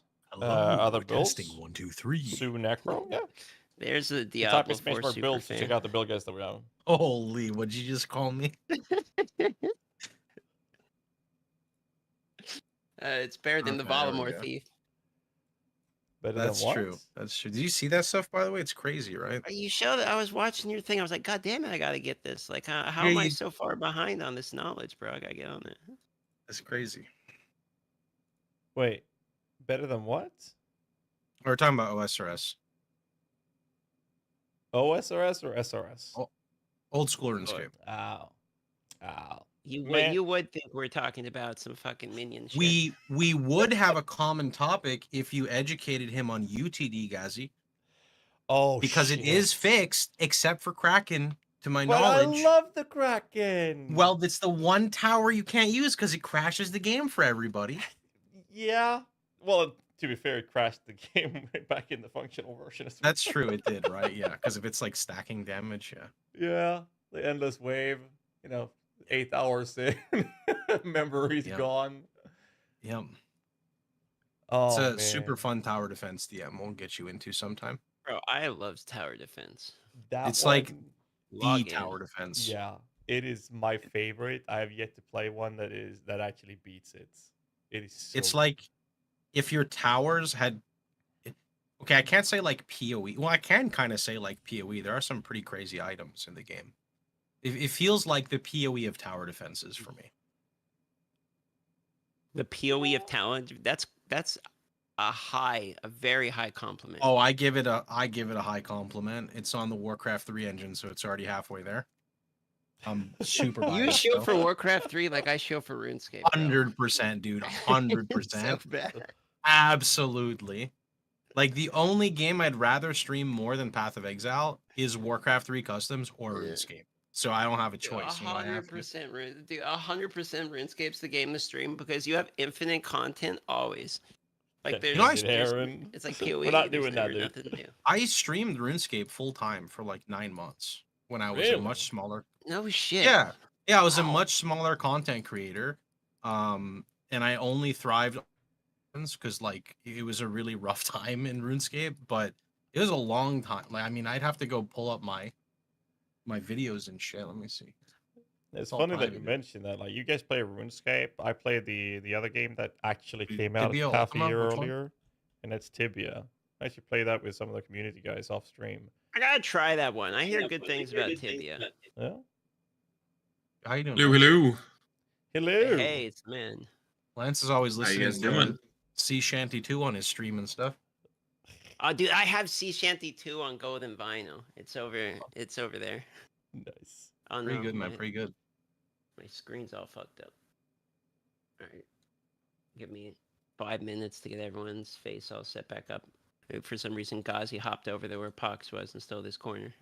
Wow. Pox lost all his hair. Sorry, man. Yeah. Unlucky, dude.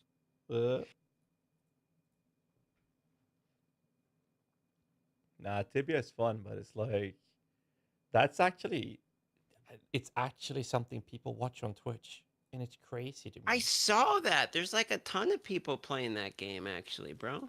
I'm checking it right now. There is 8.3k viewers in there. What? Did it have like Tibia is doing good. Like a new private server or something, like a reset? No, like the real server. But there's 10.7k in OSRS. But there's the regular RuneScape. Do people play that? Well, in Deadman mode's going on right now. They just started, so. There's a little bit more in OSRS. But no, Tibia is actually actively played and streamed miraculously. I don't know how, but it is. I'm going through my old YouTube videos to like find the OSRS ones, and it's so weird looking at myself from like 2012. Dude, I know. I have the same thing. The first video I ever uploaded was like an OPK video years and years and years ago, set to like, you know, sunlight hurts my eyes, you know. The worst music ever. Oh my god, vlogging in the area, that never worked for me. So. I mean, we've all been down, like, as content creators, we've all gone through the whole process of, oh, well, this is funny. Oh, let's play around with it. Oh, we're actually able to do this full time. Oh, let's try this. Oh, that didn't work. Or let's try this. Oh, this was really bad. Oh, this? Oh, that was good. You know? I definitely had a really bad arc. I remember when I was obsessed with Darkest Dungeon, and I was like, oh, I love this game. My YouTube's going to love it. And I just basically took like the VOD of my stream and then clipped specific segments and uploaded it. And I was pushing like 10 videos a day because I was like, I'm playing it a lot. I'll just upload them in 15 minutes. I had some videos that didn't even get 100 views. I'm like, oh my god, what did I just do to myself? Like so, what just happened? So I've learned that well, you know this DM, but I recently, like a couple of years back, learned that the algorithm screws you over if you post more than 3 videos a day. Yeah, you don't post those notifications anymore. Got it. So that's like the sweet spot, is 2 to 3 videos a day. Anything above that, you're screwing yourself over. What's going on with Lance? Can you hear us, or is it? Yeah, I can hear you. So I was muting myself. I was adjusting volumes and stuff. Oh, okay. I think my camera might be completely bricked. I didn't have this issue last time I did a. We You start got putting the do you, podcast. The can you podcast will be set your available Discord on video my YouTube default channel to virtual after the camera, fact. and then click enable virtual camera. Yes, it seems on really your, quiet to your me. OBS. That should fix it. Is It's my right now mic still fighting for quiet, or are priority they of just loud? Which program gets your camera? I need to change the setting in OBS, you said? Yeah. So on OBS, just turn on virtual camera, and then if you go to Discord, set your primary video as virtual camera, and then Yeah, virtual lower the camera volume will a little just bit. mirror whatever's on your They are on your loud. preview Lines there. are But you can loud. also click the cogwheel and set your virtual Yeah, just let me camera know as who I need to as up a and source lower. itself. You can set to your camera, and then that will let you duplicate your camera on both programs. Are they all loud? We'll have this properly. Like, I know that my camera You're gonna find out here is that a I'm little not good at delayed, OBS. so I'll keep my camera showing as well. So it's all good. OBS So we'll upload vertical. the proper one on YouTube later. Okay. You're slightly lower than Dart. Lance is loud. All right, so I've already lowered So You weird. guys ever DM a little Sorry, bit. go on. Pucks? No. Go on. What were you gonna say? Honestly, I'm just scrolling through here. I have a Clicker Heroes video with like 100,000 views. Jesus. You said what now? Is it like? Hey. Dude, Clicker Heroes was a fire game though, dude. What the Yeah, dude. fuck? Oh, that was an interesting time in my life. I used to like reset a Clicker Heroes run, go to the hot tub, slam a Four Loco, come back to my stream, and just blast like while you're going through all the upgrades. It was very interesting. Wow. Hog. Dude, the problem with Clicker Heroes is I ruined it because I realized you can just go to settings and like advance your system's time, and then it Oh, no. Is goes in the DM's future, volume and then you better have now? infinite resources. Yeah, the dopamine was over. Seems level I now. reduced it. All right, let me know You're if the good. We volume can see you. guys. You can? Yeah, you're Yep. great. You can actually see me? Okay, I don't see me on Yeah. Discord right now. Freaking what the hell did I do? Here you go, Lance. All right. I'll send you a screenshot. That's what you look like. You looking Butterfly. fantastic. Okay. Oh yeah, okay, we're cool. gonna have it look On my like end, this. it looks like I'm oh like the orange background with I'll the just like, turn them logo off. thing or whatever. I'll turn all of it Oh, off. that's good. That's If you it. guys can see That's them, much that's better. good. We can see you, my friend. We can see you. Yeah, I have not gone and done too many Discord calls. I think the last one I did was, I think the interview with Jonathan, maybe. And you helped me that one time with my crafting. Remember my two-handed axe? Did that work out? I don't know if I helped you that well. I don't remember what we ended up with a pretty good axe, so I think I want to say yes. I want to say it worked out. Okay, I think we're all in here, right? We're pretty much good to go. There. I think so. There's no delay now.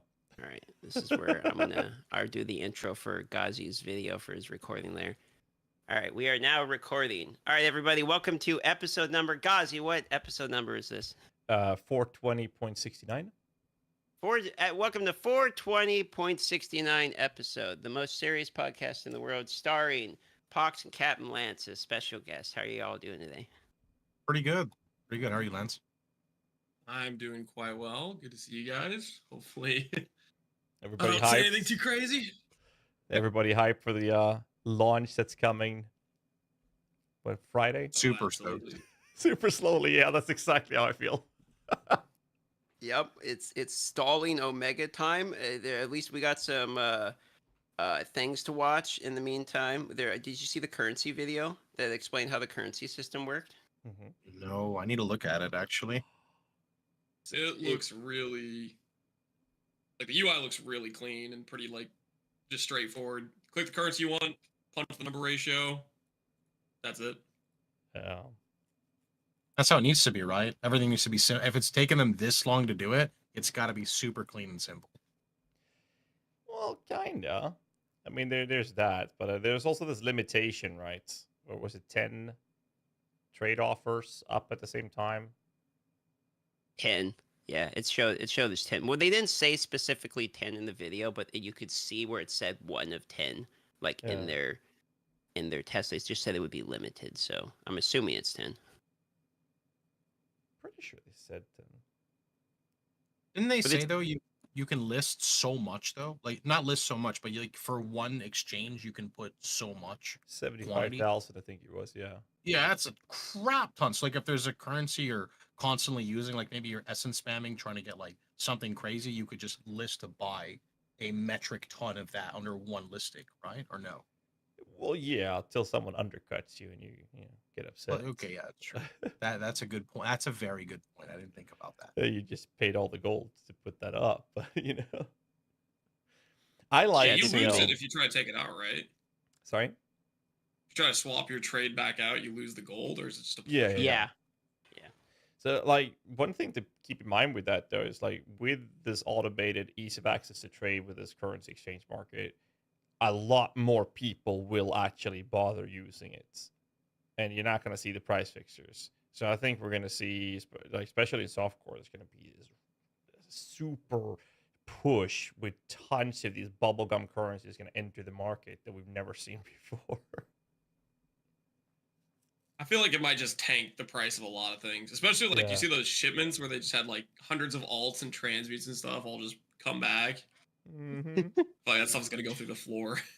I think it's so good though, right? Like how many people want to engage with crafting but don't want to go through the effort or hassle of buying bulk, especially when if you've never broken into the market, think of like the mid-level player. They're like, oh, well, I could buy 100 essences at 2C each, but realistically, I have to buy them at 4C each. Now I'm spending 2 times the price. I'm going to individually whisper each person, I hate this game, uninstall. Yep. Right, like that won't be a thing anymore. They can just see the price, right? But it's actually a good point. Like the only time I've ever been annoyed trading is when I'm having to like transfer currencies. Like I gotta buy a divine or sell, one or whatever. But I'm never really annoyed at like finding the individual items, like browsing the trade website and like, okay, I want these gloves or these boots. Like those trades don't feel so bad, but it's the constant like having to go back out and sell my harvest juice like every 15 minutes or something that kind of pisses me off. Like I agree with that, but it's what you said, Lance, as well. Like the idea with that the prices would tank, right? I'm not sure they would. I think that it's going to happen originally, like in the start, and then it's going to skyrocket as soon as anyone who pushes a lot of crafting, like myself, we buy bulk. We're happy to pay 2-3 times the price, like you mentioned, DM, because we get them all, in one trade. But now that we have this ease of access, we would just cleanse the market, and the prices will go up, and that would benefit the casual players. Like when they find that bubblegum currency, they'll sell it, and it's gonna get sold, right? So it's kind of like a win-win situation, at least from my perspective. Yeah, that's a good point. I was thinking like if you have the person who has just one of like an essence or whatever, you're only going to be able to sell that at the 1C whatever trade. The person who's willing to be like, I will go trade you for this cheaper price. Now you could just compete with the guy who has 1,000 because you can just match the price and it'll still sell. Yeah, exactly. I like that term, cleanse the market. You can just go buy out just everything, like on the lower side or like the individual, just buy it all out instantly. That sounds so different than right now. I had a discussion about this a few days ago. So I was talking about how I was using Deafening Essence of Fear to do a couple of profit crafts last league. And I had an estimated amount, about 140,000 essences I used throughout those 4 months. That's a lot of essences. And I remember like cleaning out the entire market with reasonable prices 7 or 8 times throughout that time just to get those essences. And it took a long time. And I had help with people buying them for me. And chat was helping me. It's just absolutely insane. But now we can cleanse the market. But the cool thing though is like even the purchases requires gold, right? You still need tons of gold to do it. So for you to trade, you have to actively play the game. And I kind of like it. You think that's going to kill the hideout warrior archetype of like the party trade system where like you have a party where you have like 7 guys and 1 guy's the trader?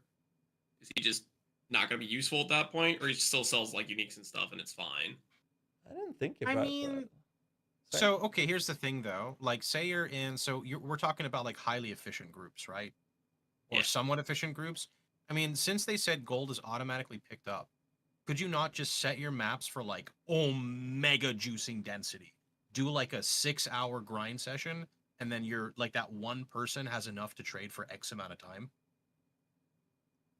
Because if you think about like then again, they said everyone gets gold individually. Is it split in a party, or is everyone getting their own amount? Like, does that make sense? Good question about the party. I don't know, but do you know if they get gold from the passive of the map running too? Because if you're a hideout warrior, couldn't you just only use the go that you get from the passive runners you're using? Nah, but maybe. have no idea. I literally have no clue. I mean, ultimately you still have to play the game to be able to to participate in the trade, which obviously will not prevent, but make it a little harder for botters and whatnot. So bad actors will be having a harder time, screwing around with it. And I just kind of like the idea of it.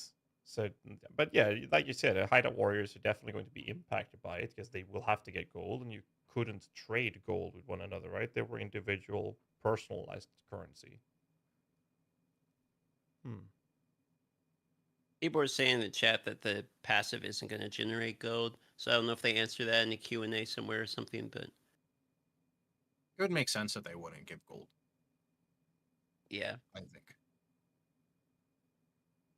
Yeah, I feel like they're kind of trying to push down the hideout warrior archetype for the trade system.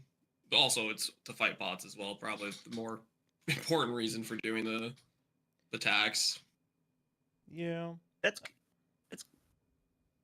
got to be inspired by Last Epoch, don't you think? Right? Didn't they talk about how they like the Last Epoch sort of auction house trading type in that one interview?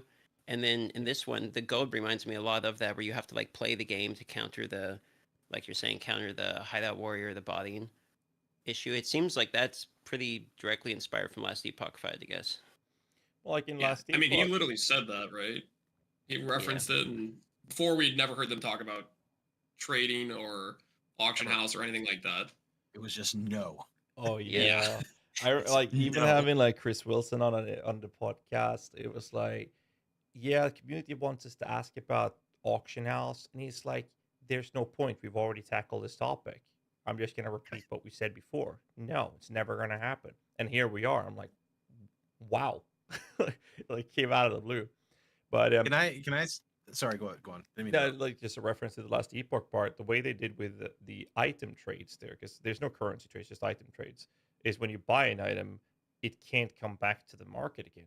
It's like you cannot resell the item. I really love that, because then there's an item sink. You buy something, then that item can't return to the secondhand market, right? And it keeps the market kind of healthy in that sense, and incentivizes finding new items. It's like with the current system, as the league progresses, and we have groups of people, bad actors. I'm not gonna, people can figure that out themselves, who that might be. Could be in positions where they can cleanse the markets, and if they have enough gold, then they can resell them again for twice the price, which is good for casual players, because once they find that item or currency, they can then sell it and make money out of it, and they're happy. And the guys who have a lot of wealth can double, triple, quadruple their wealth by just having a lot of gold. Everybody wins, I guess, but we'll see how it goes. I hope that's not going to be too impactful. What are you playing next week, GHAZZY? Every time you say cleanse, there's like this evil, like maniacal tone to it. Like, I'm gonna cleanse the market. You go like world domination mode over here. What's I mean, a little dark undertone. So I always do profit crafting as my method of making currency. It like just simple things like ritually. I did calculate, or not exactly. I stopped counting after 400 ones.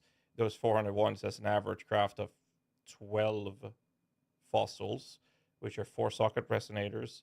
So that's 4 different fossils times 12 times 400 just for that crafting, plus the 400 or times 4 times 12 resonators. That's a lot of currency, or that is being recycled and utilized, right? And then you make the money back, you buy. So the currency is not a problem, but it's still a lot of currency that goes into the market and out of the market, and then back in the form of an item, right? And from one person, when you start thinking about how many people actually play the game, like the current version of trading, not everyone is trading because of how trade is, but now there are.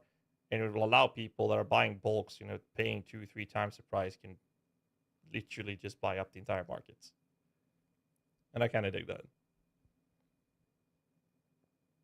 Does that make sense? I mean, you do crafting as well, Les. Yeah, you know what I'm talking about. I was also thinking, while you were talking about that, I was thinking about the aspect of how many times I get to a situation where I have something that's like semi-valuable, but I don't want to take the time to trade it. And there's probably a lot of that going on too, where there's going to be more resources as well.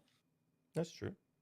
I mean, I'm sure you've been in positions where you craft something, you're buying a not so common currency orb, and you pay 30 chaos each for like essences of horror. By the end of it, you're paying a divine or two or whatever because you soaked up all of the. Oh yeah, there's still a good price if you buy them one by one, but you want to buy 100 of them, you better pay up. You know, I guess pretty crazy. But have you, Boxer, DM, you guys had any experience like with that type of trading interactions in the way you guys play, like with that massive bulk purchasing of items or currency? I have it for a different reason. So if I just talk about crafting something, it's immediate. Like, I'm not the guy who gets it. If I say like I'm gonna craft tomorrow with Screaming Essence of Anger, the price goes from 2C to 3C. Just instantly. Because what people do is I reach such a large amount of new players who are easily manipulated. They just instantly buy out everything, and the new players know if Pox is doing it, I'll do it, so they go buy it out, right? So like price fixing for me, this is a big reason I want the market, because it will kind of, not, I mean, obviously that can still happen to an extent, but it's much more black and white about what's happening, right? Yeah, no, I can see that, but I don't know.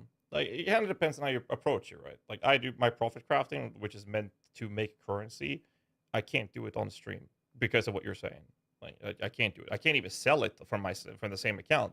I have to use other people who nowadays have to use a secondary account because people search for their account names to track what they're selling. Like, see what I do. Crazy. If I do profit crafting, so it's actually funny what people tell me, because I do much lower end profit crafting, like buy fracture, use essence, sell, right? Something like that. I have all of my stuff on my website, and I actually have like went into other streamer discords to check this. There are people who talk about profit crafting who don't play RF, who literally use my crafting tips to sell to RF players. It's really funny. It's so funny. No, it's super good. If a build is popular, that's a good way to make currency. The more popular the build is, the more money you'll make. Yeah, like for example, for scepters, a lot of the time it's hard to get like entry level scepters. If you list a scepter with like 100% plus increased fire damage, it sells. Yeah, because that's how people are searching, right? They do like the little pseudo search, and it just pops up and sells. So you could like literally, you could buy any scepter, use a minion essence on it of like fear on T1, craft fire multi, make 20C. You just literally list scepters for 20C that you're spending like 4C to make.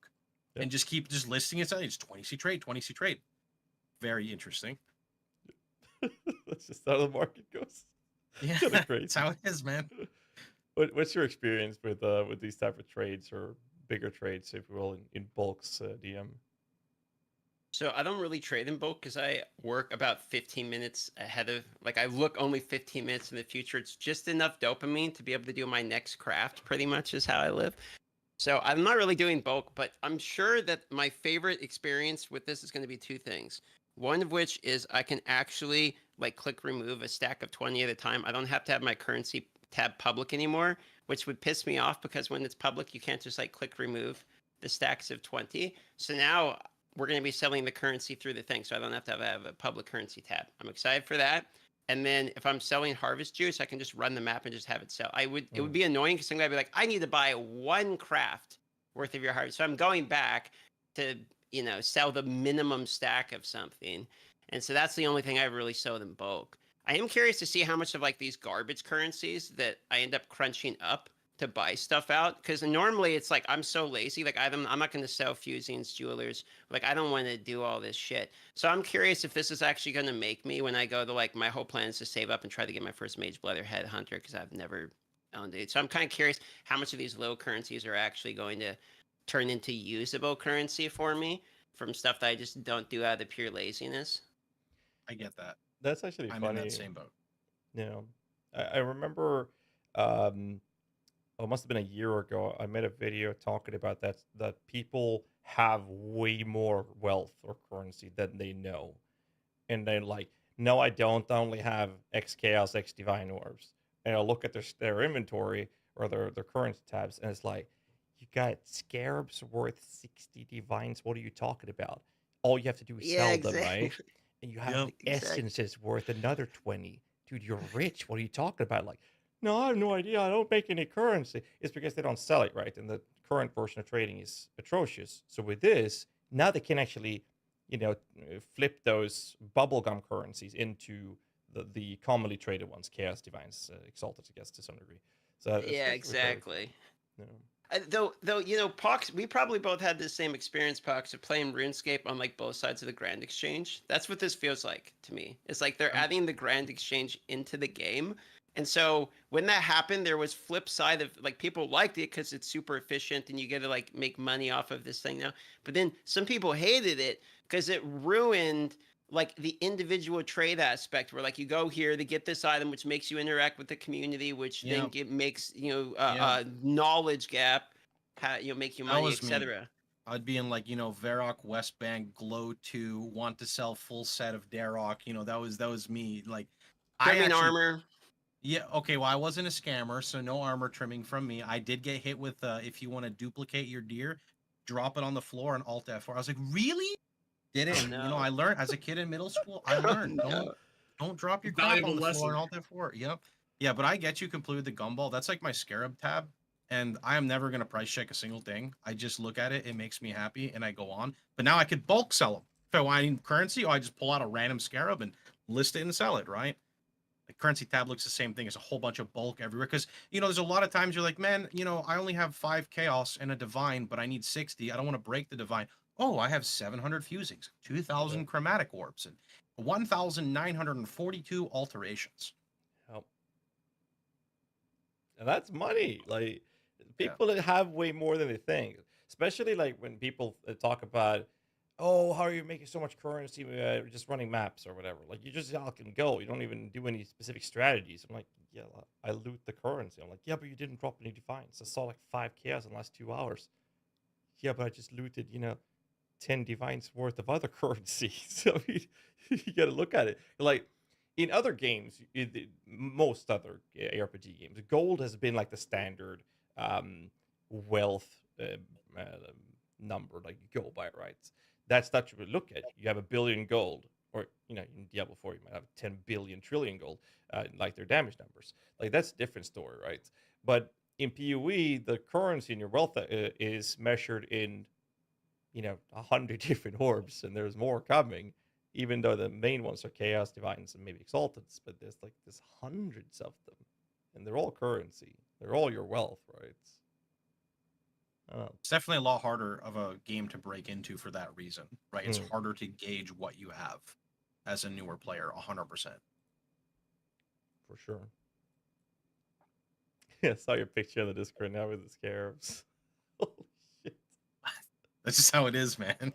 It's just all random. Because I don't know. I don't like selling gumball. Actually, what I do towards the end of the league, whenever I'm memeing around, like testing interactions, I'll just like send a trade whisper, and however long it takes them to invite, I just start like pulling out random currency and like adding it to the trade. So like, I'd like to buy your item for 1 Divine. I'll give them 2 Divines, and then like an inventory is Scarabs.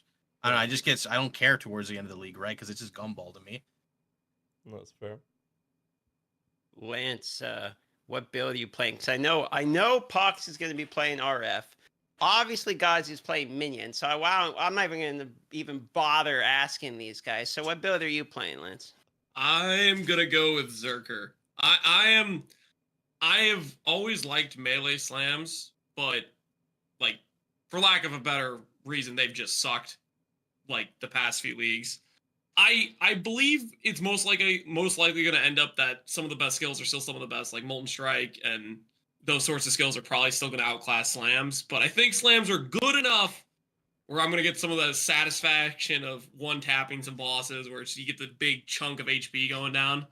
So I'm just going to go a few automated exerted war cries, maybe one I'm actually doing myself, and then just hitting ground and making lots of monsters go up in smoke in one hit. That's the hopeful plan. We'll see if it actually works or if it ends up just sucking. That's the other part of it. You know what slam skill you're going to play yet? I'm leaning towards the ground slam of Earthshaking. I want to do EQ. EQs are like my favorite slam because it's like just a big circular slam that I like that look the most. But I think with Berserker, my attack speed is going to be too fast for the timer of the Aftershock where I'm just going to brick it. So I was like, I probably have to go with a different skill. funny that you say that because that slam skill is the sexiest looking slam skill in the entire game. If you have the Spectre with it. So, you know, we had the alt quality gems before. So there was Forgotten Corpses from Desecrate. That one is a mixture of different abilities with different color themes, and they're using that slam. Well, they're flicker striking, landing on the ground, and that effect of that slam happens, but in purple color. It looks beautiful. It's insane. You should look it up. Oh, I'll send it to you later, actually. But I think I might know. Did you say the flicker shades? Yeah, I believe that's the name of them, right? That's a double check. You know what's funny about that? I actually made a build with flicker shades like 2 leagues ago because I liked the aesthetics of them. I know. Unironically. Right? I was like, these things look cool. They're not as good as the other ones, but I don't care. They're terrible. It's literally as a cool purple earthquake. Yep. They look good. For me, the best visual looking ability is maybe volcanic snaking. Volcanic snaking?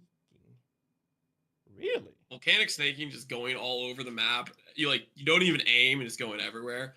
I was kind of bummed out when I came to the conclusion that, holy crap, this only hits like 1 time usually. Because it's supposed to chain around and get multiple hits to like actually have like decent damage. And I was loving it when I'm going through a map. But the second I got to a boss and like only 1 hit was occurring and then it would go off to who knows where doing nothing. That sucks. Yeah, the depression set in a little bit. It sounds like the one of the million iterations of the Dancing Dervish AI issues. Have you seen that video where the complaints of it, where they did a Shaper map? So once you do the first phase of Shaper, you have to go through the gauntlet to the next one. So once you enter the first gauntlet, your weapons would be like, I'm out of here. And just bolted, trying to get to Shaper on the other side of the universe. And you're just standing there and be like, yo, guys, I got a gauntlet to kill. So you had to stand next to the boss that spawns the portal and just click Convocate.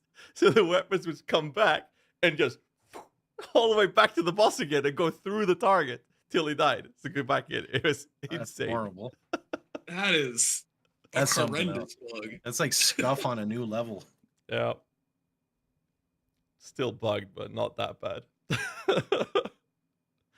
So the new league mechanic is very interesting. Like me and Dean were talking about it before the show, and it's like I just love this whole passive progression approach. I want to hear your thoughts on it. We can start with you, Pox. Like, what do you think, or what's your take on the passive progression approach to the league mechanic? Are you excited?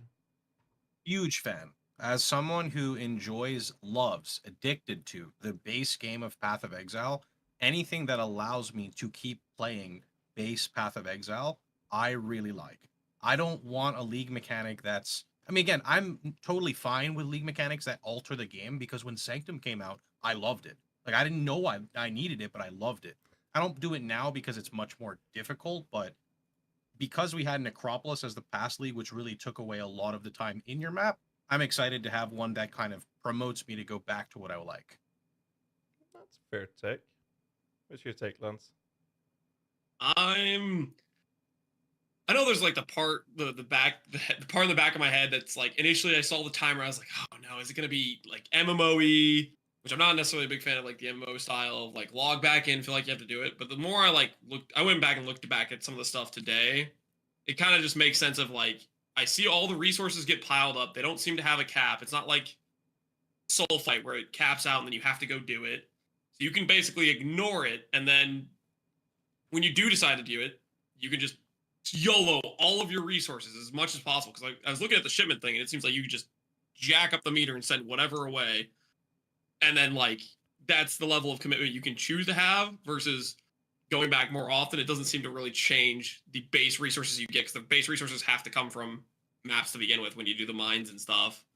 So I'm honestly kind of really excited about that little, I'm in a map and I see the little notification, your shipment has arrived. I think that's going to be a nice little like, dopamine kick. Like, oh, what do we got now? You know why? Because you don't have to right-click and invite them to your party. You just go when it's convenient for you. That's not really, but yeah, it's. I like the idea of the dopamine kicks. Like, it's such a small thing. Like when it comes to mobile games, the type of mobile games that I liked playing when I did was games that was like, hey, I'm gonna build 1,000 troops of this and that unit. Yeah, come back in 2 hours. Minus the paying to speed it up process. But like I like that kind of game experience because then I could do what I think is fun, and then I'll get a notification be like, oh yeah, that building's now done.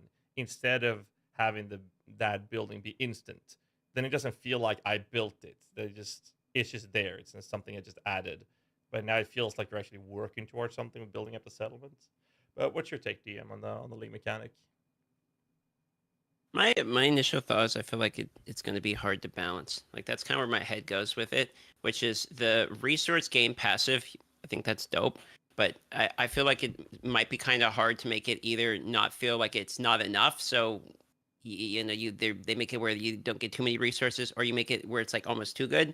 Like trying to hit it right in the middle where it's like not too many passive resources are being dumped, and not so good that you feel like you're wasting your time doing other things. You know what I mean? Like hitting the balance, I feel like is going to be.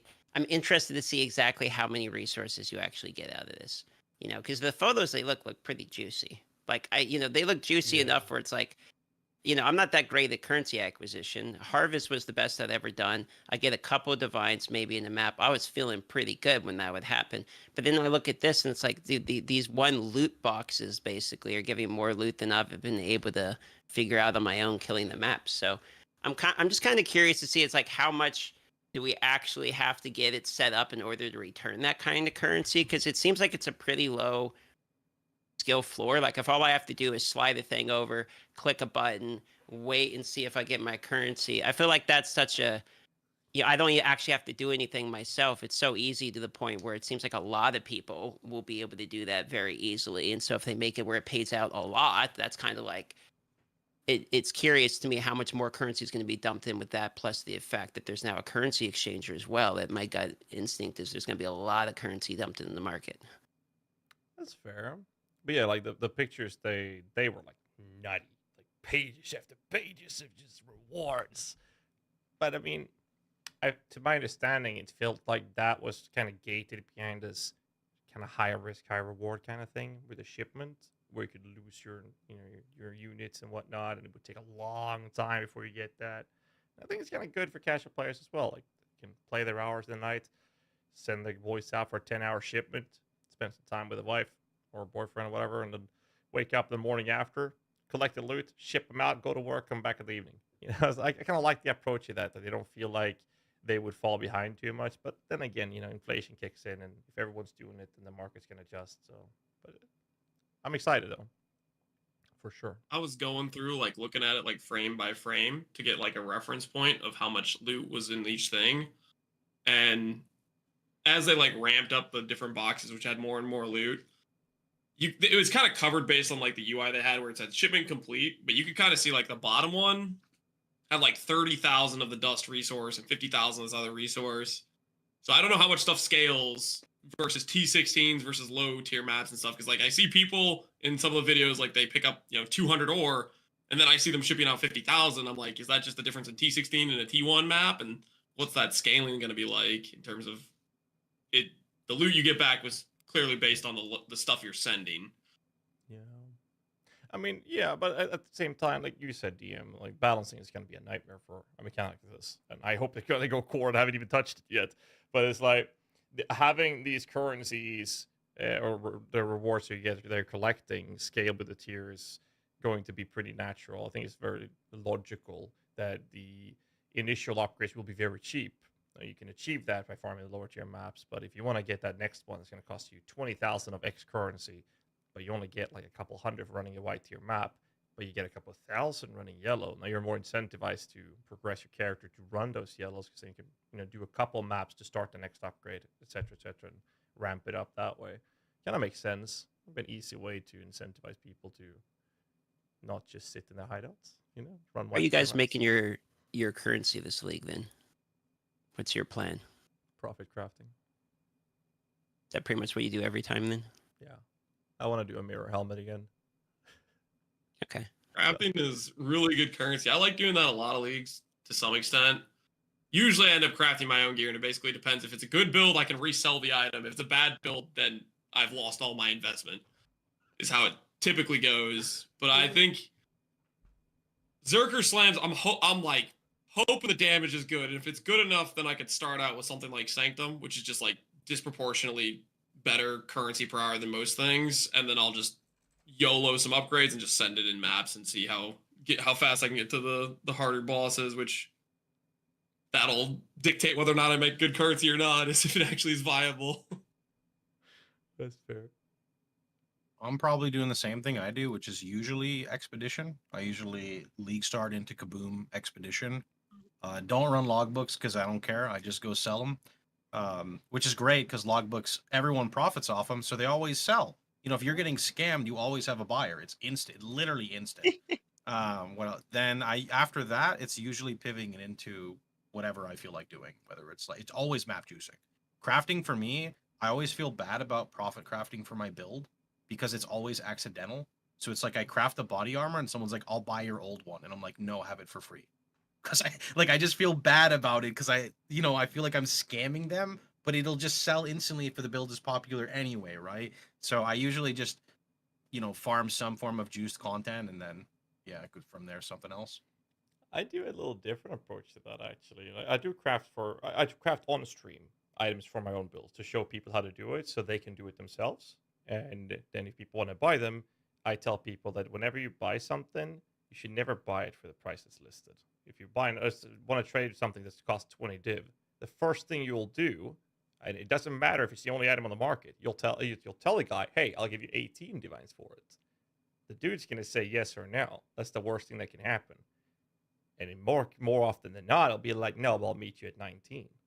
Now you just saved one divine. That's like, I don't care if I'm sitting on 50 mirrors in my inventory or in my stash. I will do that on most trades I do. And you will get more currency doing that. So I tell that to the chat. Then they do that to me when I craft items. Right? So I'll be like, yeah, okay, let's a little discount. But no, what's really good though when you do craft for your own builds is that other people do it, and then those markets gets completely crashed. So there's barely any profit. So people following the guides now have cheaper items to buy. That's true. So what about you, DM? I'm going Omega Lottery Jackpot Dopamine. That's what I'm going for. So I'm going for Blight because I just want to get double anointed amulets and then see if I get an Omega one for sale. So that's pretty much my plan. That and farm the prismatic oils. I feel like everyone's going to want the new anoints. So, and I don't think people are going to want to farm Blight as much because it's kind of a lot different this time if you look at it. And I want to know what the salvage is too. They say you can salvage the towers, but it doesn't say what you salvage into. It just says you can salvage the towers, right? So is it oil? That would be great. I'm guessing oils because they remove the +1 oil node on the tree. So I feel like they want to get your oils back that way, but I don't know. And this would also make it so players are more incentivized. Oh, they also removed oil extractors, which help get oils. Yeah. This would make it more incentivized that players use the towers because based off the level of the tier of the tower, it said you get more salvage rewards. So like people who are actually, doing the league mechanic, like early game when maybe you need the towers a little bit more, like the little CC tower setup. So I don't know. I feel like that's what it is, but I don't actually know. I'm hoping not everyone goes Blight this time because, like you're saying, extractors are gone. So maybe people are like, well, I don't want to just gamba the try get prismatic oils. And then when I do get one, it's going to be worth a whole giga bunch. Yeah, God damn it, no. Everybody will need oils, right? It's just like essences, right? Every league launch, essences are really good money. And then everyone's running it. And then it's not good money at all. And then everybody stops doing it. But now the essences are out. And now the crafters wants them. And now essences is really good money again. It's actually so funny, the curve on it. I also hate you, by the way, GHAZZY, because you dip into my market. So you make Essence of Horror a lot. What league was it? Essence of Horror was like 37 chaos per or something. I think it was like bugged on league start. And then you also dipped into it after. So I wanted to I was like, maybe I'll go for a mirror tier helmet. Oh, Essence of Horror is 37 chaos each. That's like, 4 or 5 for a divine. Yeah, no thanks. Yeah. I was like, what is this? This is crazy. We're going back to that cleansing the market topic. That's the one currency where we do that with, or we have to do that with, well, till now, to do the mirror helmet for Minion builds. We use that there as well. Yeah, that makes sense, yeah. Oh, man, that's actually funny. That's been like almost every league for the past 5 years. You think for your big Giga Crafts this league, are you pretty pumped that Recombinators are coming back? Do you have any ideal crafts you're thinking about doing with that in mind? So, I like numbers. I'm a nerd. So, Profit Craft is all about looking at dynamic and static craft costs and finding the average craft cost and comparing that to the worst sellable outcome to have a good margin. I feel like Recoms is basically div card Gamba for the most part. At least if you're gonna make it like big things. Like I'm not gonna shove a double influenced bone helmet in there and then having like the scrap little, silk hood on the other side and be like, yeah, this is still good. This is a 50-50 I'm okay with. No, that's insane. So I like it, but it's more for the fun of it rather than the efficiency of it, I think. Fair. I'm definitely addicted to the Recombinators like a drug. I'm an absolute addict to the 50-50 and watching the mods pop in one by one. The fun every single hit just straight into the veins. It's gonna be even worse this league for me with Reflecting Mist coming back of just like that's just too many dangerous things for my addiction. You don't even need the Orb of Corruption anymore. Look at that. Or the Ball Orb. Yeah. I think I remember watching your video, Lance, on how to like weigh the odds to get the mods you want from Recombinators. I'm pretty sure I remember that. Because I was like the same guy in the boat. I'm just like, oh, okay, I got this piece of gear and I got this piece of gear. Maybe if I put them together, oh, absolutely not. That's not. I mean, like sometimes it works that way, but when you're actually putting investment into stuff, like trying to get like your, double fracture, triple fracture with like the specific crafted mod, and then you realize you could get multiple crafted mods, and I'm pretty sure I watched your video on like mathematically how to go about approaching so you get like the 3 mods you want. So I also am very happy for this though, because on the lower end, since you do use gold for it, which I think is good, right? I think it was gold and like review the resources. Yep. Yeah. For builds that have screwed up itemization, that's really hard to craft. Example, RF scepters and like +1/+1 amulets. I think this is a really good way in SSF specifically, where you want to identify items, because if you don't have a fractured base, it's okay to like identify these harder difficult items, and you find +1 all spell skill, and then you find your +1 fire. And you do have a chance of getting them together, and like, what are you wasting? Nothing, because it's not crafted yet. So I like it for that idea. Same thing with scepters. Like sometimes you just randomly identify +1 all spell skills. You're like, holy shit, that's so rare. But the scepter doesn't have any value. So you can just hold it. And this is literally what I did in SSF or in Sentinel League. And then I recombinated and got my +1/+1 scepter, which is huge because that is a nightmare to craft. Even in Trade League, it's a big currency sink. I might be dropping a bomb, Eric. Like, yeah, okay, so one guy in the chat just mentioned it. You remember which league was the recoms in? Sentinel, right? Sentinel. Did you play that DM? I was not here for Sentinel League. My first league was Toda. Oh shit, right. So what we did back then is we equipped a chest piece called Cloak of Tavern, Riley. And it gets insane. What it does is it makes magical item drop identified. So now your loot filter will look at the mods and like be like, yo, if it doesn't have those mods that are worth something, you're not gonna see it. But you're gonna see +1 amulets popping up all over the field, and they sold for so much currency because people use the recoms for it. There's so many things you can do in this league that's coming out now that's gonna be attractive to make currency with or use for upgrading things. I don't even know where to begin. It's absolutely nuts. But DM, do you know what the recoms are doing, or are you familiar with the mechanic or heard it? It's a new mechanic. I mean, It looks like it just meshes 2 items together, the best I can tell, and basically it's just a lottery on which affixes and suffixes you get. I'm assuming on the ones on 2 items, which ones you get from here and which ones you get from here, which items are making them. I'm guessing because I've never seen the mechanic. The main thing it's used for is making like double fracture. That's like the baseline easy crafts you can do, but generally it's just all about taking like a mod you couldn't get somewhere and then putting it on an item you couldn't get it on. Like a good example is suppress on energy shield gear or suppress on armor gear. Stuff like if you do your armor stacking jug again and you're like, how can I get some suppress on my gear? I have to use all these evasion pieces. You don't. You can transfer that mod that couldn't occur naturally onto the armor piece. Okay. So it sort of makes the base not matter in the leagues that have recombinator. Yeah, a little bit. Gives you a little bit more power to bases that would be like worth less value to some extent or targeted for different things.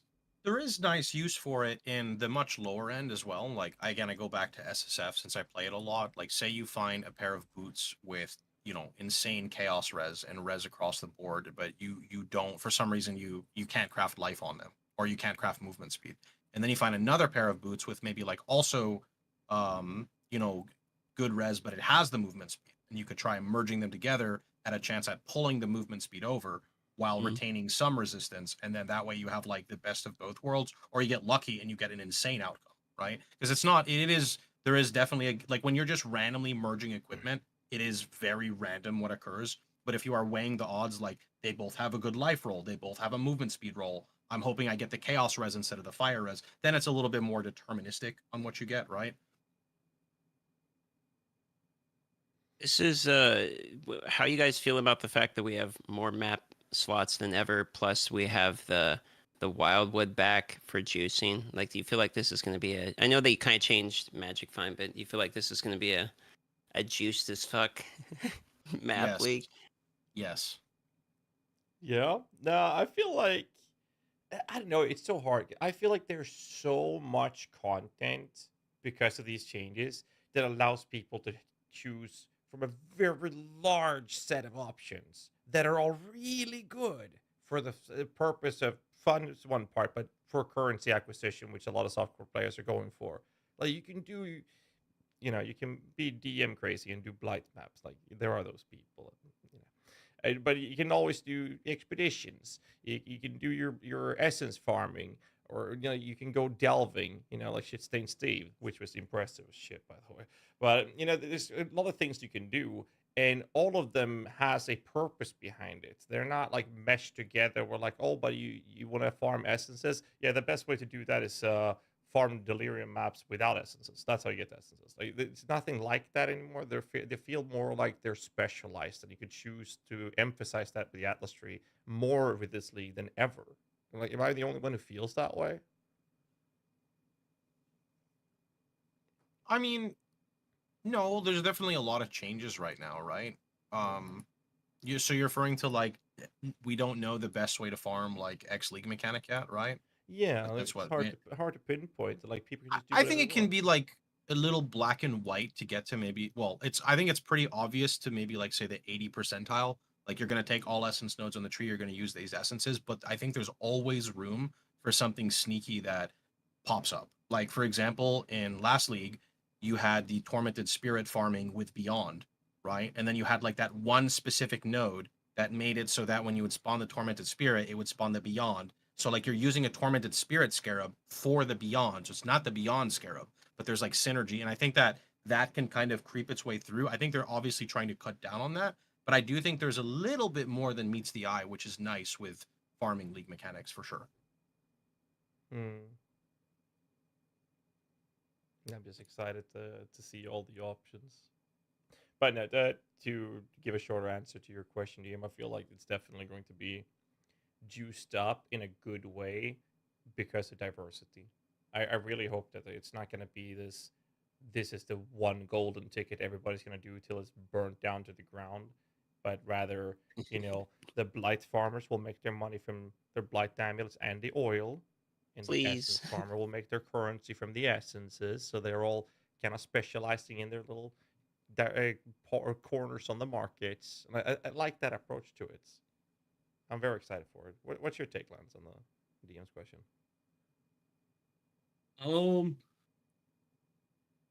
I feel like there's always, as long as they keep having mechanics having at least one unique resource that's kind of like pretty tied to them, then there's always going to be some level of you do have that thing that makes it value. Like I think the example I thought of, the most obvious of this is like Ultimatum. They initially added it, and everybody was like, "Yo, this loot is trash." But then a couple guys were like, "I'm gonna farm it because no one else wants to farm this because it's super dangerous and it's RNG to some extent of like what stupid mods they give you depending on what stuff you're doing." And then it turns out it was really valuable per hour because they were selling their catalysts for like ridiculous currency. Yep. Like I think I paid 3 divines. I don't know if it was 3 divines, but like for example, like the tainted catalysts, I think they do drops like 10 of them if you get the ultimatum guy, and they were selling them to me for like 1, 2, 3 divines or something to pop. Because I was like, I need this for my amulet. I don't want to go farm ultimatum. I was advocating ultimatum actually in the league. Everyone hated it because RF Chieftain was really good for it because you just go 90 all res, full fizz taken as, and then you go Defiance of Destiny, you AFK all the content, and it's literally just free. And the best part about it, you don't need an atlas. I ran white maps with Wellspring of Creation just to make it easier. To literally AFK, like actually AFK. And Chieftain ignores like 3 extra ultimatum mods. And in SSF, people were like, what is with your catalyst stash? And I'm like, oh, well, I just wanted to see what you could get from it. I mean, I think I got, this is without the Scarab, I had like 14 bosses. This is before they introduced the one for the guaranteed one. And I thought it was good because I think PoE is in a unique scenario where, because there is so much currency, and as Lance was saying, things are tied to specific league mechanics. If people deem something shit, and it's such a meta-driven game, and people stop doing it, that makes a demand. And now all of a sudden, there's a reason to run it because no one else is doing it. Somebody's going to want to buy it. That's just how it is, especially when it's catalysts, right? Yeah. Especially now with the whole currency exchange, where people who couldn't be asked to sell their items or the bubblegum currency they're now incentivized to do so. I feel like it's going to be more of a situation where people are like, I do this because I think this is fun, and I will make currency because whilst having fun. And well, you still have the meta gamers, but I think we're going to see more of that with a spread of people doing the mechanics that they enjoy the most. But obviously, like you said, it's something, we talked about essences, super popular or super good in the start, then it's nothing, and everybody stops doing it, and then back here, and then we go again. So it's going to be fun to see. And I don't feel like we've had this type of diversity in terms of like juicing in that sense. But another part of your question, DM, you talked about the 6 map device slots. And that kind of leads into like the scarabs, right? I was never really a big fan of like super juicing with scarabs. Like I chucked in a bunch of them every now and then, and I had fun with it. But I like, as soon as there was like a big combination, like you talked about the Torment of Spirits with the Beyond thingy and stuff like that, I think that's really cool. The problem I have with it is as soon as a good strategy is found, it's like, this is the meta, and all of those scarabs skyrockets in price, and like, yeah, you gotta be there when it happens to make the most out of it. So I'd rather just do my thing and then sell the scarabs to those people that are doing that. That's kind of like how I do it. This is gonna sound dumb, but like anytime it's guaranteed currency at like per hour, I immediately hate it. So if it's like, if I know that I can make between like 1 and like 50 divines an hour, but complete RNG, just complete RNG gamba, or I can make like a guaranteed 45 an hour, like I'm always gonna do the 1 to 50. Like I don't care. And so the whole like, this is the best meta, it's guaranteed to be the most money. As soon as that type of thing arrives in almost any game, by the way, like the whole min-maxing thing, we could be talking about RuneScape Go, the acquisition, like it's the same thing for me. It's like I immediately get bored. Like I want to have I don't want to go like clock into work to make a guaranteed per hour. I want to just play the game, like whatever I find fun, and then have a chance at like popping off. Like that's always exactly how it is for me. So I don't think I can, if it is super juiced and it's like someone figures out, okay, well you wear these 3 scarabs and with this one on this map, and then you have exactly 42% whatever, and then it's a billion divine. Like I'm just not gonna do it. I kind of like that. Hey, sorry. I resonate with that a lot. One of the, like, a lot of times I'll be streaming and I'll have people come in and they'll say, what's a good mapping strategy? They'll ask questions like that. And I have such a bad time answering that question because my brain just wants to go, I don't want to tell you what to do because I don't know what you find fun. And I just like, I just want to say just YOLO something, because for me, I'm always just swapping around to different things. Try a boss here, respec my Atlas halfway. It's completely disjointed. It was half a strategy over here, and then I didn't have enough respec, so I just started doing one thing and left the other thing like it was. And just try what looks fun, regardless of whether or not it's going to be the profitable way or not. That being said, though, I have been tryharding Sanctum on League Start, so maybe I'm being a bit countered by my own. Explain money. that to me, because I always hear like I tried Sanctum I did one run of Sanctum ever. I made like 3 buildings in or something that I immediately got destroyed. So what is the deal with Sanctum? Everyone always says Sanctum's like where all the money is. You're like just printing divines, 50 divines in a day, 100 divine, no problem. Just go do fucking Sanctum and you'll be rich. So explain to me Sanctum and why I keep hearing about this being an absolute just money printer. So Sanctum is basically, it doesn't really have much of a specific reward based on its like mechanic. It has relics, which is like some level of loot, and then everything else is just raw currency. So like the big hit doing Blight farming is you're farming gold oils, prismatic, that sort of thing. The big hit for Sanctum is just a divine. It's just raw currency. And like early league, raw currency is like so valuable. Like your first few chaos, you can buy rares that are just like insane because everybody's picking up stuff, IDing stuff. The market's kind of crazy, and raw currency is really good. Sanctum, however, after the first few days, you start getting a scenario where all the people that are running Sanctum need to buy various uniques or different resources from people that are actually playing the game. Like I was in Sanctum till like 90 something last league. And then I went and I bought the guy who farmed a Brutal Restraint from doing Legion and mapping, and I hadn't killed Katava yet. And basically what ends up happening is it tanks in value after a week or something because its proportional value compared to the actual resources that people want to buy goes up. And then I think it rebounds at some point when people stop doing Sanctum because Original Sin becomes basically a mere tier drop, which is the super rare relic. And it becomes more of like a lottery situation where the raw divines doesn't really keep up with other strategies, but you hit that one original scripture and you've been running 500 Sanctums and all of a sudden your total loot just doubled from the one drop, and it spikes it from a good to a decent to a really good return based on the time. But it's mostly just like raw currency, and you need a lot of damage to do it. And there is also, go ahead. No, go ahead. I was just going to ask. I was just going to say one nice early thing about Sanctum, similar to Expedition, is all the raw currency Lance is talking about too. Raw chaos at the start of a league can very easily be invested into divines at maybe, I don't know how, 30 chaos each, 40 chaos each, 50 chaos each, before divines have had time to actually go up in price. So it's a very easy time to just invest your raw chaos into that and then watch it, in the matter of 3 days double. Yep. This is some crypto bro talk right here is what I'm hearing. Get your money in early. It's not like basically like chaos. You snowball. Yeah, like chaos orbs and divine orbs are like the golden standards, right? But since like there are no divine orbs on the first 5 minutes, well, actually no, there is no divine orbs in the first 5 minutes of the league launch. That doesn't exist. So what happens is the inflation is gonna kick in hard, and it runs fast because of people doing investments with it. But this happens with everything. Like for example, the Essence of Horror that you talked about. I don't know how many times I've been like, I'm gonna craft a mirror helmet, so I'm just gonna buy Essences of Horror now that they're cheap. And then I'm like 5 days later, you know what? I don't feel like doing it. I'll sell them in a bulk. It's just quadrupled the investment.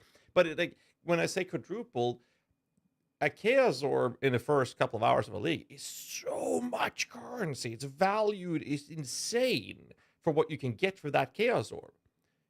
But the inflation is hurting it. So normally people want to do investment buying things that goes up in value rather than diminish. And Chaos Orbs are going to diminish in value. So that's why you'd always want to get rid of your Chaos Orbs and buy something else that's going to cost more later. So the quantity of Chaos Orbs goes up later. So that's basically what a lot of people are doing. I have an economy My favorite thing of the league start with like the crazy inflation is I can't compete with the guys that want to play 16-hour, 18-hour, 24-hour session. I need sleep. So I end that first day at like the 10 hours or whatever when it's about midnight or whatever o'clock for me. And I go, okay, I got this much currency. I'm going to go buy some Grand Spectrums. I'm going to buy a Synth Int Ring because no one's freaking trying to buy this right now. And then I'm going to wake up tomorrow morning and then see if my investment's paid out. I always like try different things. Some things that doesn't work out. Other things I cash in big. And it's a fun little investment to then go to do before bed. Do you feel like this league is going to be way easier for people to exploit a certain niche? Like now you can buy everything automatically. So let's say you're some dude who snowballed from the beginning. You have like 50,000 divines you're popping off. You find one of the like more niche least traded items on the currency exchange. You buy out the actual entire market and run it dry. And then instead of having to like price fix or whatever at the top, you just buy literally all of them because it's automated and you set your own price. That's what I was referring to I feel before. like there's a good chance. I think that that will not happen early on because more people will engage with trading. So you're going to need ridiculous amounts of wealth to pull it off. Compete. But reaching ridiculous amounts of wealth, if you know what you're doing and you have experience with it, is a lot of work, but it's not impossible. And if you then combine that with, a group of people, now you can truly become some really pesky bad actors on the market. Does it have market manipulation is Yeah. a problem that happened in RuneScape too. When the Grand Exchange opened up, eventually they had to solve it by adding tax fees on the either end of it, so you couldn't influence it. But you could very easily find the margins in it, buy and sell, and then drive prices up as a big group of people if you have enough currency. So I'm super curious. Like the only thing we have is gold, but that's not tied to the price of the currency we actually care about. So we're not getting a percentage shred of like the chaos we're spending or something to a point where you can't manipulate the market. It's just gold, which in and of itself basically has no value. It's just the thing that we have to do in order to be able to trade. So I'm kind of wondering, like big groups, like you're saying, could very easily influence this market if it's all quickly tradable. And you have a big enough, really, it's going to snowball, right? You'd have a big enough pool, you take over one of them, and you take over the next one. I think it's going to be very hard to do. It will require tremendous amount of wealth, but because of the gold, it also requires those individual characters with that currency to have farmed enough gold to pull it off as well. So that's also a big factor, right? And because of that and how the market will work, it is delaying that. It will inevitably happen. But what I think it will be a higher risk of happening is something similar, but not targeting saying, hey, that market will do that, because there needs to be a demand for it, right? What I think will happen is we're going to have people that hit a really good amount of wealth, then look at streamers, YouTubers, and Reddit to find what is the next meta build. Oh, it's this one. What is used to crafting the most mandatory item for those builds? Oh, it's Essences of Insanity. And you guess what? Let's just triple the price of that and buy everything, because then the demand is automatically going to happen. And we see people do this with builds in general. I'm not sure if you guys remember. I'm sure you, Lance, remember at least when Poisonous Rest got popular. Severed in Sleep, the Covenant went from trash prices to multiple divines over the course of like 3 or 4 hours. Those 3 hours, if you have a lot of currency and you can instantly buy it from an auction house, the market will be gone and the prices will be 5 times as high. I mean, regular items are still normal trade, so it's going to be stuck to the... Yeah, that's why it has to go one step further, right? Like a popular build emerges, something that's crazy, and then they'll be like, oh, it needs... It would be dependent on the key crafting resource, like the special new runes based on whatever... Yeah, because crafters, like high-end craft is tied. Yeah, profit crafters will want to make money. Oh, this build's getting popular. Let's profit craft the items that the build's using. Oh, it needs to do this. Checks the auction house for the crafting material, and we have a group of people who just quadruple the prices on those things. I'm like, okay, that's funny. So I think that will happen for sure, but I don't know. Are you guys concerned? Like, Pox, are you concerned about this happening? Like, I think it's inevitably will happen. Though. Concerned? No. Do I think it will happen? Absolutely. But I would rather them take the risk than us still being stuck with the old trade system. Agreed. That's how I feel. You know, like every time Chris Wilson kind of like, and I love Chris 100%, but anytime he talked about that that interaction between players, I think of the first time I played Diablo 2 as a kid. I still shared a room with my younger sister. I booted up and I joined some random person's game. And they traded me and they did not speak English and they just put in a bunch of loot and I was like, yes, please. And then they declined and kicked me. And I'm like, oh, okay. That makes sense, right? So that's like what the first thing that pops into my head. And I don't care for that interaction anymore. Like, sure, sometimes you get some funny, wholesome moments. Like, for sure, that happens, right? But I just want to play the game, right? So I want to just, spend my money, exchange for currency, and go back to what I'm doing. Wanting to play the game in 2024. What's wrong with you? Or in concept, 100%. You just get people to play the game for you. I mean, just get your own runners to run your maps. True. Yeah, we do. How many? We get 3 of them, right? Didn't they show 3? I'm not sure. Yeah, I don't actually know. So that's their way of countering the bots, the cheaters. Just give it to everybody. Here's your own bots. I mean, would you rather they do this though than constantly? I mean, I'm not going to say it's an excuse. I don't know what happens on game development, but I always hear like bots are going to ruin this if you introduce this. Like that's usually what happens. Is it's because I feel like you can't play around bots. Like I feel like people are going to be piece of shits, and no matter what game we're talking about. So it's like just make the game good and endure what because again, I'm going to use RuneScape as an example. You see what happens when you play around the people that are fucking up the game. Like you have like the limit where it's okay, there's 3,000 gold trade limit, everyone quit the game. Okay. Or you start adding in like, okay, there's issues in the game that we need like monetization or something like Squeal of Fortune, and it ruins the game. So it's like anytime you play around the things that you're like worried about, I feel like it consistently ruins the game. Just make the game good, and then don't worry about what could potentially happen, I guess. But then, I mean, I don't know. Then we run into like the Last Epoch issue where there's dupes and shit that happen in literally every economy and kind of ruins the league. So maybe there's the other side of it. I'll be first and say I think that's more of an Epoch issue. As much as I love the game, there are just a lot of bugs with that game. That's just I mean, yeah, true. But I would rather they take risks, especially with a game that's so old. Yeah. With PoE 2 like on the rise. I mean, I still believe PoE will absolutely be a thing. Not everyone shares that opinion, but I think they should take a risk, especially if they feel that, because Mark was saying that, okay, now we know it's bad because I myself whispered 100 people and nobody freaking responded, right? So he probably even hit the trade limit whisper. It's like, God damn it, I can't do anything. I have to wait. Like now I just can't do anything. So what do you think, Lance? Do you think they should take risks? Absolutely. Like it's like the way Mark put it is like he said we could do something safe, but then it's boring, and I kind of agree. If they add something where it's just like, oh, this is just something we already have, or we know it's this, and it's like something you can actually contemplate that's already tangible to something you already know, it's kind of like, whatever. But if it's something where it's just, holy cow, I don't know how this will really play out, then we just want to see if we can improve something.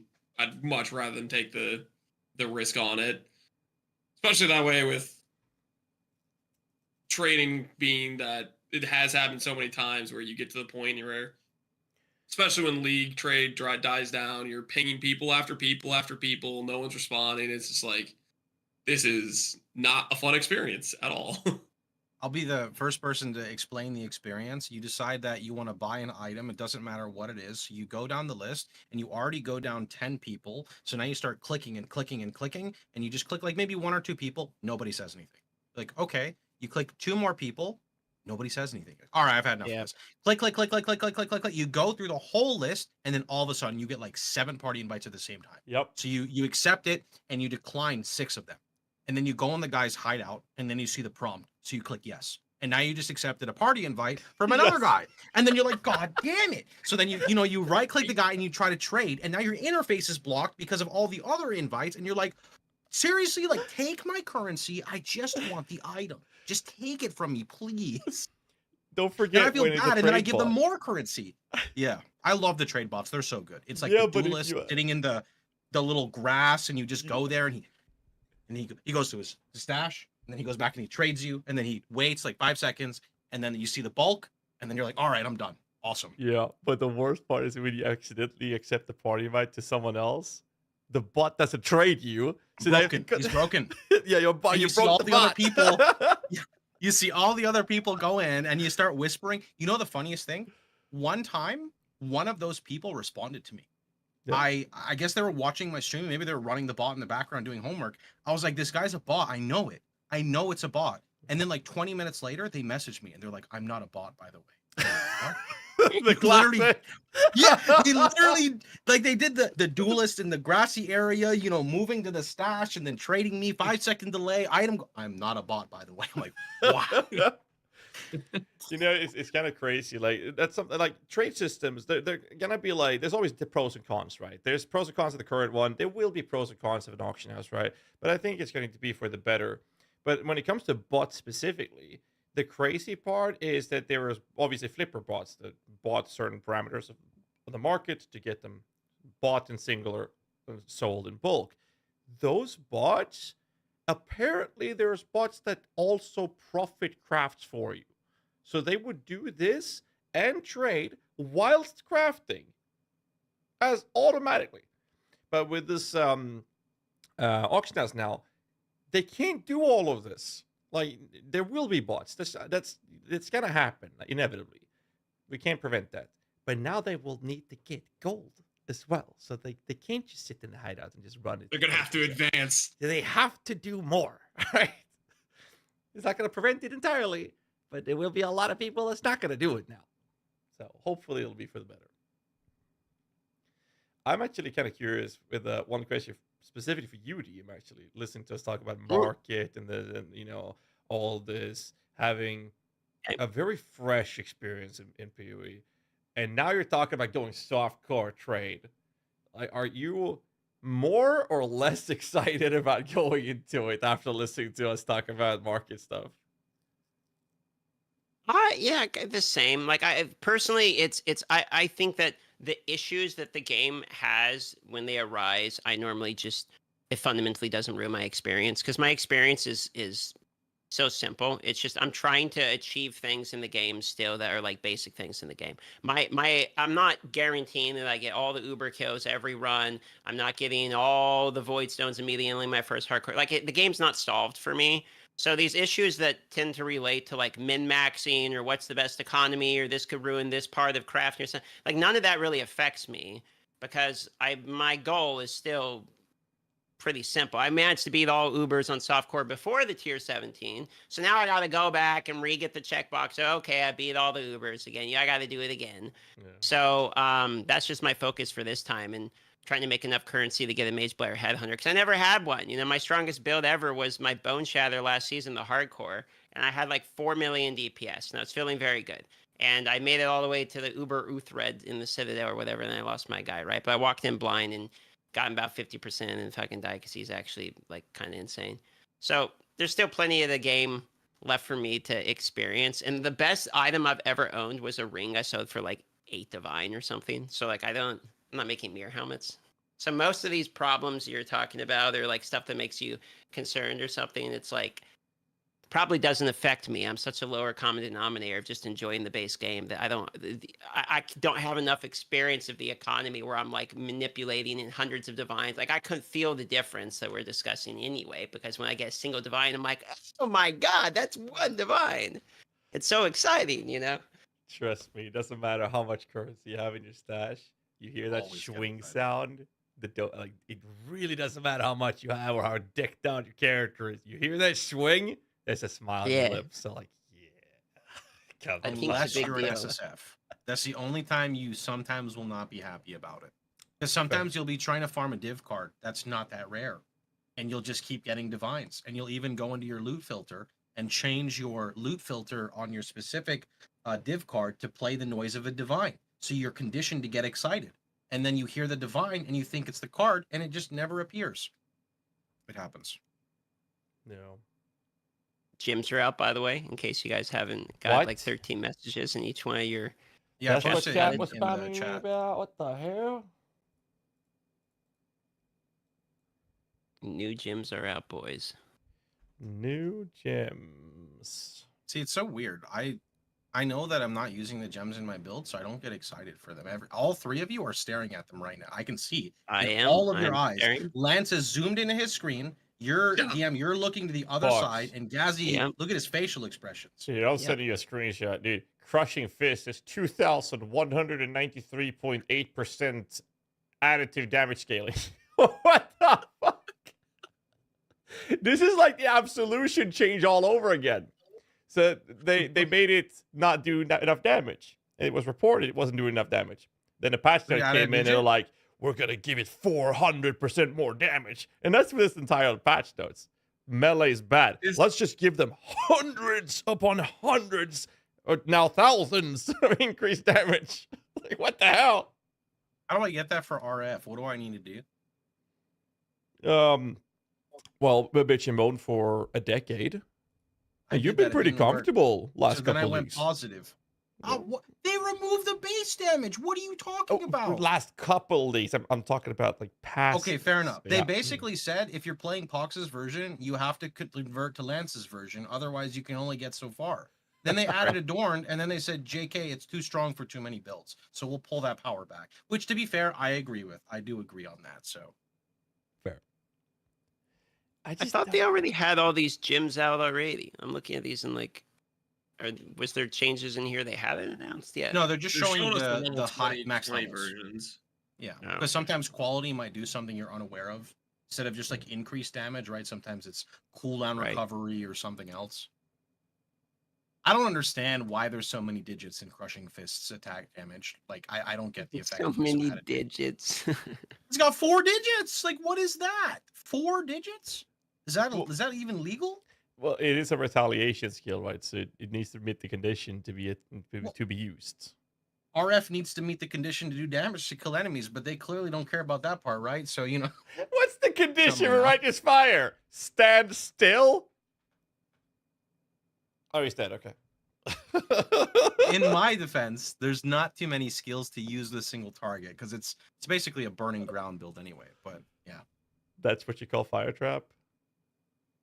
I mean, it's like because there's not many other skills to use, right? Like, I'd use the Scorching Ray. Kind of suck. What do you say, Lance? The other fire not skill options kind of suck. Yeah, I mean, like you can, like, yeah. The problem is like once you are in like maps, like white maps, you can actually use like Scorching Ray and a bunch of other stuff. But as you scale plus level, everything just fails in comparison to Fire Trap, unless you're playing the opposite variant where you're using Scorching Ray for like infused channeling stuff. Does any of you guys know if you are able to block self-damage sources? Say that again? There are sources where you can hurt yourself. Heartbound loop, for example. Are you able to? I do not believe you can. I don't think you can self-inflict blocks, no. I'm pretty certain you can't, right? It's like a sacrifice more than you taking a hit. No, I think you can't. But I just wanted to verify it. So I'm pretty sure it works like you're sacrificing your HP rather than you taking an actual hit that you can block, right? Because like that Crushing Fist, it has RT built in. Well, you said crit. It can't be evaded, but it says that you can use this giga damage ability when you block a hit. All you have to do is just block a hit. 2,000%. And eviscerates 1,300 and you hit twice. Yeah, and Gladiator can reach 98% effective block chance. Is that what it is? What's the? You guys know how to do math? I don't. I just know simple addition and multiplication. What is 75/75 on lucky? Is it like 92? 75. Just 75. It would be 0.25 multiplied by 0.25. Then you would take 1 minus that. You'd reach 93.75% block. Like, just that is already. I want to make a build around that. That just sounds fun. So, let's check that the versatile combatant keystone, and the 2 gladiator ascendancy nodes. 22 points from level 1 and 2 ascendancies puts you at 87% block chance with equipping a shield, no matter what monsters on it. 87%. Just like that. I'm like, what? It's a lot of block. Oh my god, it seems crazy, man. Yeah.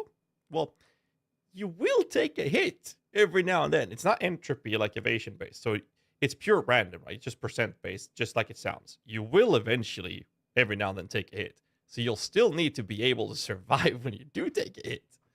But 87%? I mean, Jesus Christ.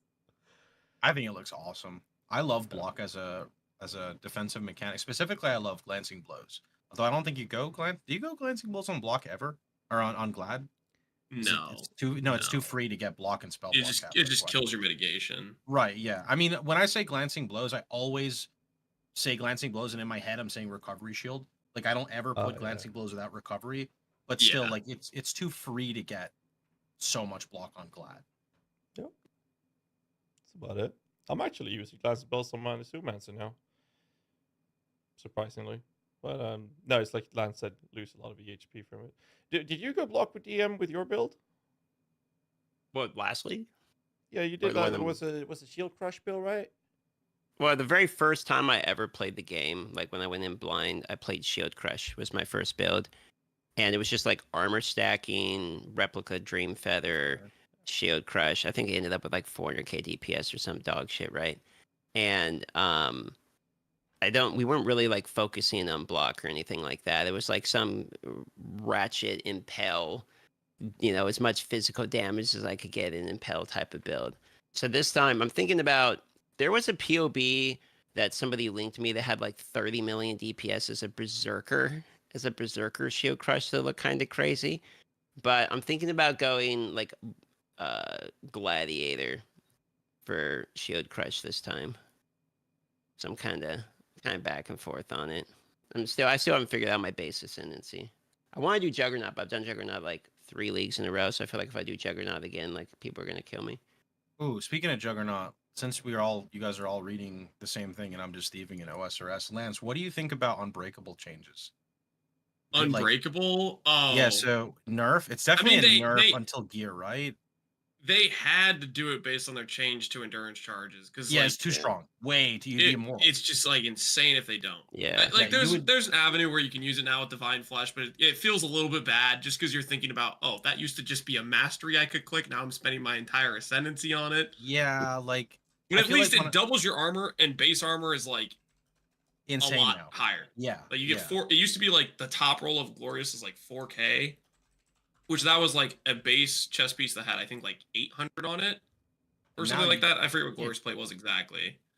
But they showed bases like 1300 armor. It's going to be like 6K armor bases now instead of 4K. Can I say something so funny? So, like, I know because you and GHAZZY are both really good at math, and I'm not, right? I go off of feel.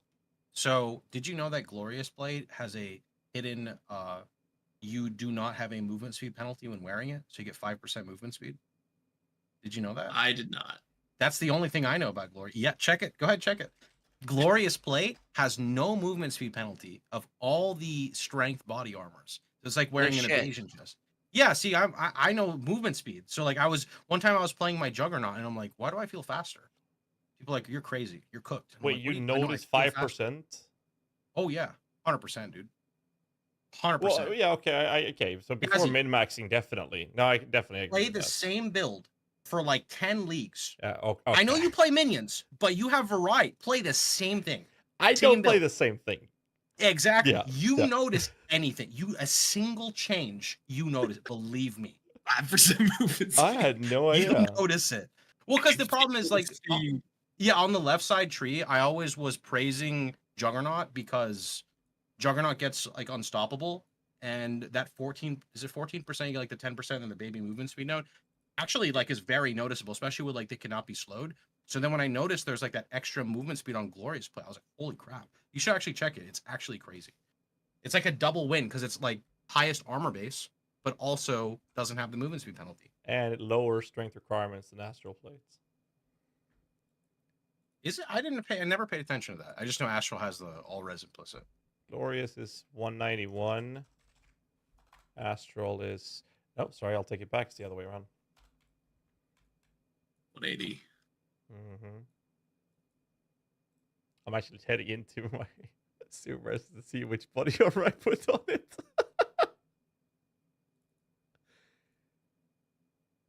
I'm so excited for these base changes in terms of like just to, there's some like a special level of like I can feel more min-maxing, more just number a little bit higher when you have like the top roll of whatever base. And I think it's gonna be pretty exciting for Trickster 1, because I just like those ascendancies with the like evasion energy shield bases. I want to play Trickster so bad. So bad. Dude, it feels so good. It feels like a cheat code defensively. You just cook me a build, I'll farm in SSF, because I always play SSF. I farm for like 3 weeks, I play RF, and then I'm like, I can't go further. Going further just costs too much. So I want another build, but then I never know what to play. I'm like, Trickster sounds cool. The theme of having crazy high evasion with energy shield, the option of ghost dance, spell suppression, and then you have like the recovery mechanic. I'm just like, this is crazy. It's just how do I get the what do I do? What do I do with it, right? Because I feel like I can build defensive layers, but then I don't know what to pair as like a skill, right? I want to literally. It's so generic. Trickster is probably one of the coolest non-minion ascendancies in the game, in my opinion.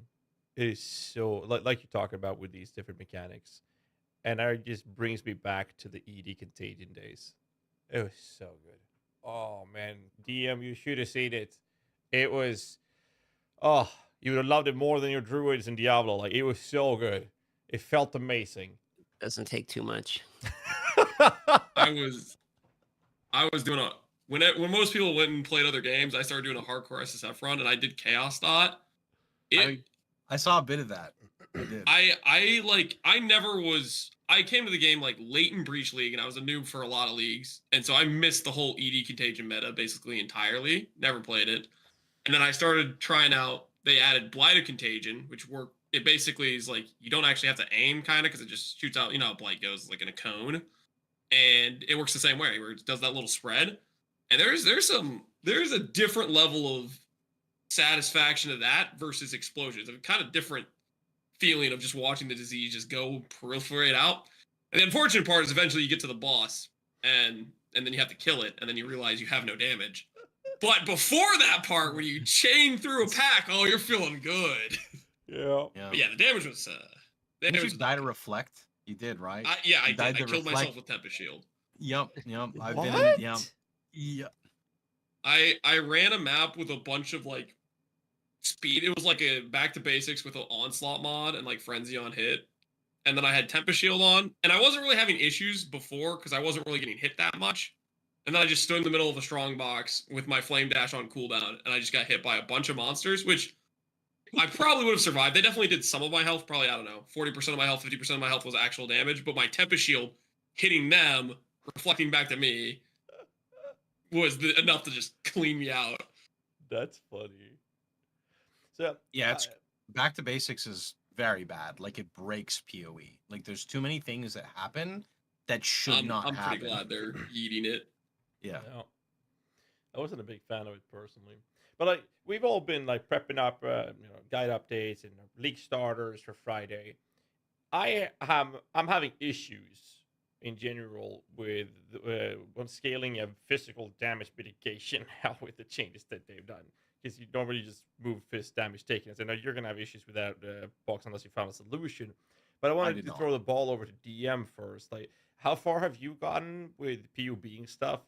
Like when it comes to like finding a comfortable template, if you will, for your PUB, or have you gotten that far yet? So I've looked at a bunch of POBs. I've tried building my own stuff before, but the reality of it is that normally I have to look at like a base template. Like I'll go to PoE Ninja, I'll go to someone's guide or something. I'll kind of look at like a general concept of what I'm going to do.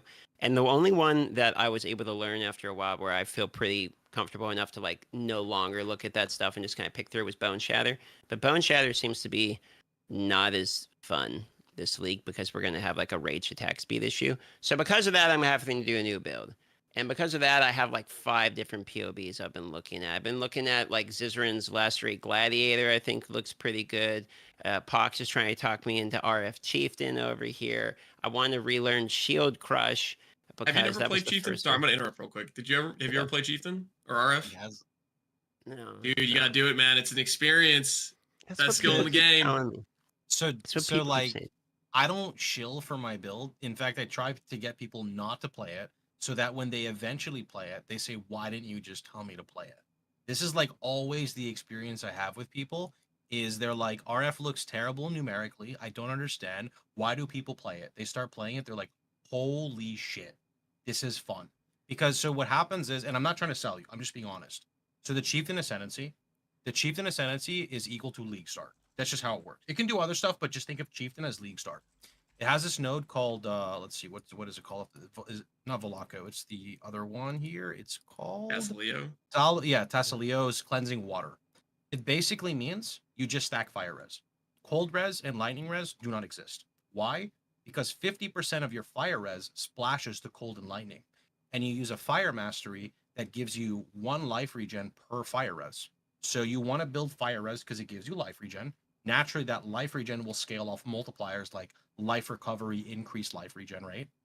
And then your another node on Chieftain, which you don't have to take, but is called Volaco Storm's Embrace. It makes it so your max Fire Res applies to Cold and Lightning.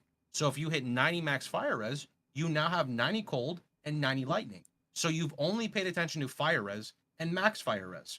And the craziest part here, whether or not you have built the character successfully or not, Chieftain will carry your ass through the whole game because of this other node called Hinakora's Death Fury. Hinakora makes mobs explode for an extra digit on every other explode in the game. You could add literally every other explode in the game and then multiply by 2, and that is the damage of Hinakora. The downside is it's only a 5% chance. The difference is 5% happens very frequently in PoE. Right? Like if you saw that screenshot of a map I posted in the group, there's like 30,000 monsters killed in there. And that's this crazy exaggeration of like a normal map. But the point is that it happens so frequently. And when you remember how the ignite mechanic works, when you make that explode ignite, your build might do 400k damage on day 1. Your explode is doing at least 4 million, 100%. So it's crazy because even if you don't build the character correctly or you're very weak, the explode just trivializes content. And this is good and bad. It's good because your build feels great. It's bad because numerically, when you're fighting a boss at endgame, you don't have your explode. In maps you do, but on like an actual boss, you have to use like gimmicks at that point. So that's where there's like a big trade-off, right?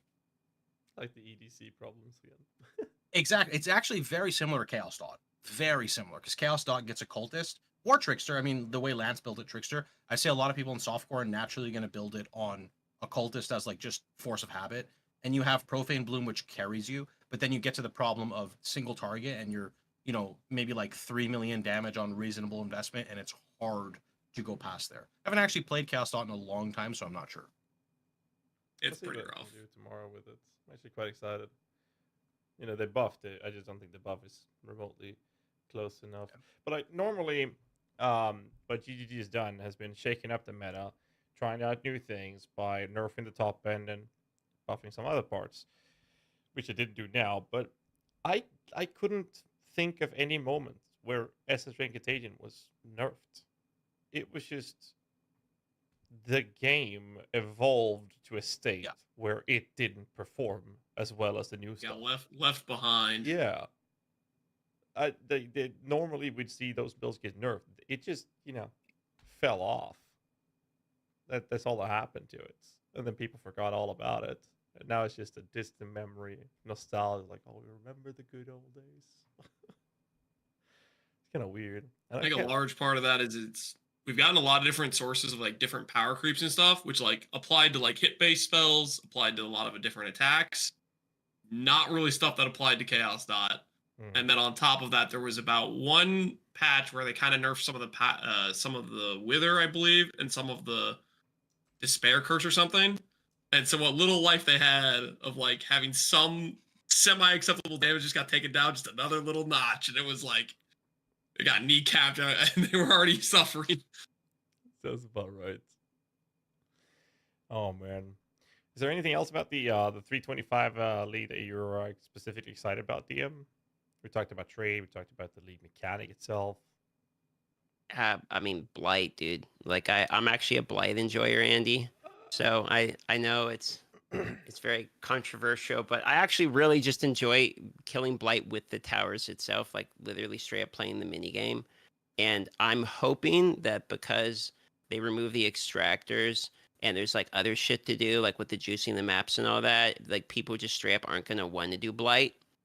And I'm hoping there's not too many, and then I get to be the guy who's selling the oils, and hopefully the double anointed amulets can be like major pog, and some of those could be, you know, worth some serious money. So I'm hoping that's my copium. I also want to know what the fuck salvaging towers do, and it seems like that there's more map sustain. Like if we just want to run blighted maps and blight ravage and stuff, it seems like there's more map sustain from that, from what I was looking at too. So that would be kind of nice because I was constantly running out of those before. So that's my copium I actually want it to be like a pretty fun blight league. I think that, like we talked about before, when very few people are doing something, it's super lucrative. Then when everyone's doing it, the demand just disappears and supply just eats it up, right? And then that shifts and we're back at it. So I mean, if you really like Blight, I can't believe these words are coming out of my mouth, I would recommend sticking to it. Just don't change. And if it's bad price and you don't need the currency, don't sell them for a while. Give it a few more days. You give it a week, and then you sell them then, and it's gonna go up. Like that's basically how it runs. But if you really enjoy it, you should just stick to it. In the end, it's all about. I'm kind of sad we don't have the. This is gonna sound like heresy, but I'm kind of sad we don't have the grave crafting, because that was how I got my axe. You know, like that's how I got my weapon. And now with how good the armor can be with the chest plates, I feel like being able to absolutely craft a Giga Chad chest plate through the crafting would have been pretty nice if I was going to play Juggernaut again this time. But you know, so be it. The actually having to do the grave crafting itself felt pretty terrible. So we'll get you into basic crafting again. Once you get a handle on currency, remember when we were playing hardcore together, and you get the basics of like fractured base and essence crafting. You'll be, I mean, I'm not going to say you'll be happy that corpse crafting was gone, because it was genuinely cool. I know Lance played around with it a whole bunch. Like, the fact that you could, like, predict your outcome was very cool. I do agree. It's just too much for me. It overshadowed, like, everything. I think... I'll go first, GHAZZY. No, I was just going to say the DM has learned basic crafting. We went through that together, me and DM some time ago. I'm hoping you remember some of it. I could make it like an okay item. I don't know about like these Giga Chad, you know, mirror items and all this shit that's going on. And I haven't interacted with all the mechanics, but at least I can make a basic item. Well, almost no one does that. But before I send the ball over to you, Lance, the other part, I just wanted to mention that, like with the grave crafting, I only did it for one thing and one thing only. That was smack whatever corpses I had, and that chose the base item I wanted that I was going to profit craft on normally. So I did that. I didn't like the grave craft at all. What were you gonna say? Oh, I was gonna say grave crafting. I did a ton of. People were making fun about me being just going digging the grave all the time, which I did do a lot of. But from my experience, I always like whenever we have crafting mechanic leagues, I always like just enjoy it for the novelty of seeing what new cool items we can make, which with what it has. But I was gonna say is I don't know if this is an encouragement to you, DM, or not, but you created a Giga Axe with the graveyard craft. The amount of like corpses and the time put into that, you might find with the recombination thing that they're adding back, you probably have a pretty good access point to craft something of that level or even better, given the power of recombinators, double fractures, triple fractures, stuff like that. It gets pretty useful. And I think they made it more reliable by taking out the mutation part of it, which was one of the ways it would not work or have some RNG against it. Is that when it got a random affix? Yeah, mutations like were special mods, downgrade, upgrade, transform, where it would like just change it into some random garbage affix or sentinel mod or that stuff. Which it might still do downgrade, upgrade. I don't know if they consider that a mutation or not. I don't know. It's just the process of these goddamn corpses. And I mean, one would think that I would enjoy corpses, but not these. Not like, no. God damn. How many was it? 50 or 5 million?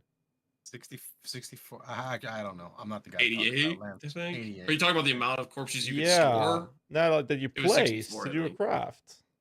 It was 88 for place, I think. Oh, yeah. So basically between 50 and 5 million. Then. So it's just absolutely insane. So to get the 88 corpses, you had to stash 5 quad tabs of corpses to have relevant ones. True. Yes.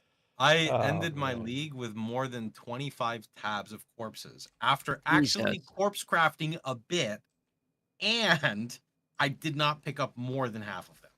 But I also play the game a lot, so it is what it is. Because what happened is at first I was like, oh, I'll ignore them, and then people are like, but it's worth money, and I'm like, oh, okay, I'll pick them back up.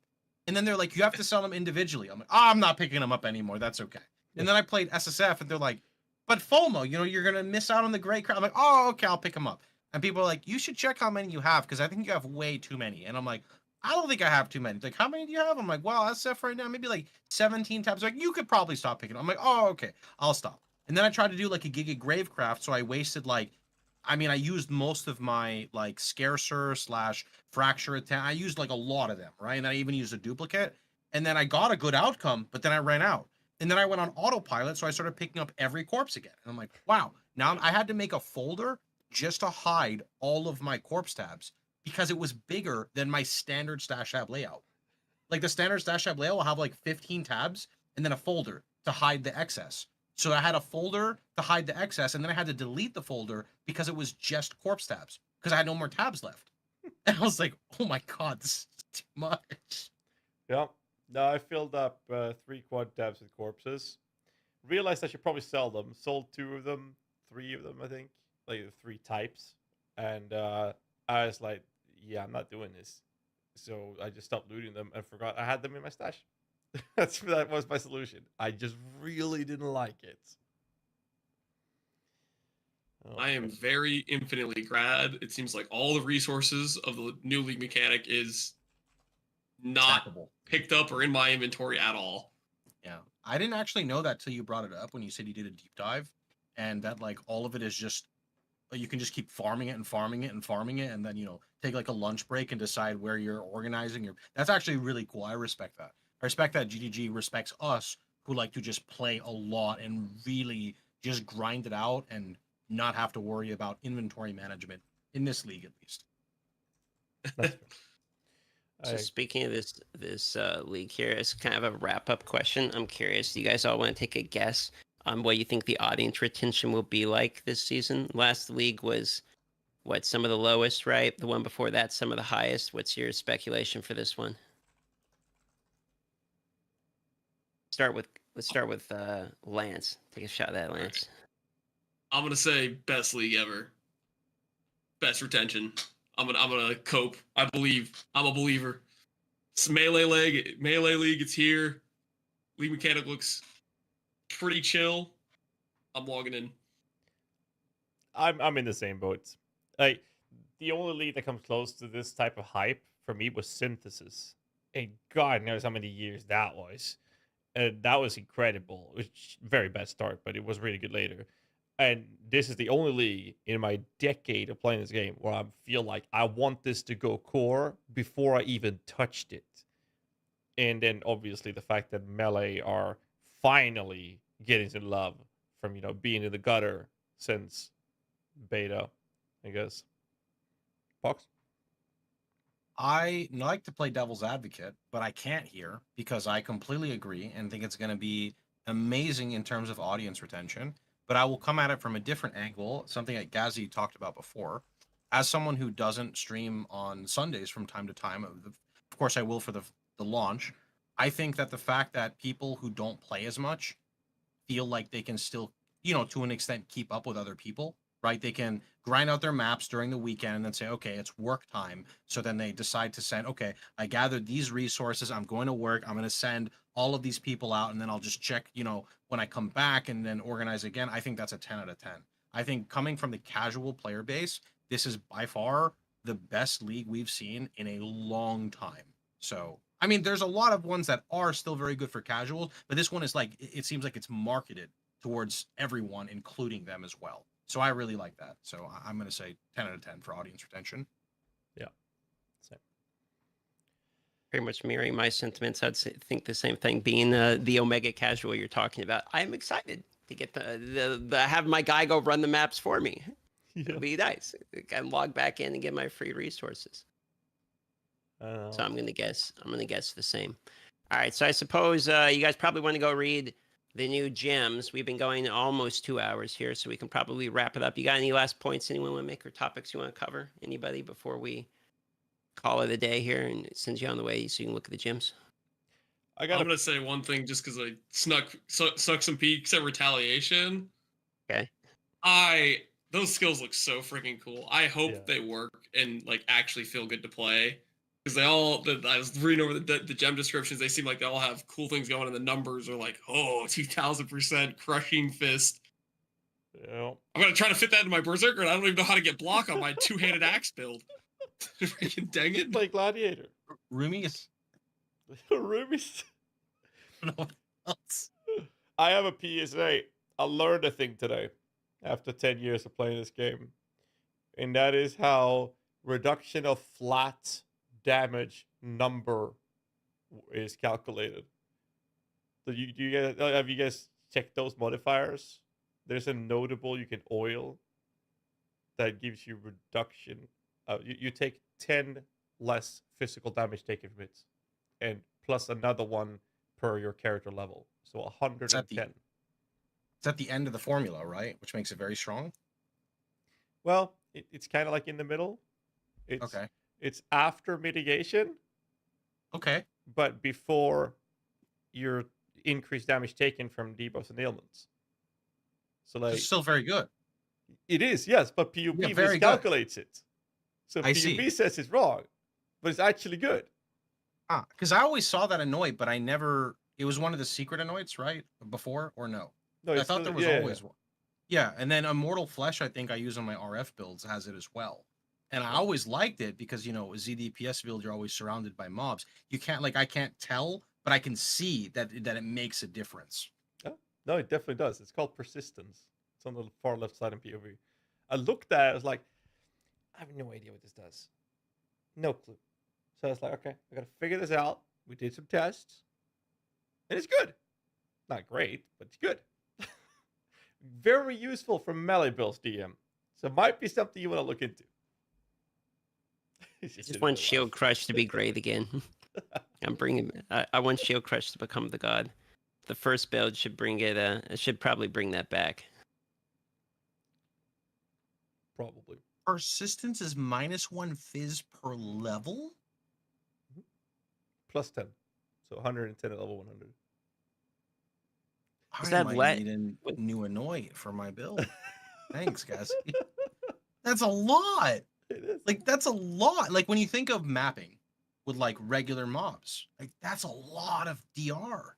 Yep. Especially when you're, like, blocked with glancing blow. Oh, Gal, shut up. What oils does it take?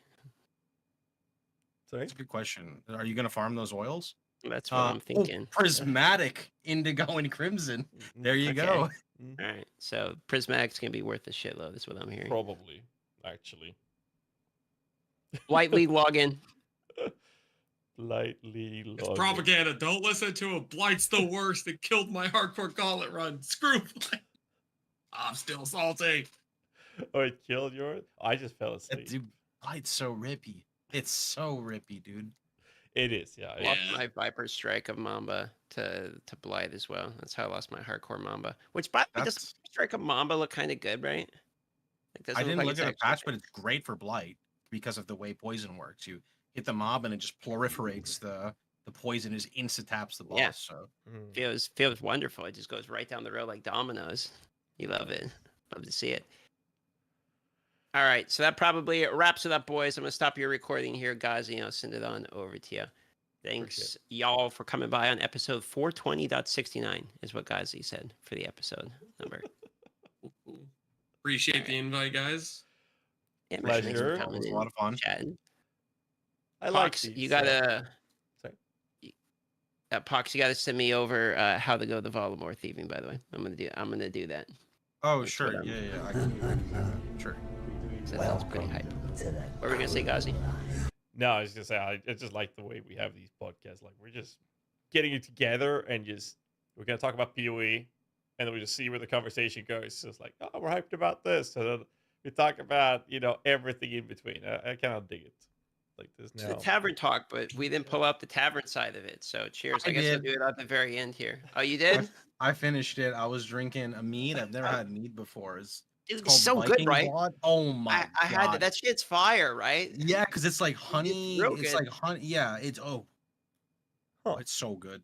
It's really good. It's like the honey mead shit is what we've been on lately over the last month. It's actually like our new favorite. Yeah, I love it. Here's the brand. If you want to see it, Viking. Oh yeah, yeah. I I've never got tried the other that. ones. They've got all kinds of flavors. Nice. I'm drinking from this. The fuck is that? It is my limited edition insert ad got a summoner shaker. Oh, very nice. Here's my my centipede spiritborn Diablo 4 cup that says assembly instructions inside. I didn't know you need assembly instructions for a cup. There's a straw inside. I open it. Yeah, and apparently they need assembly instructions for a fucking straw. I mean, I know we're D4 players, but like, come on. It's gonna be a joke. No. Wait. What is Lance drinking? What is that? That's a huge cup. What the hell is that? Water. It's literally just water. Oh. The nectar of the gods. Nectar of the gods. You heard it here first. Wait, what are you doing?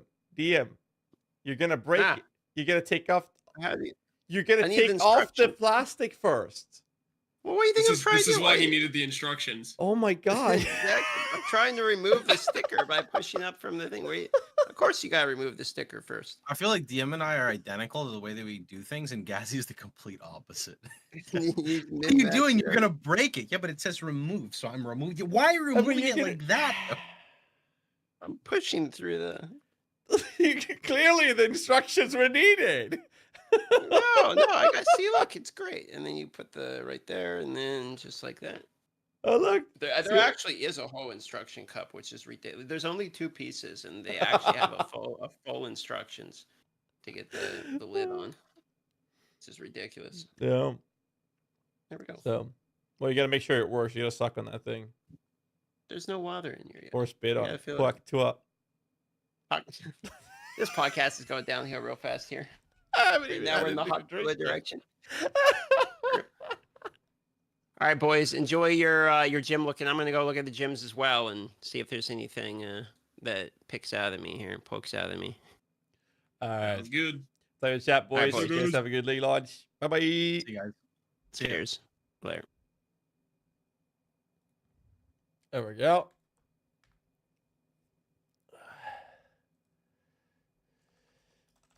Let's see. Oh god damn. Oh man, I am fucking beyond tired. Here's the post. This is the post. Oh man, always have a good time. So what did YouTube chat said? Fungal. It's not even in here. What thread did I miss? What have I missed? Dynamore said fungal ground got hit hard. What do you mean fungal? Where? Which post? Oh, you're saying that there's updates? That there's updates to the patch notes? That's what you're talking about?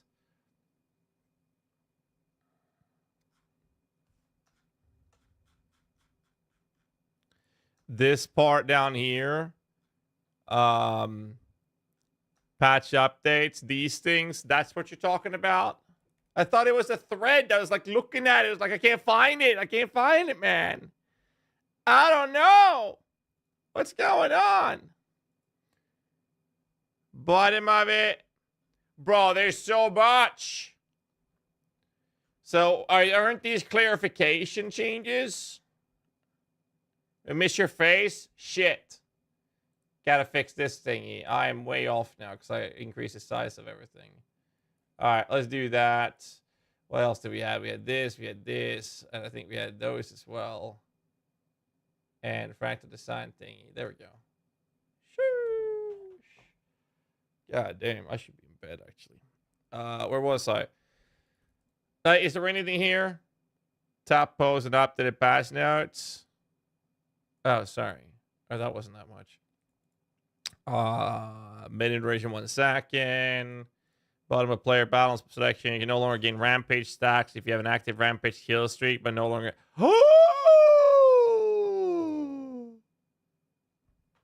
They actually fixed it. This has nothing to do with dancing. Wait. It does have something to do with dancing Dervish. You can no longer gain Rampage stacks if you have an active Rampage kill streak, but no longer have any source of Rampage on your character. They fixed it. It's been a thing for so long. They finally fixed it. So, you know, the 2 people in the world that actually utilized that, I'm sorry, but it had to go. That's funny. We actually did it, chat. Fungal ground now causes allies on your fungal ground plus 25 chaos res, while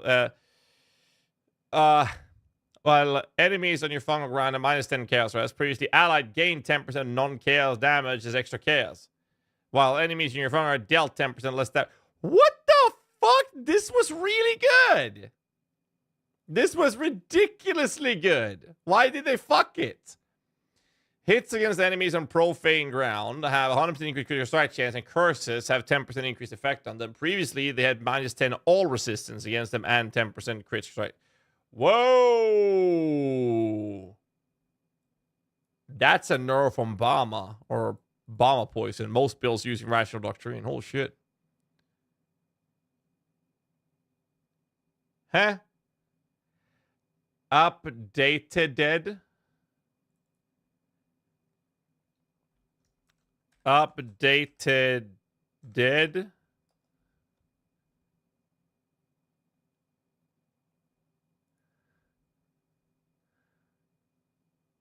What? There's no way that's correctly spelled.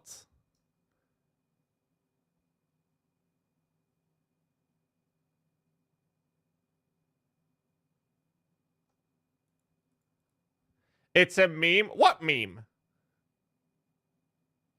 What meme have I missed now? Is I deaded? Bro, am I getting old or something? What have I missed?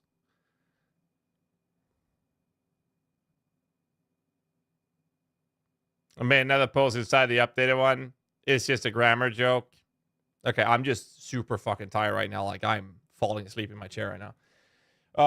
Counts primacy. Unique axe no longer has gain 1 rage and critical attacks no more than once every 0.5 seconds. 5 rage from Elliot. Okay. And the new version is counts primacy. No longer has this. Instead, it's 5 rage. The description of the gain 1% fist damage as extra fire per 1 rage modified been updated to clarify the scales with the rage effects. Okay, that's it. So fungal hole got fucked, like Danny said. Guys, I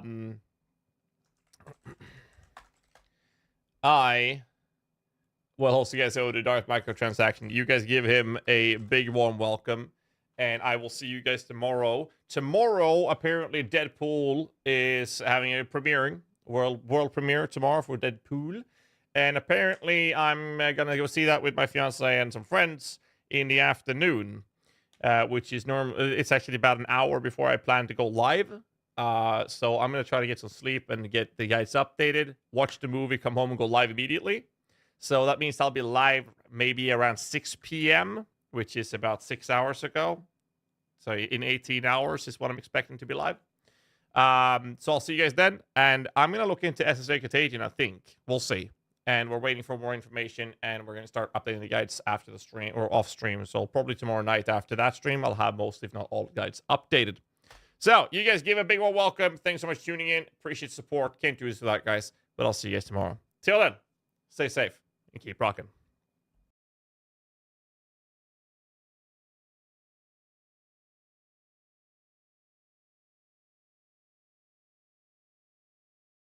Say what you have and your ideal ratio. It works kinda like a real-life stock market. How it feels like newbie with almost every league when you have 1,000+ hours. So I have, how many